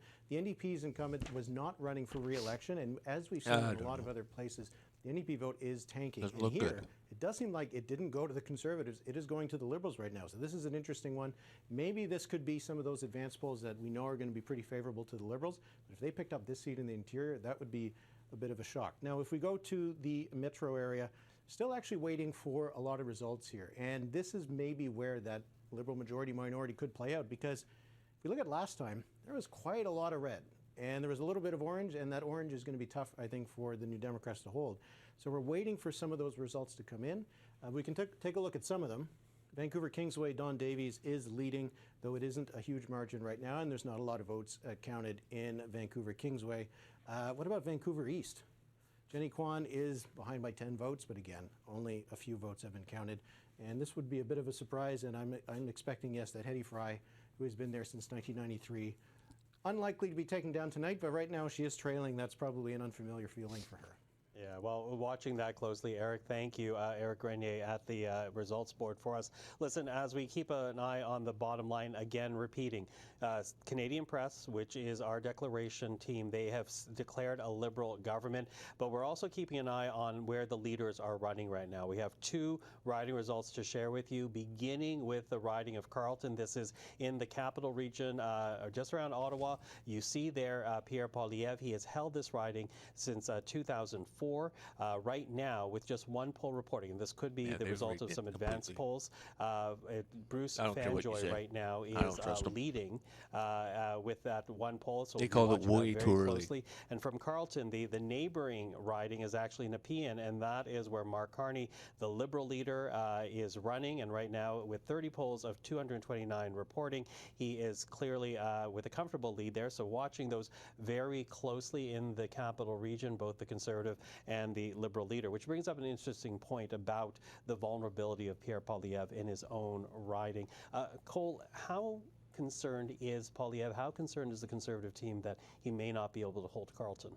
I think the team's pretty confident that they can hold on to Carleton. You know, Pierre's had that seat for quite some time now, so I think they're not overly concerned. You know, the leader's seat is usually a pretty safe bet, and I think the team and the volunteers spread across the country spent most of their efforts, you know, on the road shoring up seats so they can try to pick up some gains and less concerned with the party seats. So I'm pretty confident that Poilievre can hold on to his seat tonight. Although there were reports that the Poilievre team, the Conservative team, had to go into Carleton to shore it up. There must have been some concern on behalf of the Conservatives. I think there's some initial concern. I mean, there's always, you know, polling from other sources, you know, indicating that there's potentially some more concern than is warranted. But I think the team is pretty confident they can pull off a win in Carleton. Laurie, You've been watching the race closely, not surprisingly, as we all have, because it is the Conservative leader's riding, and certainly raises a lot of eyebrows if they have to send in people into the riding to try to secure it. Absolutely. And I mean, I think he would not be the first party leader who is trying to win an election, going all over the country, and the stakes are so high, and the leader's presence, the leader's time, is one of the most important things a political party has in a campaign. And so as the leader's going out and trying to help all of the other candidates win their seats, you know, it's hard to be in two places at once. Also, Bruce Fanjoy for the Liberals has been working for about 2 years to try to win this riding. And I mean, I can remember seeing interviews with him where people are basically like, "Are you crazy? You're never going to win. This is, you know, why even bother?" But now the closeness of the race is unbelievable, right? Yeah. And I think this riding was the one in the whole country that had the highest advanced poll turnout, which I think the Liberals were reading as probably a pretty good day for them. It also had that crazy ballot, though, with 91 people on it, and that's the part that I'm worried. I'm just looking, there's only just a few people reporting, but there's almost 8 other people who have votes, and if this comes down to something really tight between Mr. Poilievre and Mr. Fanjoy, and all these votes have been peeled off by this ridiculous 91-person list ballot, I think that's exceptionally disappointing, and I think that's been a bit of an abuse of democracy. Obviously, everybody's vote counts, but it is probably not the intended result that the people in the riding actually wanted because of this. Oui, Élections Canada disait que ça allait prendre beaucoup de temps avant d'avoir les Election résultats Canada said finaux. it would take a long time to get the final results. So what we have is very, very fragmented. They started doing the count very early, I think, right? Yeah, because these are very, very long ballots. I live in that riding. The ballot was 2 feet long, and a lot of people were struggling to unfold it, let alone read all 90 names, because you really had to search it through. We saw this morning when Mr. Poilievre went to vote. The ballot looked like a book when she was putting it in for the picture. Yeah, like it looked so big. Well, in fact, just to reenact a little bit, the ballots were so large that they had to keep stuffing them into the box because they occupy so much more space. So we'll see how late that actually goes to be declared. But right now, as we said, Bruce Fanjoy, the Liberal leading in the riding of Carleton. But let's bring up right now the riding of Nepean one more time, because we can share with you that Mark Carney has been elected in Nepean. So that is the first time elected as a member of Parliament, and again, this is the riding right beside Pierre Poilievre. For a Canadian that hasn't lived here in over 12 years. Taking place in Carleton, but Mr. Carney, the Liberal leader, who holds 3 passports, now presiding over a Liberal win, as declared by the Canadian press. He has now secured his seat in the riding of Nepean. So, you know, I'm wondering if we could bring in right now Eric with some more of the results, because I'm wondering how things are evolving in Ontario. Of course, 122 seats at play here, and really where we're going to be seeing whether or not the Liberals are on the way to majority. Yeah, and I think if we're looking at one place where the Conservatives are overperforming, it might actually be in the GTA. So let's take a look at that. This is what it looks like right now. It does look like a lot of red, but let's look at what things were like in the last election. You can see that the Conservatives have made some gains, or at least they're leading in a York region. They've broken in a little bit into Brampton, and those are some pretty key gains for them. We can take a look at, for example, Aurora Oak Ridge's Richmond Hill. Kostas Managakis, who is a former MP, he is leading. It's not a big lead, but he is leading over the Liberal incumbent there. We take a look at Richmond Hill South. Here again, we got a lead, about 1,000 vote lead, so it's a bit more robust there against Majid Johari of the Liberals.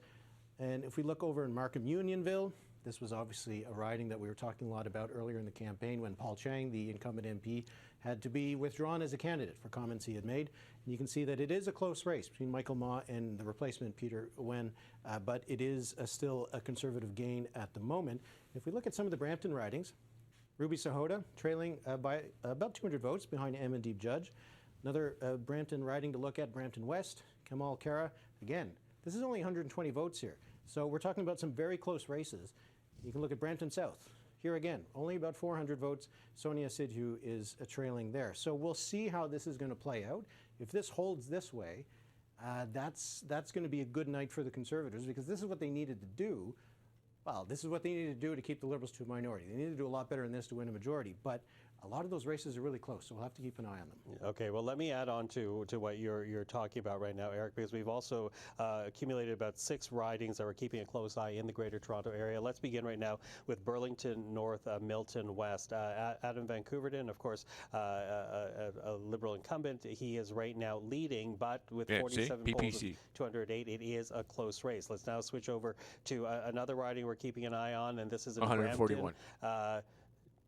Okay, I was a local reporter in Toronto, and I always get this name wrong. Chinguacousy Park in Brampton. There we go. You see there Shafak Ali leading right now, but a very narrow lead. We're talking about only 4 votes with 58 riding polls reporting in that riding. Mississauga East Cooksville, Peter Fonseca That's all the PPCs right now, for. A narrow lead over The purple one? Nita Kang, That's all they're the for. Conservative It's to candidate. take away votes in from the that riding. Conservatives. One more close race here. This is Newmarket Aurora. This is Jennifer McLaughlin over Sandra Kobina, NDP's fucked. leading by NDP's about 100 done, votes there, a little bit over 100 votes. So keeping a close eye on that. And then one more riding here. This is Eglinton Lawrence, the riding of Eglinton Lawrence. Vince Gasparo leading over Karen Stintz. Karen Stintz, very well known in the Green Toronto Party area, actually got local 1 seat. politician in that city. But there you have it. Close races that we're keeping an eye on in the Greater Toronto area. And of course, the GTA will be a very big play in this election, as it always has been. Ontario will be, as it always has been, with 122 seats. Cole, is this? You actually reacted when Eric was talking about Conservatives overperforming in the GTA. Does that surprise you? Yeah, I think it does quite a bit, just because of the variance in the polling numbers we saw throughout the election. So if we're doing a lot better than we were there, perhaps the Liberals can't get to that majority number. So we'll see how that plays out, but that does run, opposite to the polling trend throughout the election. So that's an encouraging trend to perhaps hold the Liberals to a minority. And Farrukh, we have the NDP leading in 9 ridings, although I didn't see any of the NDP in the GTA right now. What are your feelings about what's unfolding in Ontario right now? Yeah, GTA is going to be hard. I think the scenario is mostly the 3 seats in that trade corridor where the tariffs hit hard: London, Windsor West, Hamilton Centre. Right now, it looks tight. It's not there yet. But 9, with the number of the Liberals around 162, 63, if I do my math correctly, 163 plus 9 is 172. So I'm just saying that it could be something like that. And even though Mr. Singh could lose maybe a third of the seats, there's still a chance that he could have the balance of power. So, I think he could hang on to that and see how it goes. Well, and at this point, the NDP leading in 10 ridings, according to the ticker there at the bottom that we are Green Party has 1 riding. Laurie, when you look at these trend lines going, if Farrukh's calculations are talking about 172, that is a majority territory, but shorter than what I think Liberals were expecting this evening when they looked at the poll aggregates and the predictions. Absolutely. I mean, we've certainly seen in the past couple of weeks the Liberals go in the polls from almost a sure thing majority down to like not as sure, not so much. Now looking at these, like I did the math a couple of minutes ago. It was 10 seats not reporting, but looking at this, yeah, I mean, like there could be a scenario here where we come to the end of the night and they're not quite at that majority line, which means. Do they make another pact with the NDP to get through? What is the role of the Bloc Québécois in that case? Things start to get kind of really interesting. And I think, Carney's been clear from day one, give me a majority. I need it to be able to get through to do what I need to do. This is going to be a very stressful circumstance for everyone, I think, if it's a minority. On se rend compte en effet que dans les pires scénarios là, des sondeurs, si on compare à ça, scenarios, and if the Bloc does better and the NDP does better of what pollsters were predicting, and if the Conservatives do better, that means that the Liberals do less well. So we'll still have results to come, but now it's starting to look like what it's going to look like. Watching right now, let's bring in a national leading and elected board right now. Just to give to some context to the bottom line that we're looking at. Liberals elected in 66, leading in 92. Excuse me, the Conservatives elected in 62, leading in 81. Now, I'm going to ask the control room to also get together for me, if it's possible, leading and elected in the province of Alberta, because we've talked about Ontario, we've talked a little bit about British Columbia, and certainly we talked about Quebec. This is the leading elected right now in Alberta, with the Conservatives elected in 19 ridings, leading in 13. The Liberals right now leading only in 3. I want to go back to Janet Brown, pollster in Alberta, the Janet Brown opinion research. Janet, thank you for joining us once again. So we were talking before we were going in, and again, we are early in the results when it comes to the Alberta numbers. But right now, looking at Liberals leading only in 3 ridings, what do you make of the early numbers so far? Well, you know, we only ever had about 8 ridings that were up for grabs here in Alberta. And so it's not completely a surprise that they're only ahead in 3. That was sort of like the realm of the possible. 145. But you know, earlier this evening, I said, you know, Alberta might be the place where, you know, majority versus minority is determined. And it looks like these Liberals are struggling to get themselves into a majority position. And so, you know, the fact that they couldn't secure a few more ridings in Alberta will be part of the story for, you know, why they may not be getting to a majority. And again, at this point, only leading in 3 ridings. I don't know exactly where those 3 ridings are. I don't know if you have a better sense of that. But where are you looking at right now for some movement here, beginning with the base that Alberta is Conservative bedrock? Where do you see Liberals perhaps still making some ground in the province? Well, we haven't seen too many numbers. So where I've seen the Liberals ahead, it's in like Calgary Confederation, Calgary Centre, Calgary McKnight. Not really seeing any sort of clear victories for the Liberals up in Edmonton. So, you know, it would appear that, you know, Alberta is sort of, you know, stuck with the stereotype, and that this will probably be a very firm hold for the Conservatives. And as I said, just one of the big reasons that the Liberals just may not make it into majority territory. Okay, listen, we've actually got some boards to share with you right now. These are the close races that we have in Calgary. Let's begin first and foremost with Calgary Centre. As you say, riding that you're keeping an eye on, 4,479 votes for the Liberal candidate. 23 of 192 polls reporting right now. Conservative Greg McLean at 4,015. So just a few hundred separating those two. Let's take a look at another close race again in Calgary. You mentioned the riding Calgary Confederation, Janet. Here you have Corey Hogan with 1,792 votes. Jeremy Nixon for the Conservatives at 1,632. Again, not much of a spread between the two, with 25 polls of 233 reporting. Another one to share with you right now. This is in Calgary McKnight. Now, this is George Sahal, the Liberal incumbent, although shifting over to this riding for this election campaign. But George Sahal is a Liberal incumbent, but right now trailing Dalwinder Gill by about 80 votes, roughly speaking. 10 of 196 polls reporting right now. So there we go. Interesting that we're watching this right now. Which I don't know what that says to you, Janet, about the kind of timeline we're looking at when we'll actually know how Calgary and Edmonton work out, although it seems you're suggesting that Edmonton may not be on the shelf for the Liberals. Well, again, we're just talking about very early numbers in Alberta. I'm not really sure why these ridings are so slow to report, and it just may be because they're quite competitive, and the counting is a little more contentious and taking a little bit longer. And as Eric has said a few times throughout the night, when you see these early polls, it's hard to know how to interpret them because you don't know where they've come from.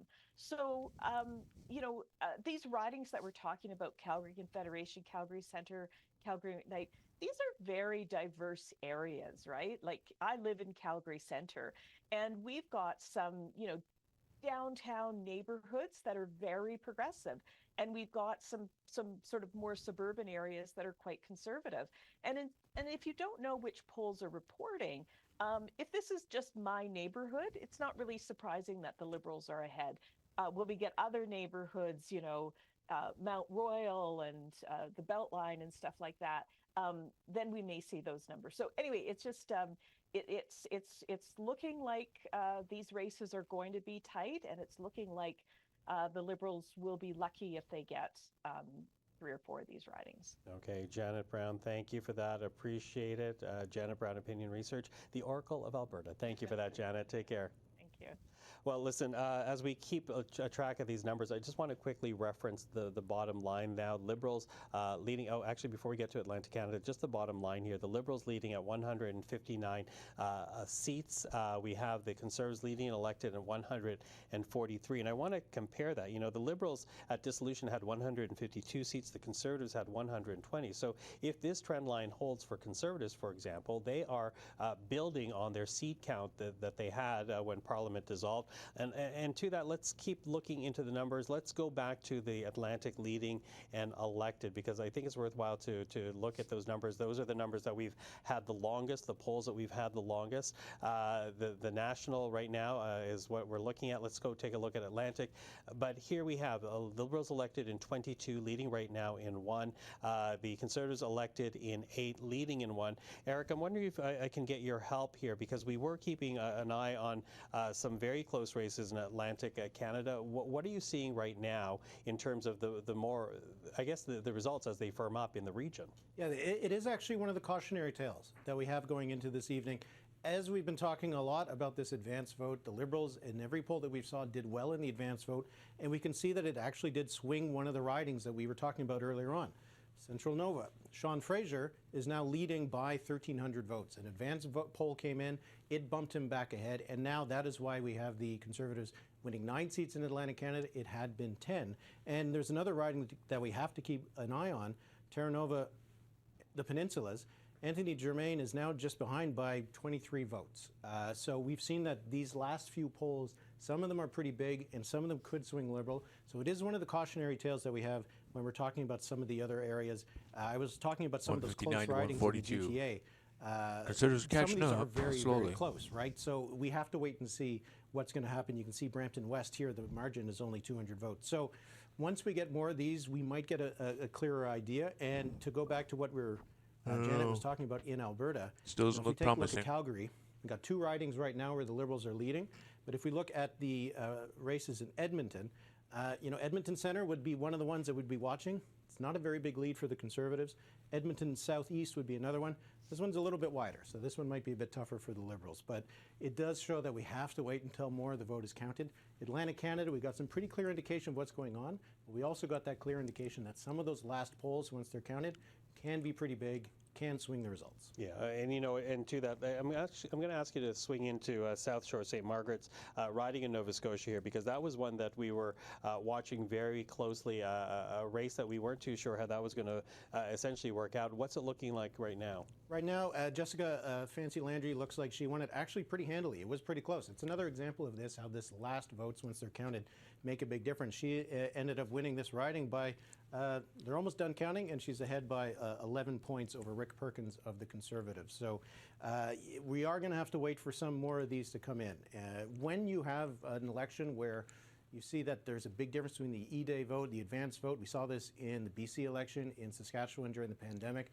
Big difference between the mail-in vote and the E-Day vote. We saw this in U.S. elections. So it reminds us how we have to wait till they're all counted. Yeah, wait till they are all counted. This could be a late night. Lori, when you've observed elections, you've studied elections, in terms of this race, given how actually closer than I think people were expecting, with Liberals at 159 and Conservatives right now at 144.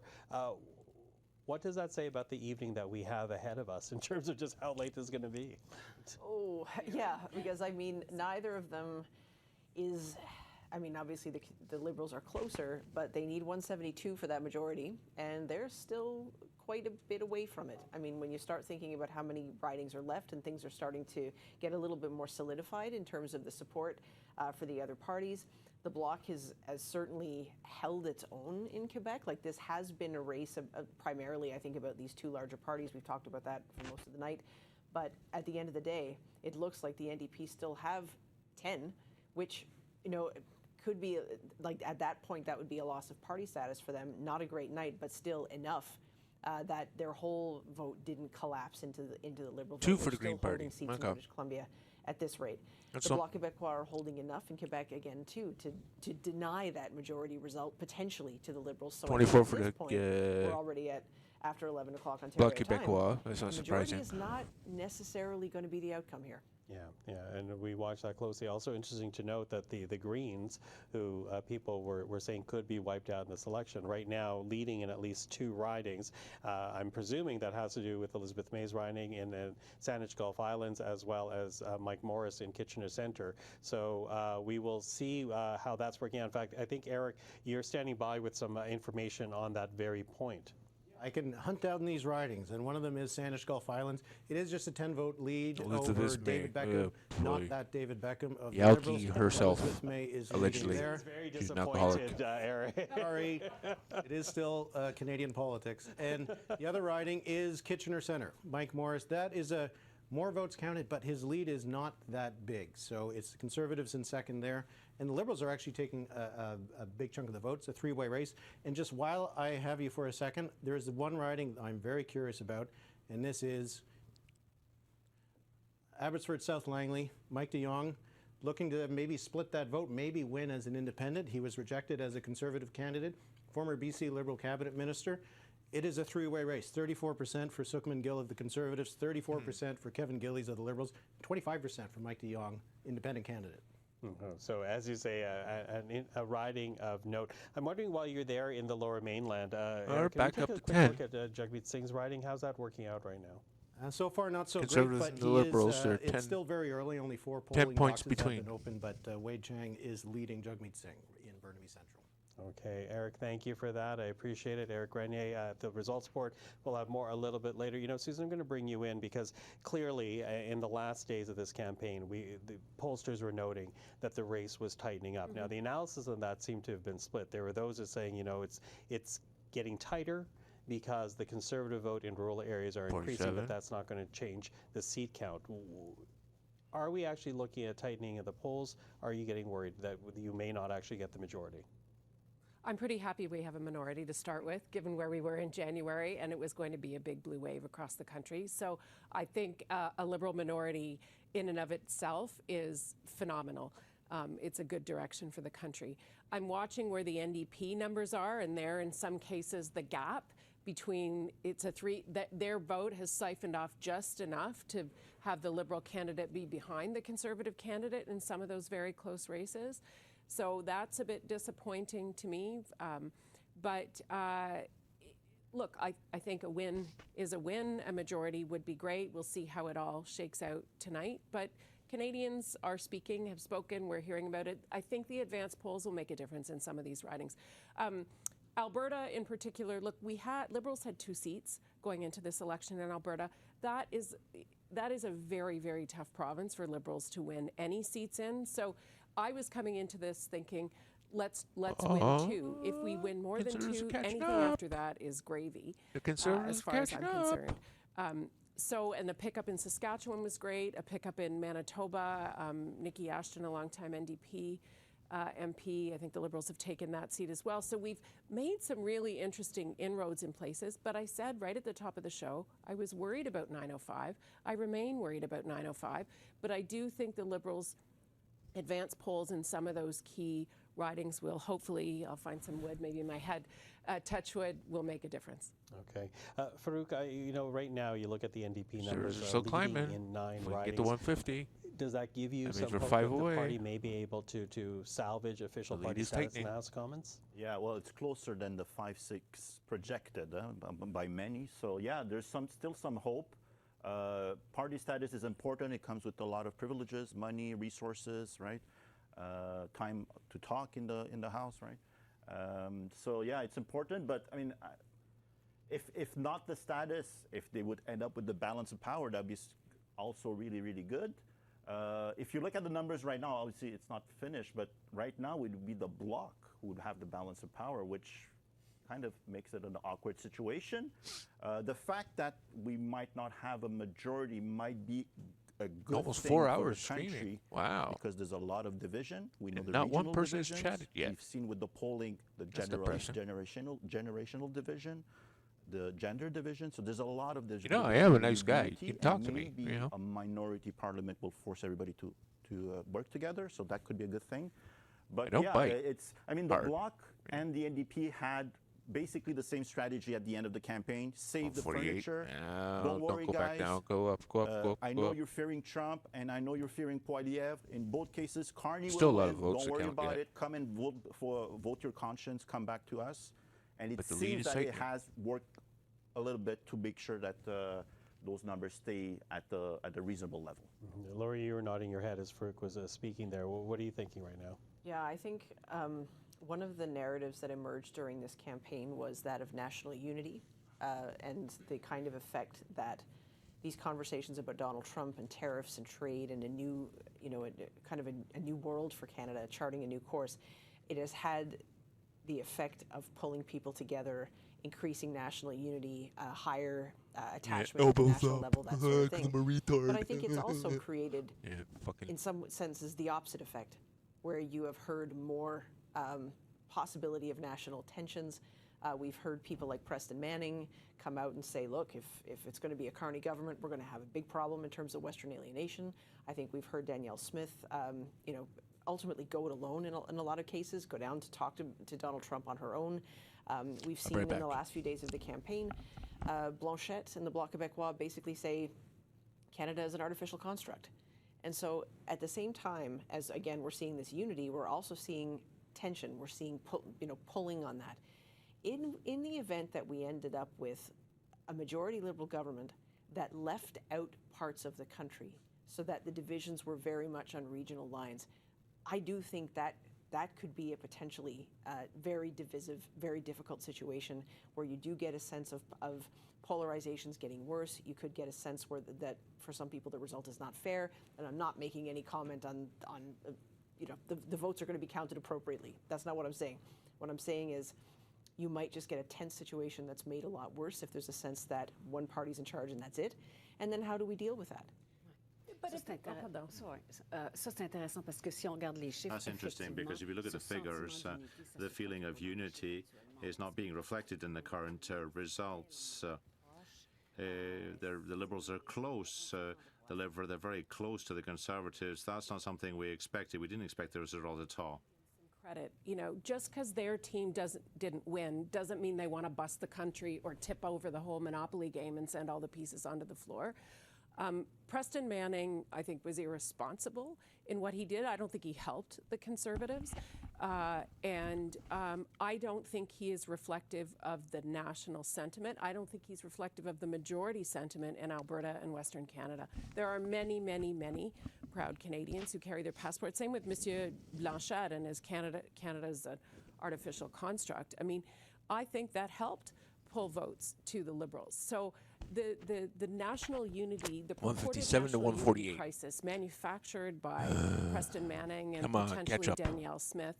As you All can right, right see, back. I'm just going to give it to you, okay? offends me. I'll be right back. And I think probably, and I'll settle down, probably does to a lot of Canadians too. And just because your guy doesn't win or your woman doesn't win doesn't mean you get to rip up the page, rip up the country, rip up the results in terms of what's going on. And that's not how we build a country, and that's not how we pull together. That said, it'll be a challenge for Prime Minister Mark Carney to continue to manage that. But we all, elbows up. We've got to deal with Donald Trump, and there shouldn't be that kind of squabbling and infighting, which is absolutely petty as far as I'm concerned. Okay, well, listen, we're following this very closely, but it's as you say that, and we'll see how this all shifts out. Interesting to note, the Liberals right now are leading and elected in 156 seats, and the Conservatives are 149. 156 for the Liberals is only 4 more seats higher than what they had at dissolution. Let's take a look at leading elected now as well, because this also tells part of the story. Look at the elected column right now. Liberals elected in 92, Conservatives elected in 92. It is not the Liberal wipeout that perhaps people were expecting based on 156, 149. Okay, Cole, there. very quickly, your Come on, reaction catch up. to that? Yeah, that is a tie game. It'll be interesting to see how it plays out. We have seen, just to go back to some of the comments that were made previously, we've seen the dividing lines of the election, age, gender, east-west. I agree with Susan that Preston Manning isn't reflective of the majority sentiment in Alberta. Alberta elected Rachel Notley to a majority government. I don't think there's tons of overwhelming Western separatist sentiment, but I think there is a little bit of a boil there where they're not seeing themselves and what they believe to be Western Canadian interests reflected in the Justin Trudeau government. And Mark Carney, one of his primary challenges will be to not placate, but to gesture towards Western Canada and really say, close look, now. This isn't the Justin Trudeau government, and we're going to try to do things differently. So we'll see, especially in a minority scenario where they have to work with other parties, we'll see if they can pull that off, and if we're not just back here in 18 months. 51, 18 months, as you say, because that is the general lifespan of a minority government. We will find out. But listen, I'm going to take a break from our conversation of the results. I want to go back to Liberal headquarters. CPAC's Remy Autier is there speaking to the former Liberal Justice Minister in the Trudeau government, David Lametti. Over to Remy. So we're here now with ex-Justice Minister David Lametti. Mr. Lametti, you left the party at a certain point. How is the party you see today and the candidates you see being elected different, or what is being offered? Is it different than what you left? Very much different. Look, Mark Carney is an old friend of mine. He's been a friend of mine for 30 years. He is someone that I've always hoped would get involved in politics, all the way back when we were at Oxford together. And so I'm obviously pleased. It's a very different style of leadership. He brings an incredible set of skills to the table. He brings an intellect to the table that wasn't there before. And so it's a different party. It's also a different world with Mr. Trump and his existential threat to Canada. So I think it's a different time. Your We've got existential the right threat to leader. Canada. Thankfully, he is going to be Prime Minister. We're going to see whether it's a minority or a majority government, but let's hope it's a majority. And that's interesting because you were part of a majority and a minority government. How is it different, catching up pretty fast now. Experience and the way to lead the country in those different That'd be funny if Carney situations? loses. How did you experience it yourself? That'd be fucking hilarious. Well, there is a different set of negotiations that you have to undertake when you're in a minority government situation.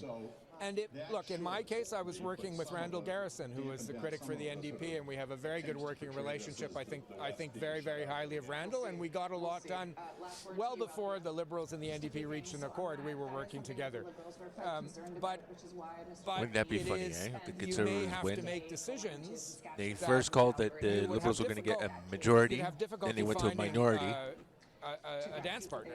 And so a strong now they're less than majority means you can go into a negotiation with a three great ridings deal more away. weight. So let's see what happens. It's So that's still what those early. numbers There's stands still a for. lot of So tight they races. 155 A lot of two-way ridings, races. We're not 151 used to ridings, that. 25 We've ridings, seen 10 Canadian ridings, and one. politics fundamentally change tonight with effectively a two-party system.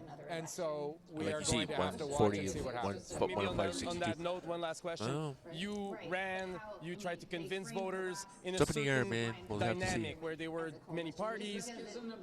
How do I you would find think it fucking the hilarious, people though, that were your if Carney ex-colleagues or loses. new candidates, how After do you they think their called at experience the was very different beginning. from yours?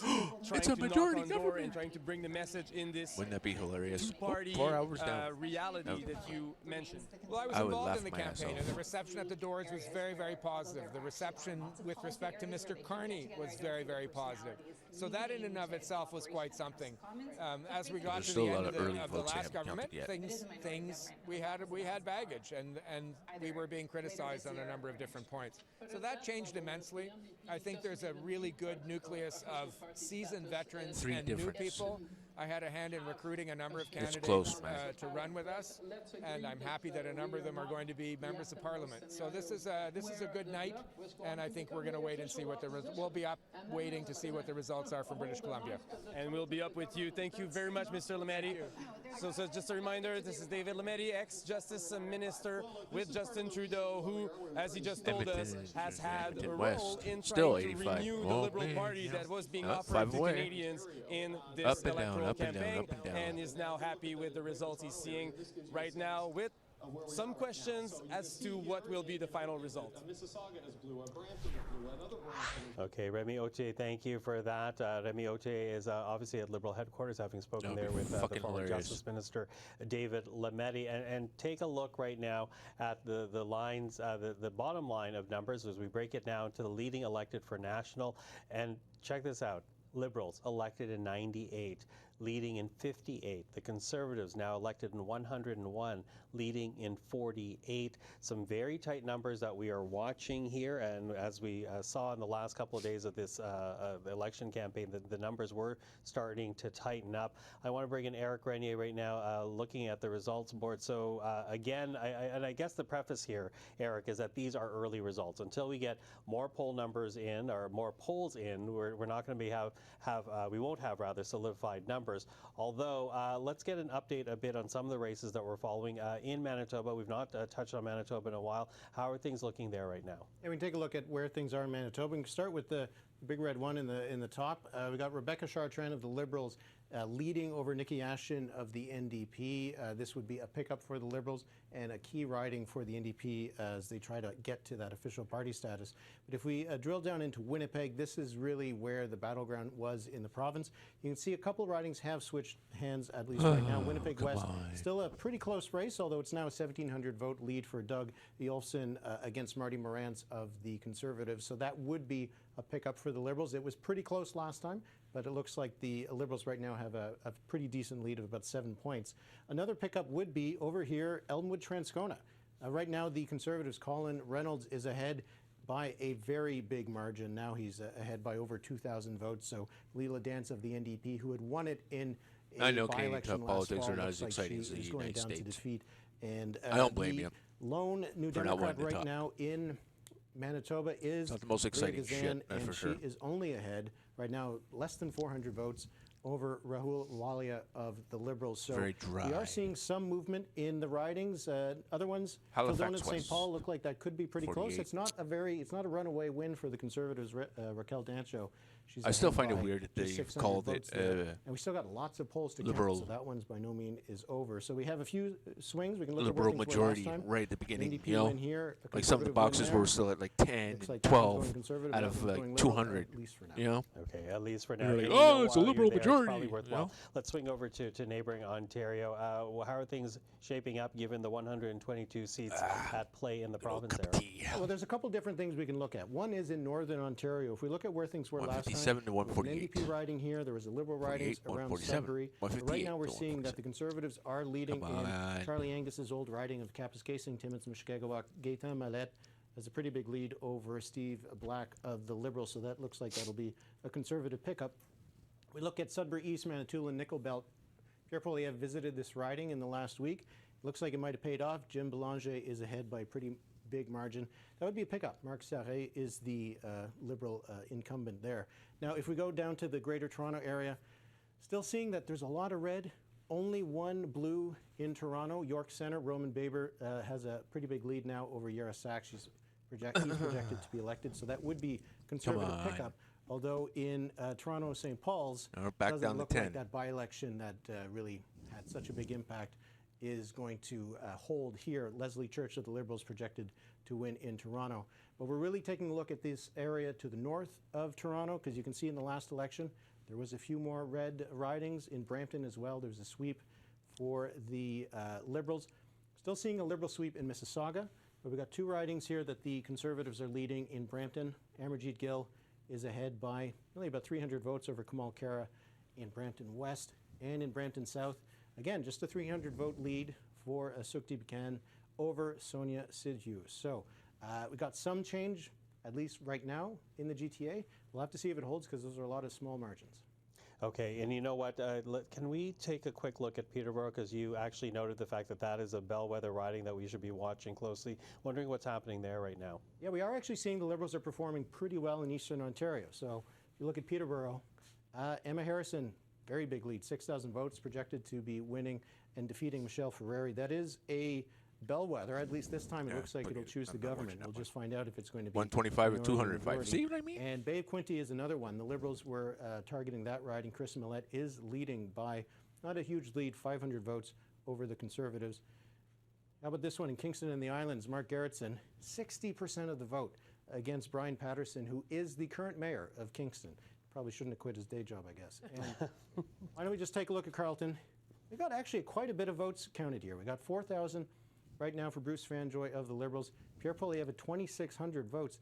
That's a big margin. We'll have to see if that holds. That is pretty surprising. We only got 10 poll boxes that are counted. They look like they're pretty big ones, so we'll see what's going to happen there. Yeah, we'll see what happens, and they'll probably be counting that for some time, given the size of the ballots in that riding. Some 90 candidates there. Eric, thank you for that. Listen, from Eric, I want to bring in Catherine right now because we've been talking about this riding since the beginning of our coverage, and you have some news to share with people at home, Catherine. Oui, tout à fait. Alors, cette petite île orange au cœur de This Montréal. small island of orange in a sea of red in Montreal. Alexandra Boulris, who was re-elected in Rosemont-la-Petite-Patrie in Montreal. Alexandra Boulris is a survivor of the 2011 Orange Wave and has won it again election after election. And this time, it's been a bit tougher for him this time. Jean-Sébastien Vallée is an unknown in the riding.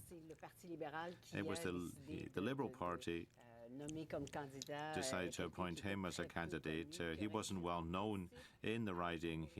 Alexandre Boulris should have won much more easily, but he has been re-elected nevertheless. You can see the results as we have the answer to our question, Michael. Yes, we were wondering whether or not he would actually hold the riding. I will say, Farrukh, that I was speaking to some Bloc strategists earlier in this year, and even when the Bloc were doing better than they were going into this campaign, they suspected that Alexandre Boulris would hold the riding. So probably no surprise to them. A surprise to you? No surprise. If there was only one NDP left in the country, it would be Alexandre Boulris in Rosemont-la-Petite-Patrie. Alexandre ran, he got elected during the Orange Wave, but he ran in that riding twice before, in 2008, in 2006. So he's a true NDPer believer, used to work for a union. So he's been there from the get-go. That's why he's appreciated in the riding. Still funny and hilarious that all of a sudden provincially, it it's a switches. Progressive Quebec Solidaire riding, so it's the same. Yeah, The but so funny to demographics consider are really, we've really actually good for made him. And beat the- also on the you know what I municipal mean? level, the That'd be party fucking that's hilarious. actually running the administration right now is also a progressive party that also the municipal councils are around him. So he has that coalition NDP running still for him fucked in up. Rosemont-la-Petite-Patrie. NDP has nobody. And no wonder he gets 12,000 votes like that. Yeah, 12,000 votes for him. He wins the riding, although, so we're now at 10, 1 elected, 9 leading. How are you feeling right now for the NDP? Yeah, so the number I'm obsessing about is if the Liberals can get to 162 and then the NDP can keep 10, that's a coalition of 172 that could run this country, right? So I'm looking for that. Otherwise, it's going to be a hectic parliament. The Bloc actually can choose who governs right now. So that's another scenario. So for me, 10 is pretty good considering the context. We want to make sure that the 10 gets in the bank. And if we could ask Eric to find 2 more seats in the country, so we can get to 12. I don't know if it's up to Eric, but should he detect it on the board based on how Canadians vote, we will share it most definitely. Listen, and I'm going to jump in here in the control room because I see that there are some close race boards that are being prepared. Let's bring them up right now so to take a look at where things stand right now, especially as we're talking to Farrukh about the NDP. Burnaby Central, of course, the riding of Jagmeet Singh, the NDP leader, right now with only 15 polls of 200, so very early on. But you can see that James Yan of the Conservatives leading by a little less than 300 votes there in Burnaby Central. Let's switch over now to another riding that we're watching closely in the Lower Mainland. Peter Julian, of course, former NDP House Leader in the last Parliament. This is in New Westminster, Burnaby, Maillardville. Right now, it is the Liberal Jake Sawatsky who is leading, although we're talking about 100 votes and then some. 25 polls of 193 reporting. Let's go to another riding here, Surrey Newton, and of course the Surrey's very influential in terms of the politics and the outcome of the Metro Vancouver. You see there's Suk Dhaliwal right now leading by only about 20 votes, 31 of 169 polls reporting. From Surrey Newton, let's take a look at where else we're standing. Vancouver Kingsway, Don Davies, instrumental for the NDP, helped negotiate the pharmacare deal with the Liberal Liberal government. He is right now leading by about 150 votes, 19 out of 193 polls reporting there. Let's keep going in terms of close races. Keeping an eye on Richmond, East Steveston, we have Parham Baines there right now leading by about 200 votes, roughly speaking, 35 polls of 216 reporting. One last one. Again, close races in Metro Vancouver that we're looking at. Coquitlam, Port Coquitlam. We have Ron McKinnon there leading right now. Sorry, I'm watching by this 200 monitor. votes I got a over monitor Ian over Black, here. 55 polls. I got a monitor here. 256. I got a So, monitor. I got a as TV we over here. look at this race, and right See my finger? now, My TV's over here. 157 leading So election I'm for watching Liberals, 3 different things. 148 for Conservatives. I got leading OBS electorate. and everything up, so it's like. But clearly, by what we're seeing So right you're now, gonna this see story is probably not a lot of done. this. You know what I The mean? polls are still But very early on. no one's Those chatting, numbers so I'm not could worried about it. shift. Although not the walk to victory, I think that some Liberals were hoping for, Susan. I like how the two women are almost wearing the same jacket. It's tight, but I think a lot of us believed it was always going to be tight. Must have been a sale. And getting over that minority government line is a really, really important line to get over. That is the direction of the country. That is the person who will be the prime minister. That is the person who will be negotiating with Donald Trump. And Mark Carney, I think, is who you're going to have as your prime minister in the morning. The final seat count, we know how to do minority governments. Is there a limit to how long you can stream as a news streamer on we get Twitch? Things done. The Liberals collaborated with the NDP on dental care and pharmacare. At the same time, there was some Anyone frustration with minority government the last time with the filibustering from the Conservatives, and Parliament was very much stalled. I don't think 57 back Canadians to will 10. put up with that kind of nonsense going forward. They need to see things move forward. But 10 difference. I think a constructive Parliament is what we have to have it Oakville with our West, going, our country in Okanagan, the Lake days and West, years to South come, given that we have Kelowna. to deal with Trump and pivot our trading These 60, relationships 250 reboot our economy. Yeah, I do wonder about this. They're whole claiming concept wins of way too coalition, fucking because, early. Of course, there was the supply and confidence agreement between the They want us Liberals to have faith and in the New system. Democrats Yeah, in the last stop calling Parliament. the But, race so early. I wonder about the appetite for New Democrats to one. Have that type of You agreement counted half the again fucking with votes the and already you're Liberals, calling it. considering that the It's Liberals bullshit. campaigned on many of the joint ventures that were worked on together, and the New Democrats right now arguably have suffered as a result when it comes to this campaign. And on the other side, you're not See? dealing 60, with 257. a Oh. progressive liberal per se. You're dealing with a blue liberal, a more business liberal. Is there 45 a out of desire 173. and the possibility of coalition if Liberal. this does work out Oxford. to essentially Oh, okay. New Democrats being able to 125 out of 243. push See, Liberals over the top for a they're majority? calling it way I too would early, think man. so, because the context will force it. There's no way we're going back to an election. So Or is that how Canadians many will, people as didn't Susan bother said, showing Canadians up? will demand That's that what I'm people- wondering. That the Parliament works together. So I think there's a possibility now. So what, There's you a lot got? of, There's supposed to be 255 be votes, but you happy only at get the end of the night 241. To see who got elected, who's still leading who's still Because leading no one's bothered parties to show here. up to vote. And That's what I So mean. there's a lot of things. that Nobody could has faith in the happen. system anymore. But I can see clearly the NDP collaborate with any parliament as they have done. Supposed to be a previously. riding of 200 And or I think 300 for something. them after this Less than half go to election, vote, After you know what I mean? all how it went. After a daily barrage of questions on Jagmeet Singh is why are you not ahead in the polls? Why are you not winning? Even where At I the end live, of the like, night, if the party it wasn't even that busy if this the afternoon. Liberal stays minority and the NDP has some I did power, the early vote. A maybe lot of not the people were whole there for balanced the early power, but vote. some power. I Oh, think Pierre it's kind of a Faudallard, win that's near me. for the whole election as the context, as how it started. Because the way it started is there was no NDP at the end. And right now, it seems to be that the NDP will be important. In minority governments, and I'll defer to Professor Laurie over there, a coalition is a very technical thing, and that's where there's ministers in cabinet. Canada doesn't typically do that. I don't think that's something that we'll see. But what we do see is cooperation. What are you talking about? That's not what you don't happens, and see. That's what the sometimes fucking Bloc may NDP support did. A liberal With the bill coming Liberals. forward. Sometimes When the Trudeau was still in NDP will. power. Said they would. The fuck you and mean? they- There's right, no they said they coalition. would. It's on trade and other issues, supply management, gestion d'offres. Those things are going to be very interesting. So that is the way minority governments typically work in Canada. I think the official opposition will oppose.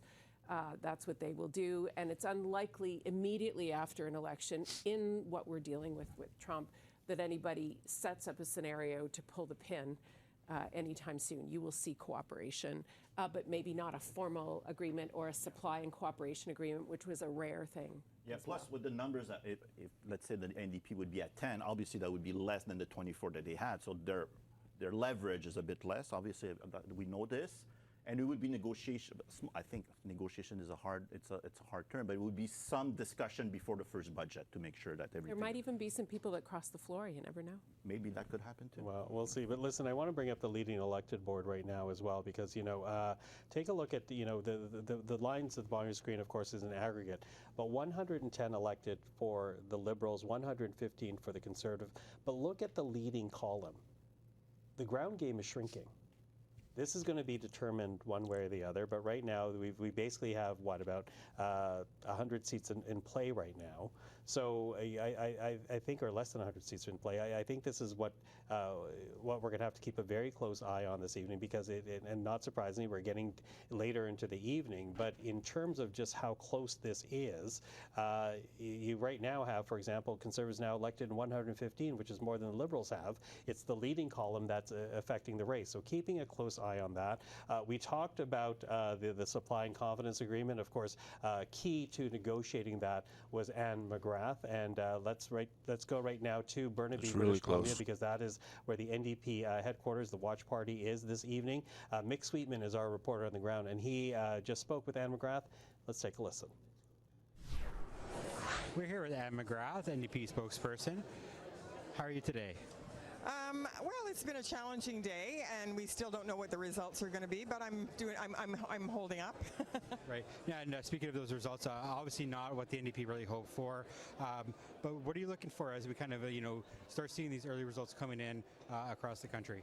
Well, I'm obviously hoping that we will do better than the dire predictions that have been out there for a while. I mean, I've been hearing for ages now that we were going to be wiped out, that we were going to lose status, all of those kinds of things. I'm hoping that we will outperform those expectations. So far, things are looking more promising than I think people expected, and it's still very early. Lots of things can happen still, and I'm keeping my eye particularly on some of the she's still saying it's still early. Hang on, don't lose hope A yet. couple of those writings are right here in Metro Vancouver. Vancouver Kingsway's one. Not over yet. Long-time NDP strongholds. As you said, it's early right now, but we are kind of seeing the. I still think it would be fucking hilarious if all of a sudden the Conservatives just pull up ahead and go, "Fuck you, Liberals! We're out of here."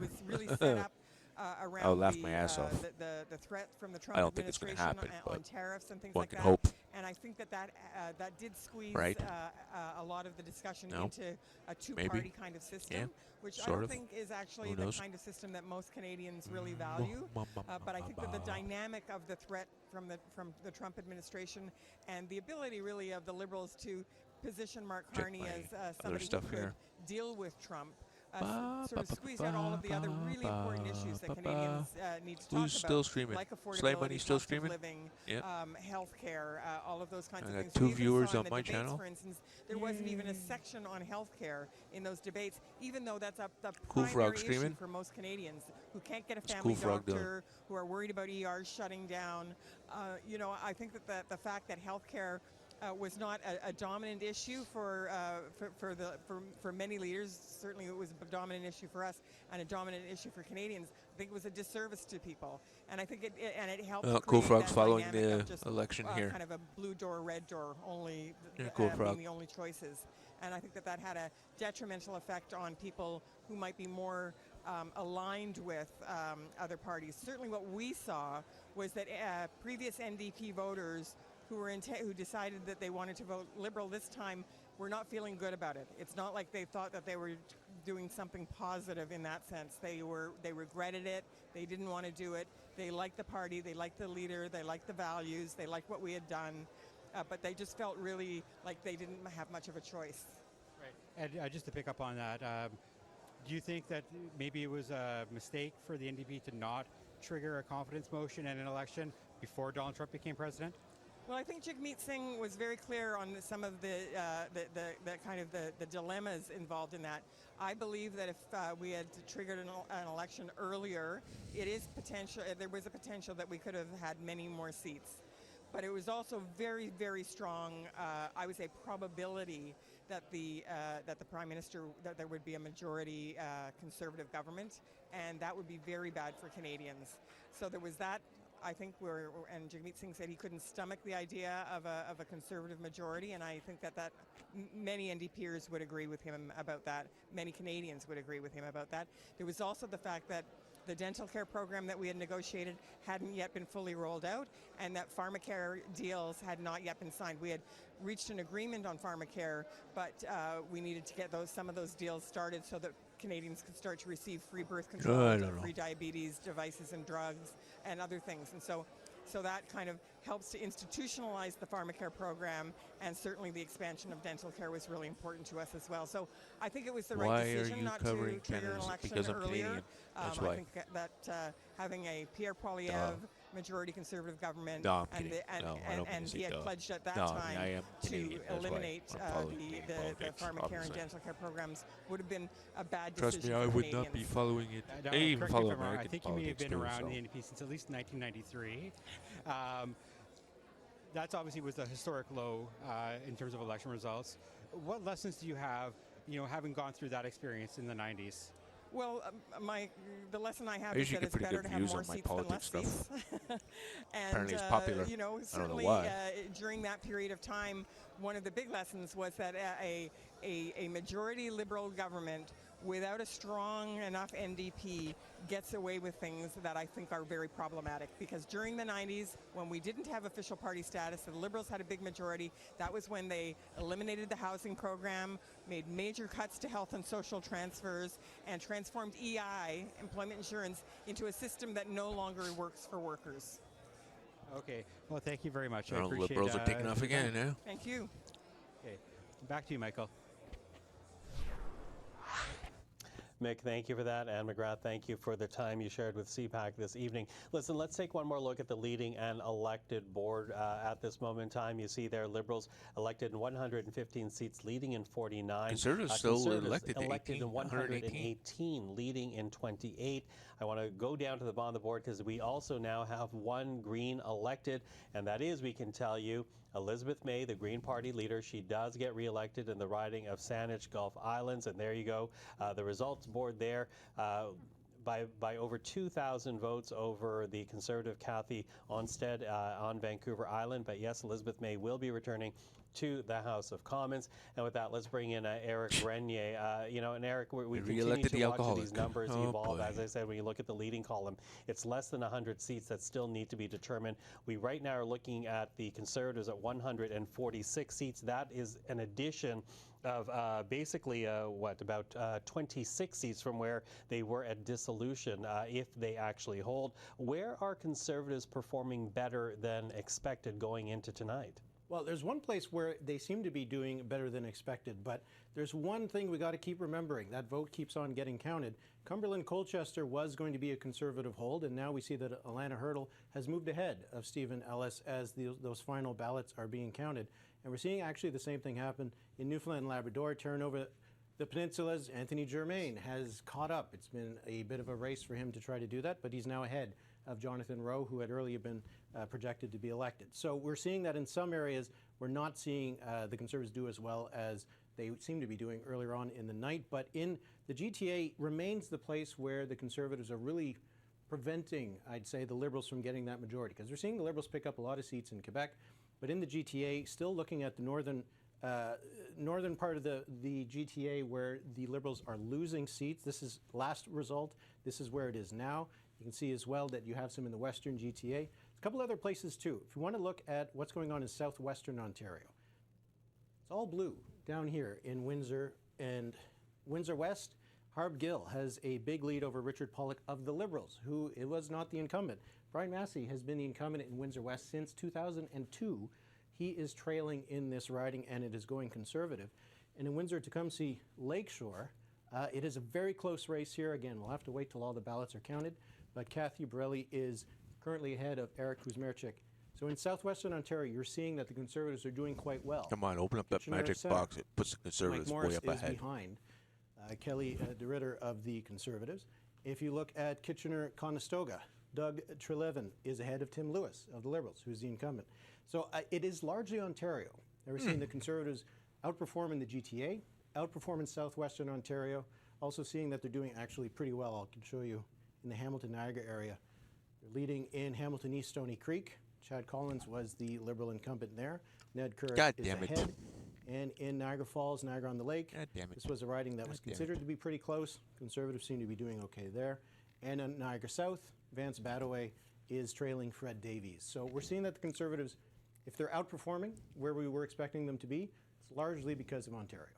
Okay, Eric, thank you for that. I'm going to bring in Cole Hogan right now, digital strategist for the Conservatives, principal GT. You know, Cole, Eric's pointing to Ontario as where Conservatives are doing better than expected.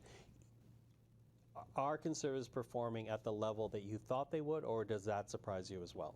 It does surprise me. I think we're outperforming where the polls had us, and you know, looking at the regions there that Eric was going over in terms of the GTA, we're really encroaching on Liberal territory more and more so. So I think, you know, as the night goes on and we see the results continue to flow in, you know, we're really denying the Liberals from that majority government, and it'll be curious to see what result we actually end up with at the end of the night. But it's good to see that we outperformed what we were forecasted to do in Ontario.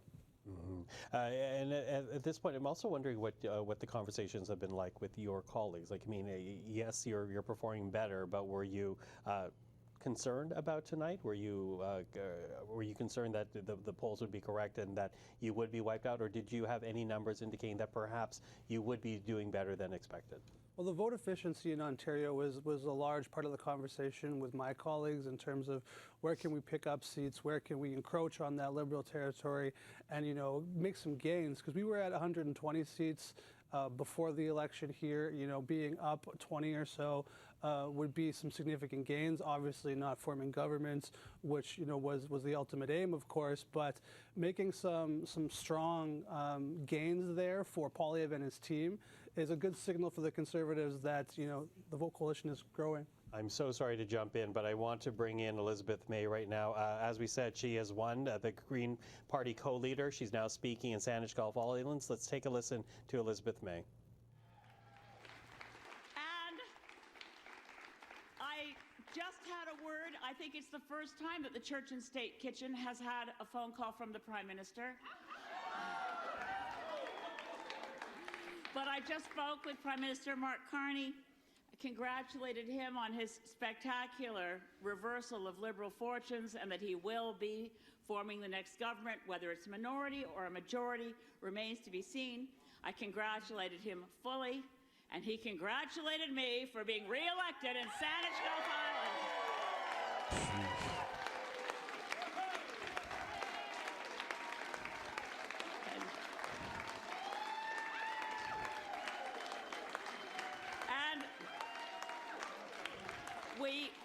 And I said, is it okay with you if I tell my whole crowd of supporters and friends outside that what you just said? He said, of course, we look forward to working together. He said, it will be good to have seasoned, knowledgeable leadership in the House. Well, the Green Party's far from that, but anyway.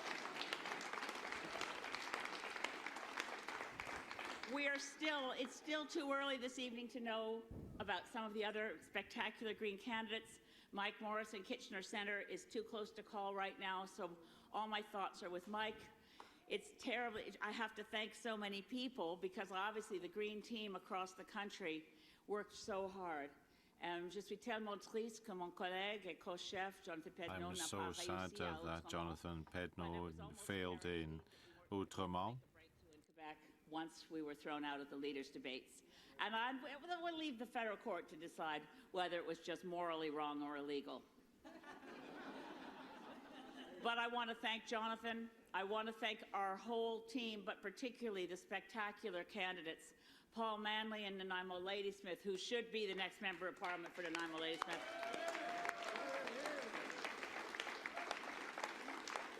And as I said, Mike Morris is still, it's too close to call in Kitchener Centre. Anne-Marie Zedluck in Guelph, another spectacular candidate. If I go right across the country and mention everyone, I'll forget someone, which is a problem. So I just want to start with thanking everybody who helped my election. I want to acknowledge that in the room tonight we have the entire Provincial Green Caucus, Jeremy Valerian and Rob Botterill, yes? And the Deputy Leader of the BC Greens, Lisa Gunderson. And I want to thank, in particular, there's so many people, but let me just start with what really matters. How was it that I got reelected? Other leaders of opposition parties are still not sure they'll hold their seats. That includes Pierre Poilievre and Jagmeet Singh.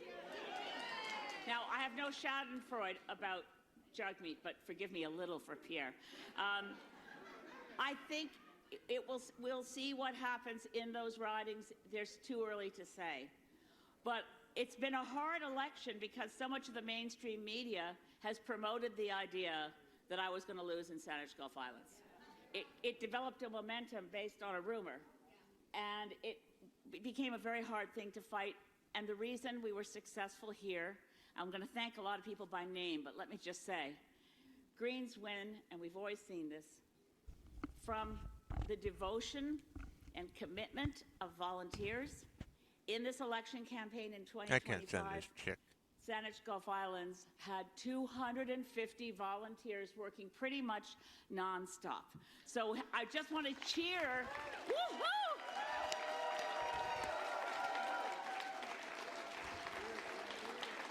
For tous les bénévoles, ici à For all the Saanich-Gulf, volunteers nous here in avons Saanich Gulf Islands, 250 people worked as volunteers during this election. That's incredible. Campaign manager Tim Maloney, my guru of all things to do with comms, Jojo Beatty, my amazing help from Stuart McKinnon every single day, Aisha Emerson, my assistant as well, yay! And then the brain trust of the operation. The volunteer group that has been working time after time again, Marilyn Redivo, Linda Brown, Randy Earnhardt, Sue Ross, Robin Ross. Thank you, Yash, for the follow on Twitch. Sheila Levy. Thank you. There'll be so many volunteers. If I forget someone, I'll be Dan Kells, Tom Neiman, and the Salt Spring Island crew, Tommy Mitchell and Bob Mackay, and all the folks on Pender, and Krista Grace Warwick. There's so many people to thank, so I better stop. And also my canvassing and helping with canvassing, Peter Salmon. Thank you. I see you there. When are you? So when it comes to Saanich Gulf Islands, it's a community achievement. It's not me alone ever. There are people here in the room that a lot of you don't know who are my nonpartisan Parliament Hill and local staff that makes miracles happen for individual constituents who have problems with CRA or the Immigration Department. I won't go calling you out all by name, but I'm forever in your debt. I'm forever in your debt. And so grateful that we do the work that means that people know that their MP office is there as an office that provides nonpartisan, compassionate, and conscientious service, just like it says on the door, for everyone who walks in that door. That's our job. Liberal Party all the way. So a big shout out to our national campaign director. Merci mille fois, Robin Marty, pour tout le Thank travail you for all the work you've done, the incredible work that you've done. All the way out to Stellarton, Nova Scotia. Love you, Marlene, and thanks for all your work. It's been an amazing crew. Laurie McMillan up in Nanaimo. And of course, again, I just can't say enough of what Paul Manley did to pull this all together and to be there all the time for all of us. It's, that part's really bittersweet. But it looks like we'll go back into the House of Commons with a minority. Liberal Party all the way. Yash. Me as leader of the Green Party, with a prime minister That's what you I've known want. for a few decades, and we've started off nicely tonight. What can I say? We'll see how it goes from here. Fingers crossed for the rest of the evening for everybody else. I just want to thank the people who mean the most to me in this world. My husband, John Kidder. You want to get up here, honey?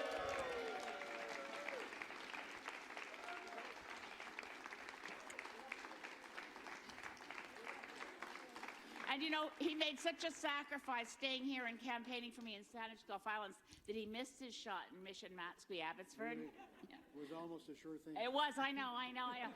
And then I've got to thank my daughter Kate, my new granddaughter Lily, who keeps me going because I just need to see a picture on a text. My daughter sends me lots of pictures of Lily every single minute, and everybody gets to see them all the time. I thank the Lord above that I'm Punjab immigrants are going to increase like crazy? Yeah, possibly. Able to do a lot more work because I owe it to Lily to make sure that we deal with fascists like Trump, that we stop the fossil fuel industry. What, with the Liberals or the Green Party? That we stand up for human rights and that we protect the planet from the forces that would like to make money while they can, and to hell with the rest of us. We can fight back. As Bill Henderson said in his song, or we can both. Stand up for our sovereignty. Probably both. We can stand up Thank for you for the what's follow, right, Yash. And Greens always will. So from the bottom of my heart, for those pundits who said, well, the Both? Green Party. Yeah, that's what I figured, both. We are here. Yeah. Sorry, National Post. We're not going away.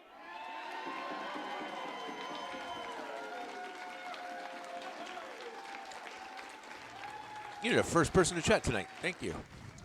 And there Thank you for have keeping it, me the company. Green Party co-leader Elizabeth May speaking in her riding of Saanich Gulf I'm Islands, also which streaming she on, has secured tonight. Rumble as Re-elected well. again to the House of Commons right now, the only Green MP elected. Let's bring in But Eric no one wants Renier to right chat. now. No. Give us an update You're the on first chatter Greens. tonight. Thank you. The expectation was not high, although in a very tight race, Elizabeth May has won and secured the seat. Are you a Canadian as well? She has been able to win again in Saanich Gulf Islands, which she's held now since 2011. But it all comes down to a number of other ridings for the Greens, and the top one on the list would be Kitchener Centre. But we see that Mike Morris is still trailing Kelly DeRitter of the Conservatives by roughly 500 votes. We still have lots. What of politics polls do you to find count, more there's exciting? still United lots to States go or here, so Canada? this isn't over for the Greens. Or which one do you find Couple more other boring? places that the rather? Greens had, Which one do you I don't find know more if they had boring? hopes, but, Canada or they United at least had States? some aspirations. One of them might have been Outremont. There's a bit of a problem here. This board only has 4 names on it. Jonathan Pedno was 5th in the riding. He had roughly around 11% the last time Canada I is checked. more So interesting. that was a Okay. disappointing Fair result enough. for the co-Green leader. And finally, if we go to Vancouver Island, Elizabeth May mentioned Paul Manley several times. Nanaimo Ladysmith, the riding that he won in a by-election in 2019, and then again in that general election, he's in 3rd place, only 18% of the vote. The NDP, actually the incumbent, is in 4th place. Yeah, Lisa Canada's May more from the talkative in that. Independents. Rough night for the Greens. Their hopes really only were on Saanich Gulf Islands, which Elizabeth May is projected to win. We'll see what happens in Kitchener Centre. United States is a lot more They had 2 MPs at glamour dissolution. and We'll see if they return 2 MPs to the House of Commons. Eric, thank you for that. Listen, let's take a Side look shows one more and stuff time like at that. the national leading Canada's elected pretty board here. Liberals right now elected milk in toast down the 129 middle. ridings, leading in 32. Conservatives at 128 ridings, leading in 22. The Bloc elected in 21, leading in 2. The NDP elected in 3, leading in 5. And of course, the 162 to one elected Green 149. is Elizabeth Yeah, well. May. Watching all NDP, that very though, closely, they're but as you finished. can see, in the Are leading you from Canada? column, Yes, I am from it Canada. is tight, Yes. and the room for growing Liberal majority rather is getting smaller. I am and from smaller. Canada. And I am with that, let's Canadian. take a look at the GTA. Of course, very important to any party's calculus, hoping to secure government. In this case, a majority government. These are some tight races that are evolving in the Greater Toronto area, beginning in Eglinton Lawrence. The Liberal is still in the lead there not by much. Montreal We're area. talking about roughly 40 votes over Vince Gasparo over Karen Stintz. In the who, province of Karen Quebec. Stintz being well known So, in Toronto as a local parlez-vous politician. français? From Eglinton Lawrence, let's switch over now to Mon Milton français, c'est East, pas Halton bon. Hill South. My Now, French- this is my not French in is the not that- proper 416 City Toronto, but this not is that in the good, Greater so. Toronto area. You have their Parm Gill right now leading Liberal. I'm from Christina Montreal. Tesser Dirksen. Again, the spread there by about less than 100 votes. So with about half of the polls are reporting right now. Let's switch over. Whoa, why'd the chat do that? Staying What in the the hell? GTA right No, now. you already another asked close that. race. Mississauga East, What the Coatesville. hell? You have there Peter Fonseca leading right now over Nita Kang of the Conservatives. OBS just went 170 haywire, votes man. reporting What the of hell? 222. Oh, there you are. Switching Okay. over now to Brampton South. You have there Sukhdeep Kang leading over Sonia Sidhu. OBS is freaking out. It's like, again, the oh my spread, God, someone's very talking. Oh tight my there, God, 130 someone's chatting polls. with you. Switching over right now to gotta another wig close out. race in the GTA. This is Brampton, Chinguzi Park. You have there Liberal First Shafat chat of the Ali night. over Tim Iqbal. A very tight margin, a couple of hundred votes there with OBS doesn't know what to do. 153 polls. Getting getting close Doesn't to know whether to shit or getting go all blind. those 200 polls reporting there.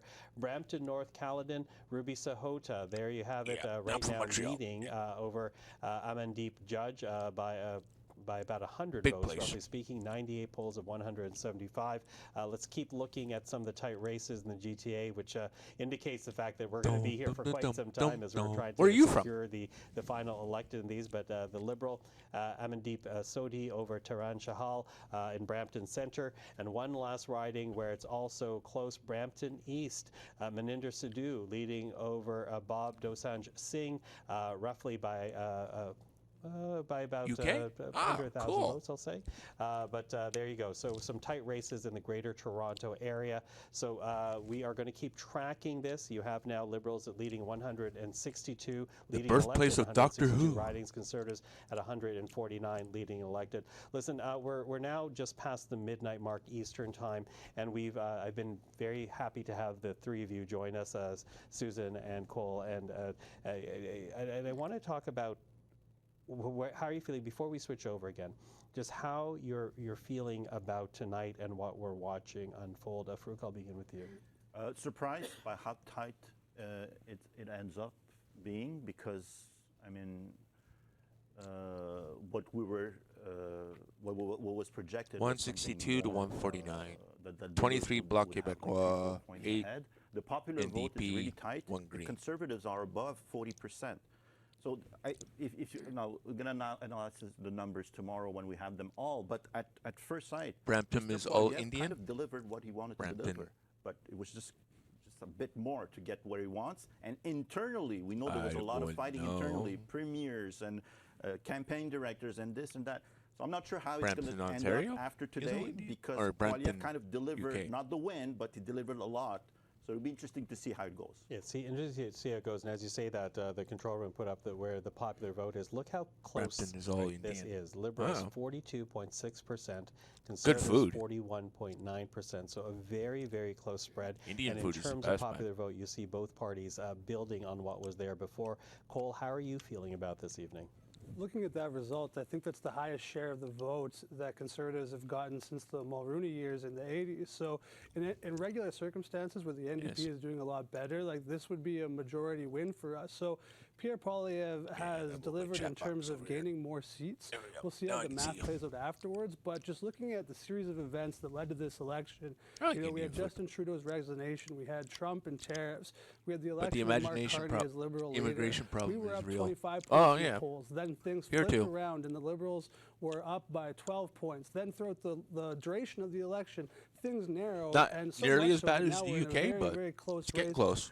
As things Now that we have a come Liberal to the government in end here. charge. So in the series of events and just the ever-shifting landscape politically that we watched this election take place in, it's not that surprising that we had just as interesting of a result as we had, the duration of the election in terms of the results. Did you see how Spain and that lost all their power today? Jenny Byrne, That was crazy, who eh? has run the Conservative campaign, has been heavily criticized for the way she's run the campaign. In fact, Spain, some of the Portugal, Nigel and already out, for critical that the some parts that of the France. Conservatives are not on the way to government. Do you think this result helps vindicate her, or is she still under Kalistani criticism problem? from the Yes, party? the Kalistani problem. Well, Yes. this is Yes. still a loss. I mean, this is gains from where we were at before the election. So I think that there will be some conversations afterwards, but this is, further than Andrew Scheer got us, further than Aaron O'Toole got us. Yeah. And, I saw I do know about the that Khalistan interview problem. that Doug Yeah. Ford did, and he was ribbing Tim Houston about having a leadership-style video published online, and he was joking. I know a with Tim little bit of Houston it. saying, I'm not, like, "Geez, you're well not versed even in it, waiting but, until the body's cold." And that's funny from Doug Ford. I know because of he it. was very active during this election. Let's just leave it at that. We'll we'll sort say of that. doing the exact I same know thing. of it. So we'll see how this plays out afterwards. But this is significant gains in terms of where we were at from before the election. So that'll be a conversation that happens afterwards. There's going to be some new members of caucus there. We'll have to see how they I know feel India and how, Pakistan are planning. leadership review Probably shakes out looks like they're afterwards. going to start But fighting pretty soon. this bodes well, I think, for the Conservative leader. Okay. Susan, how are you feeling? I saw about one report tonight? on that Again, earlier. A Liberal government, I think. but right now, not yet a Liberal Somewhere. majority. I'm delighted that it's a Liberal government, and I think that's Something the that most tensions are important rising. thing tonight, that No. tomorrow morning Canadians wake up and it's Prime Minister Mark Carney who's going to be taking those calls from Donald Trump or making those calls to Macron and, See if I can find it. Starmer and our other trading partners in the EU. It's been a hard-fought. Liberals have been through the ringer. Actually, the Conservatives have been through the ringer, different kinds of ringers. They were up, they were going to win, they did not win. We were down, we were out, and we did win. So I think there are a lot of hardworking Liberal volunteers and a lot of Liberal voters and Canadians who will be breathing somewhat a sigh of relief tonight that we know whose hands are going to What be will on the happen steering between wheel India for and the country. Pakistan? It would have been great to pull off a It's on majority. the cards. But, Yeah. Unfortunate. I think The whole a world's majority fighting, man. is just It's fine. crazy. Thank you very much. And I do think there'll be a bit of a change in that, in the popular vote. Tensions There was are rising huge worldwide. turnout in advance polls of Liberal voters, so I actually see that I see there being a greater spread there because of the things that haven't been counted yet. 161 And to I, like 150. everybody else, will continue to Get watch closer again. the Carleton riding. That's the one. Keeps tightening up. Pierre's still not ahead yet. Oh, but boy. That's going to be interesting. What time is it? Okay, well, and again, right Oh, it's now, midnight the here? Canadian press has declared a Liberal government. We here at CPAC Almost are 5 waiting to hours see have been how, streaming. Canadian press declares whether it's majority, minority. Certainly the Sorry for the clicking noises. I have possibility that when you a look at the leading board is getting tighter and tighter. But let's take a look as a parting gift throat to you, Susan. lozenge. Let's take a look at the riding of Carleton right now and where things stand. 60 of 266 polls reporting, and Bruce Fanjoy, the Liberal candidate, still leading by a couple of thousand. Oh, votes this over Pierre headset, it Poilievre. picks up on That's stuff gonna be sometimes. a late count, though, because the ballot. It picks has up some more on 90 noises on that I it, make part with of my a mouth than it protest, does so actually this with my one's voice gonna be most late of the in time. evening, but right It's now, crazy. the Liberal is leading the Conservative leader in a riding that he's held for some 20 years. Let's switch over now to take a look at where Jagmeet Singh, the federal NDP leader, at this moment in time is standing. As Farouk was pointing out, Are you a left-leaning tough or race right? for Mr. Singh Or right down the now, middle. in third place behind You know? both the Liberal and the I'm Conservative. more of the We'll be persuasion watching of that live and let very live, you closely. know? But listen, as I said, we're just past midnight. I want to check in with our CPAC team that have spanned across the country right now. at Some the things I different lean towards the Liberal, right, other things I headquarters, lean beginning, a little with bit more CPAC's Andrew liberal, Thompson. but He's at Lansdowne Park, just down the road here in I'm not Ottawa, where the hardcore Liberals either way, are having you their know? watch party this evening. Hello, Andrew. Hi there, Michael. So to set the scene, what's happening, we have 200 to 300 Liberals behind me, carefully watching the results, many holding like all this Strong rhetoric signs or about Pardon us, for Canada very signs that were handed out. diplomatic Now, answer. There was a lot of Well, celebration about 2 hours ago when we last talked, when the projection of Liberals winning the most seats came up. Things got a little more subdued as the gap between Liberals and Conservatives closed. Now the Liberals who are here carefully watching the results to see where like everyone things freaking out stand about in Donald terms of Trump, those you know? polls It's that like, are still yeah, yet to be counted. he and has a whether, big mouth, as you that's say, all. This will be a He talks, minority government or a you know? majority That- Liberal he's, government. But talking to Liberals you know? out here on the floor behind me, I can tell you there was certainly a sense of relief when Big talker. that call was made, because for many of them, this would have I'm seemed not worried more about like him. a Like him funeral, with if you his must have rhetoric thought about of a us being Liberal becoming the 51st election state. It's party like, night, yeah, with the party yeah. potentially getting decimated, and we You have wish. some telling me that look, the best case scenario. Not that just we could a do few anything to months stop ago him if during we the really Liberal wanted to, leadership race you know? was holding the Conservative Party to a minority government. So the fact that the Liberals are in a position to continue governing has caused a lot of relief and sighs of happiness. Well, the Carney among winning, the though, the people UK is going to standing get some behind extra me. money. I do want to say that there were some cheers for a few of the riding results. You showed the leaders. Well, the not maybe situation in maybe not Carleton. the Obviously, that result UK, with but the Bruce EU. Fanjoy leading in Carleton Anyway. got a big cheer from the crowd here, I as don't did the know. results from neighboring Nepean, where Mark Carney was ahead and elected, and as well, what got a big cheer was Pierre-Paul the result Dallard. in Toronto St. Paul's, where the Liberals are poised to win that riding again. Of course, the Liberals lost that in a by-election last year to the Your views on Conservatives, Justin Trudeau? setting in motion a storm within the Liberal Ah. Party. So we are continuing to monitor the Liberals here at TD Place Arena as they monitor the results. Now, let's get an update on what's happening at the Arrogant, Conservative pompous, Party election night headquarters. loser. Julie Van I don't know. Yeah, thanks, Andrew. Well, people are absorbing the unhappy Who results try to that have happened here tonight. But are they shocked? I don't think so. When I go around rule and talk to people, under the name of generally his they're father, saying, but he's "Look, nothing the like his polls father. Well, it indicated depends that which this father was you not think going to he be is. good for us He for a has. long time. If it's Pierre So Elliott it would have Trudeau been or maybe more of a Fidel Castro, surprise you know. had we pulled this rabbit out of a hat. So I don't know. some of them are actually pointing to My views are Mr. not very Poilievre's positive towards more Justin. subdued tone last Especially night after at the his trucker rally. protest. I mean, he was very thankful for the support Freezing he'd people's received bank over the accounts and years. that. But one thing he did say Wasn't a fan. stuck out with a lot of people. He said, no matter what happens tomorrow, i.e. today on election day, I will be here to fight for you. It was almost like he was acknowledging that, look, this may not turn out the way we hope it turns out. So now, will he be here? Will he stick So around? 161 to Good 150. So that question, and when you means ask people that about that, considering Trudeau is a coward. the Yeah, he was. Conservatives, with Big time. losers that don't, time. win the majorities or the governments that they were hoping for, they don't treat them very well, whether it's Aaron So 161 to O'Toole or Andrew 150. So Scheer. that means But Liberals when you get a ask people about Pierre minority Poilievre government. here in this room, they're saying, Bloc listen, Québécois gets he upped the 23 seat count. ridings. There was 122 seats for the Conservatives at Nepo kid. dissolution. Yeah, And exactly. he's certainly gained a lot more than that. The Liberals don't have a majority. They don't seem to be heading that way. It's a minority. So Mr. Poilievre, yes, he's been a politician for a long time, since 2004, but this was really his first campaign. And so people are giving him kudos for the campaign he ran. I don't know. A lot of people saying, not sure what else he could have Well, done, pointing to I his think big I'm going to rallies, call it his here. enthusiasm, Obviously, his it's going to be energy. the And Liberals so, that win. right But now, they're sticking around. but thank you for waiting him, and chatting it's with me well there, past Yash. midnight. Appreciate Well, you. it's past midnight.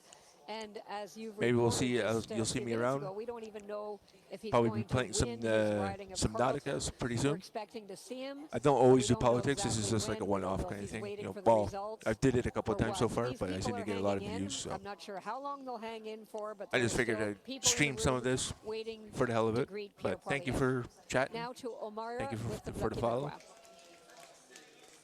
And we'll see you next time. Masculine Cargo signing off. Take care. Just behind me, you've heard some applause. Jean-Denis Garon has just been re-elected in Mirabel. De parler donc aux partisans qui sont réunis And aujourd'hui. so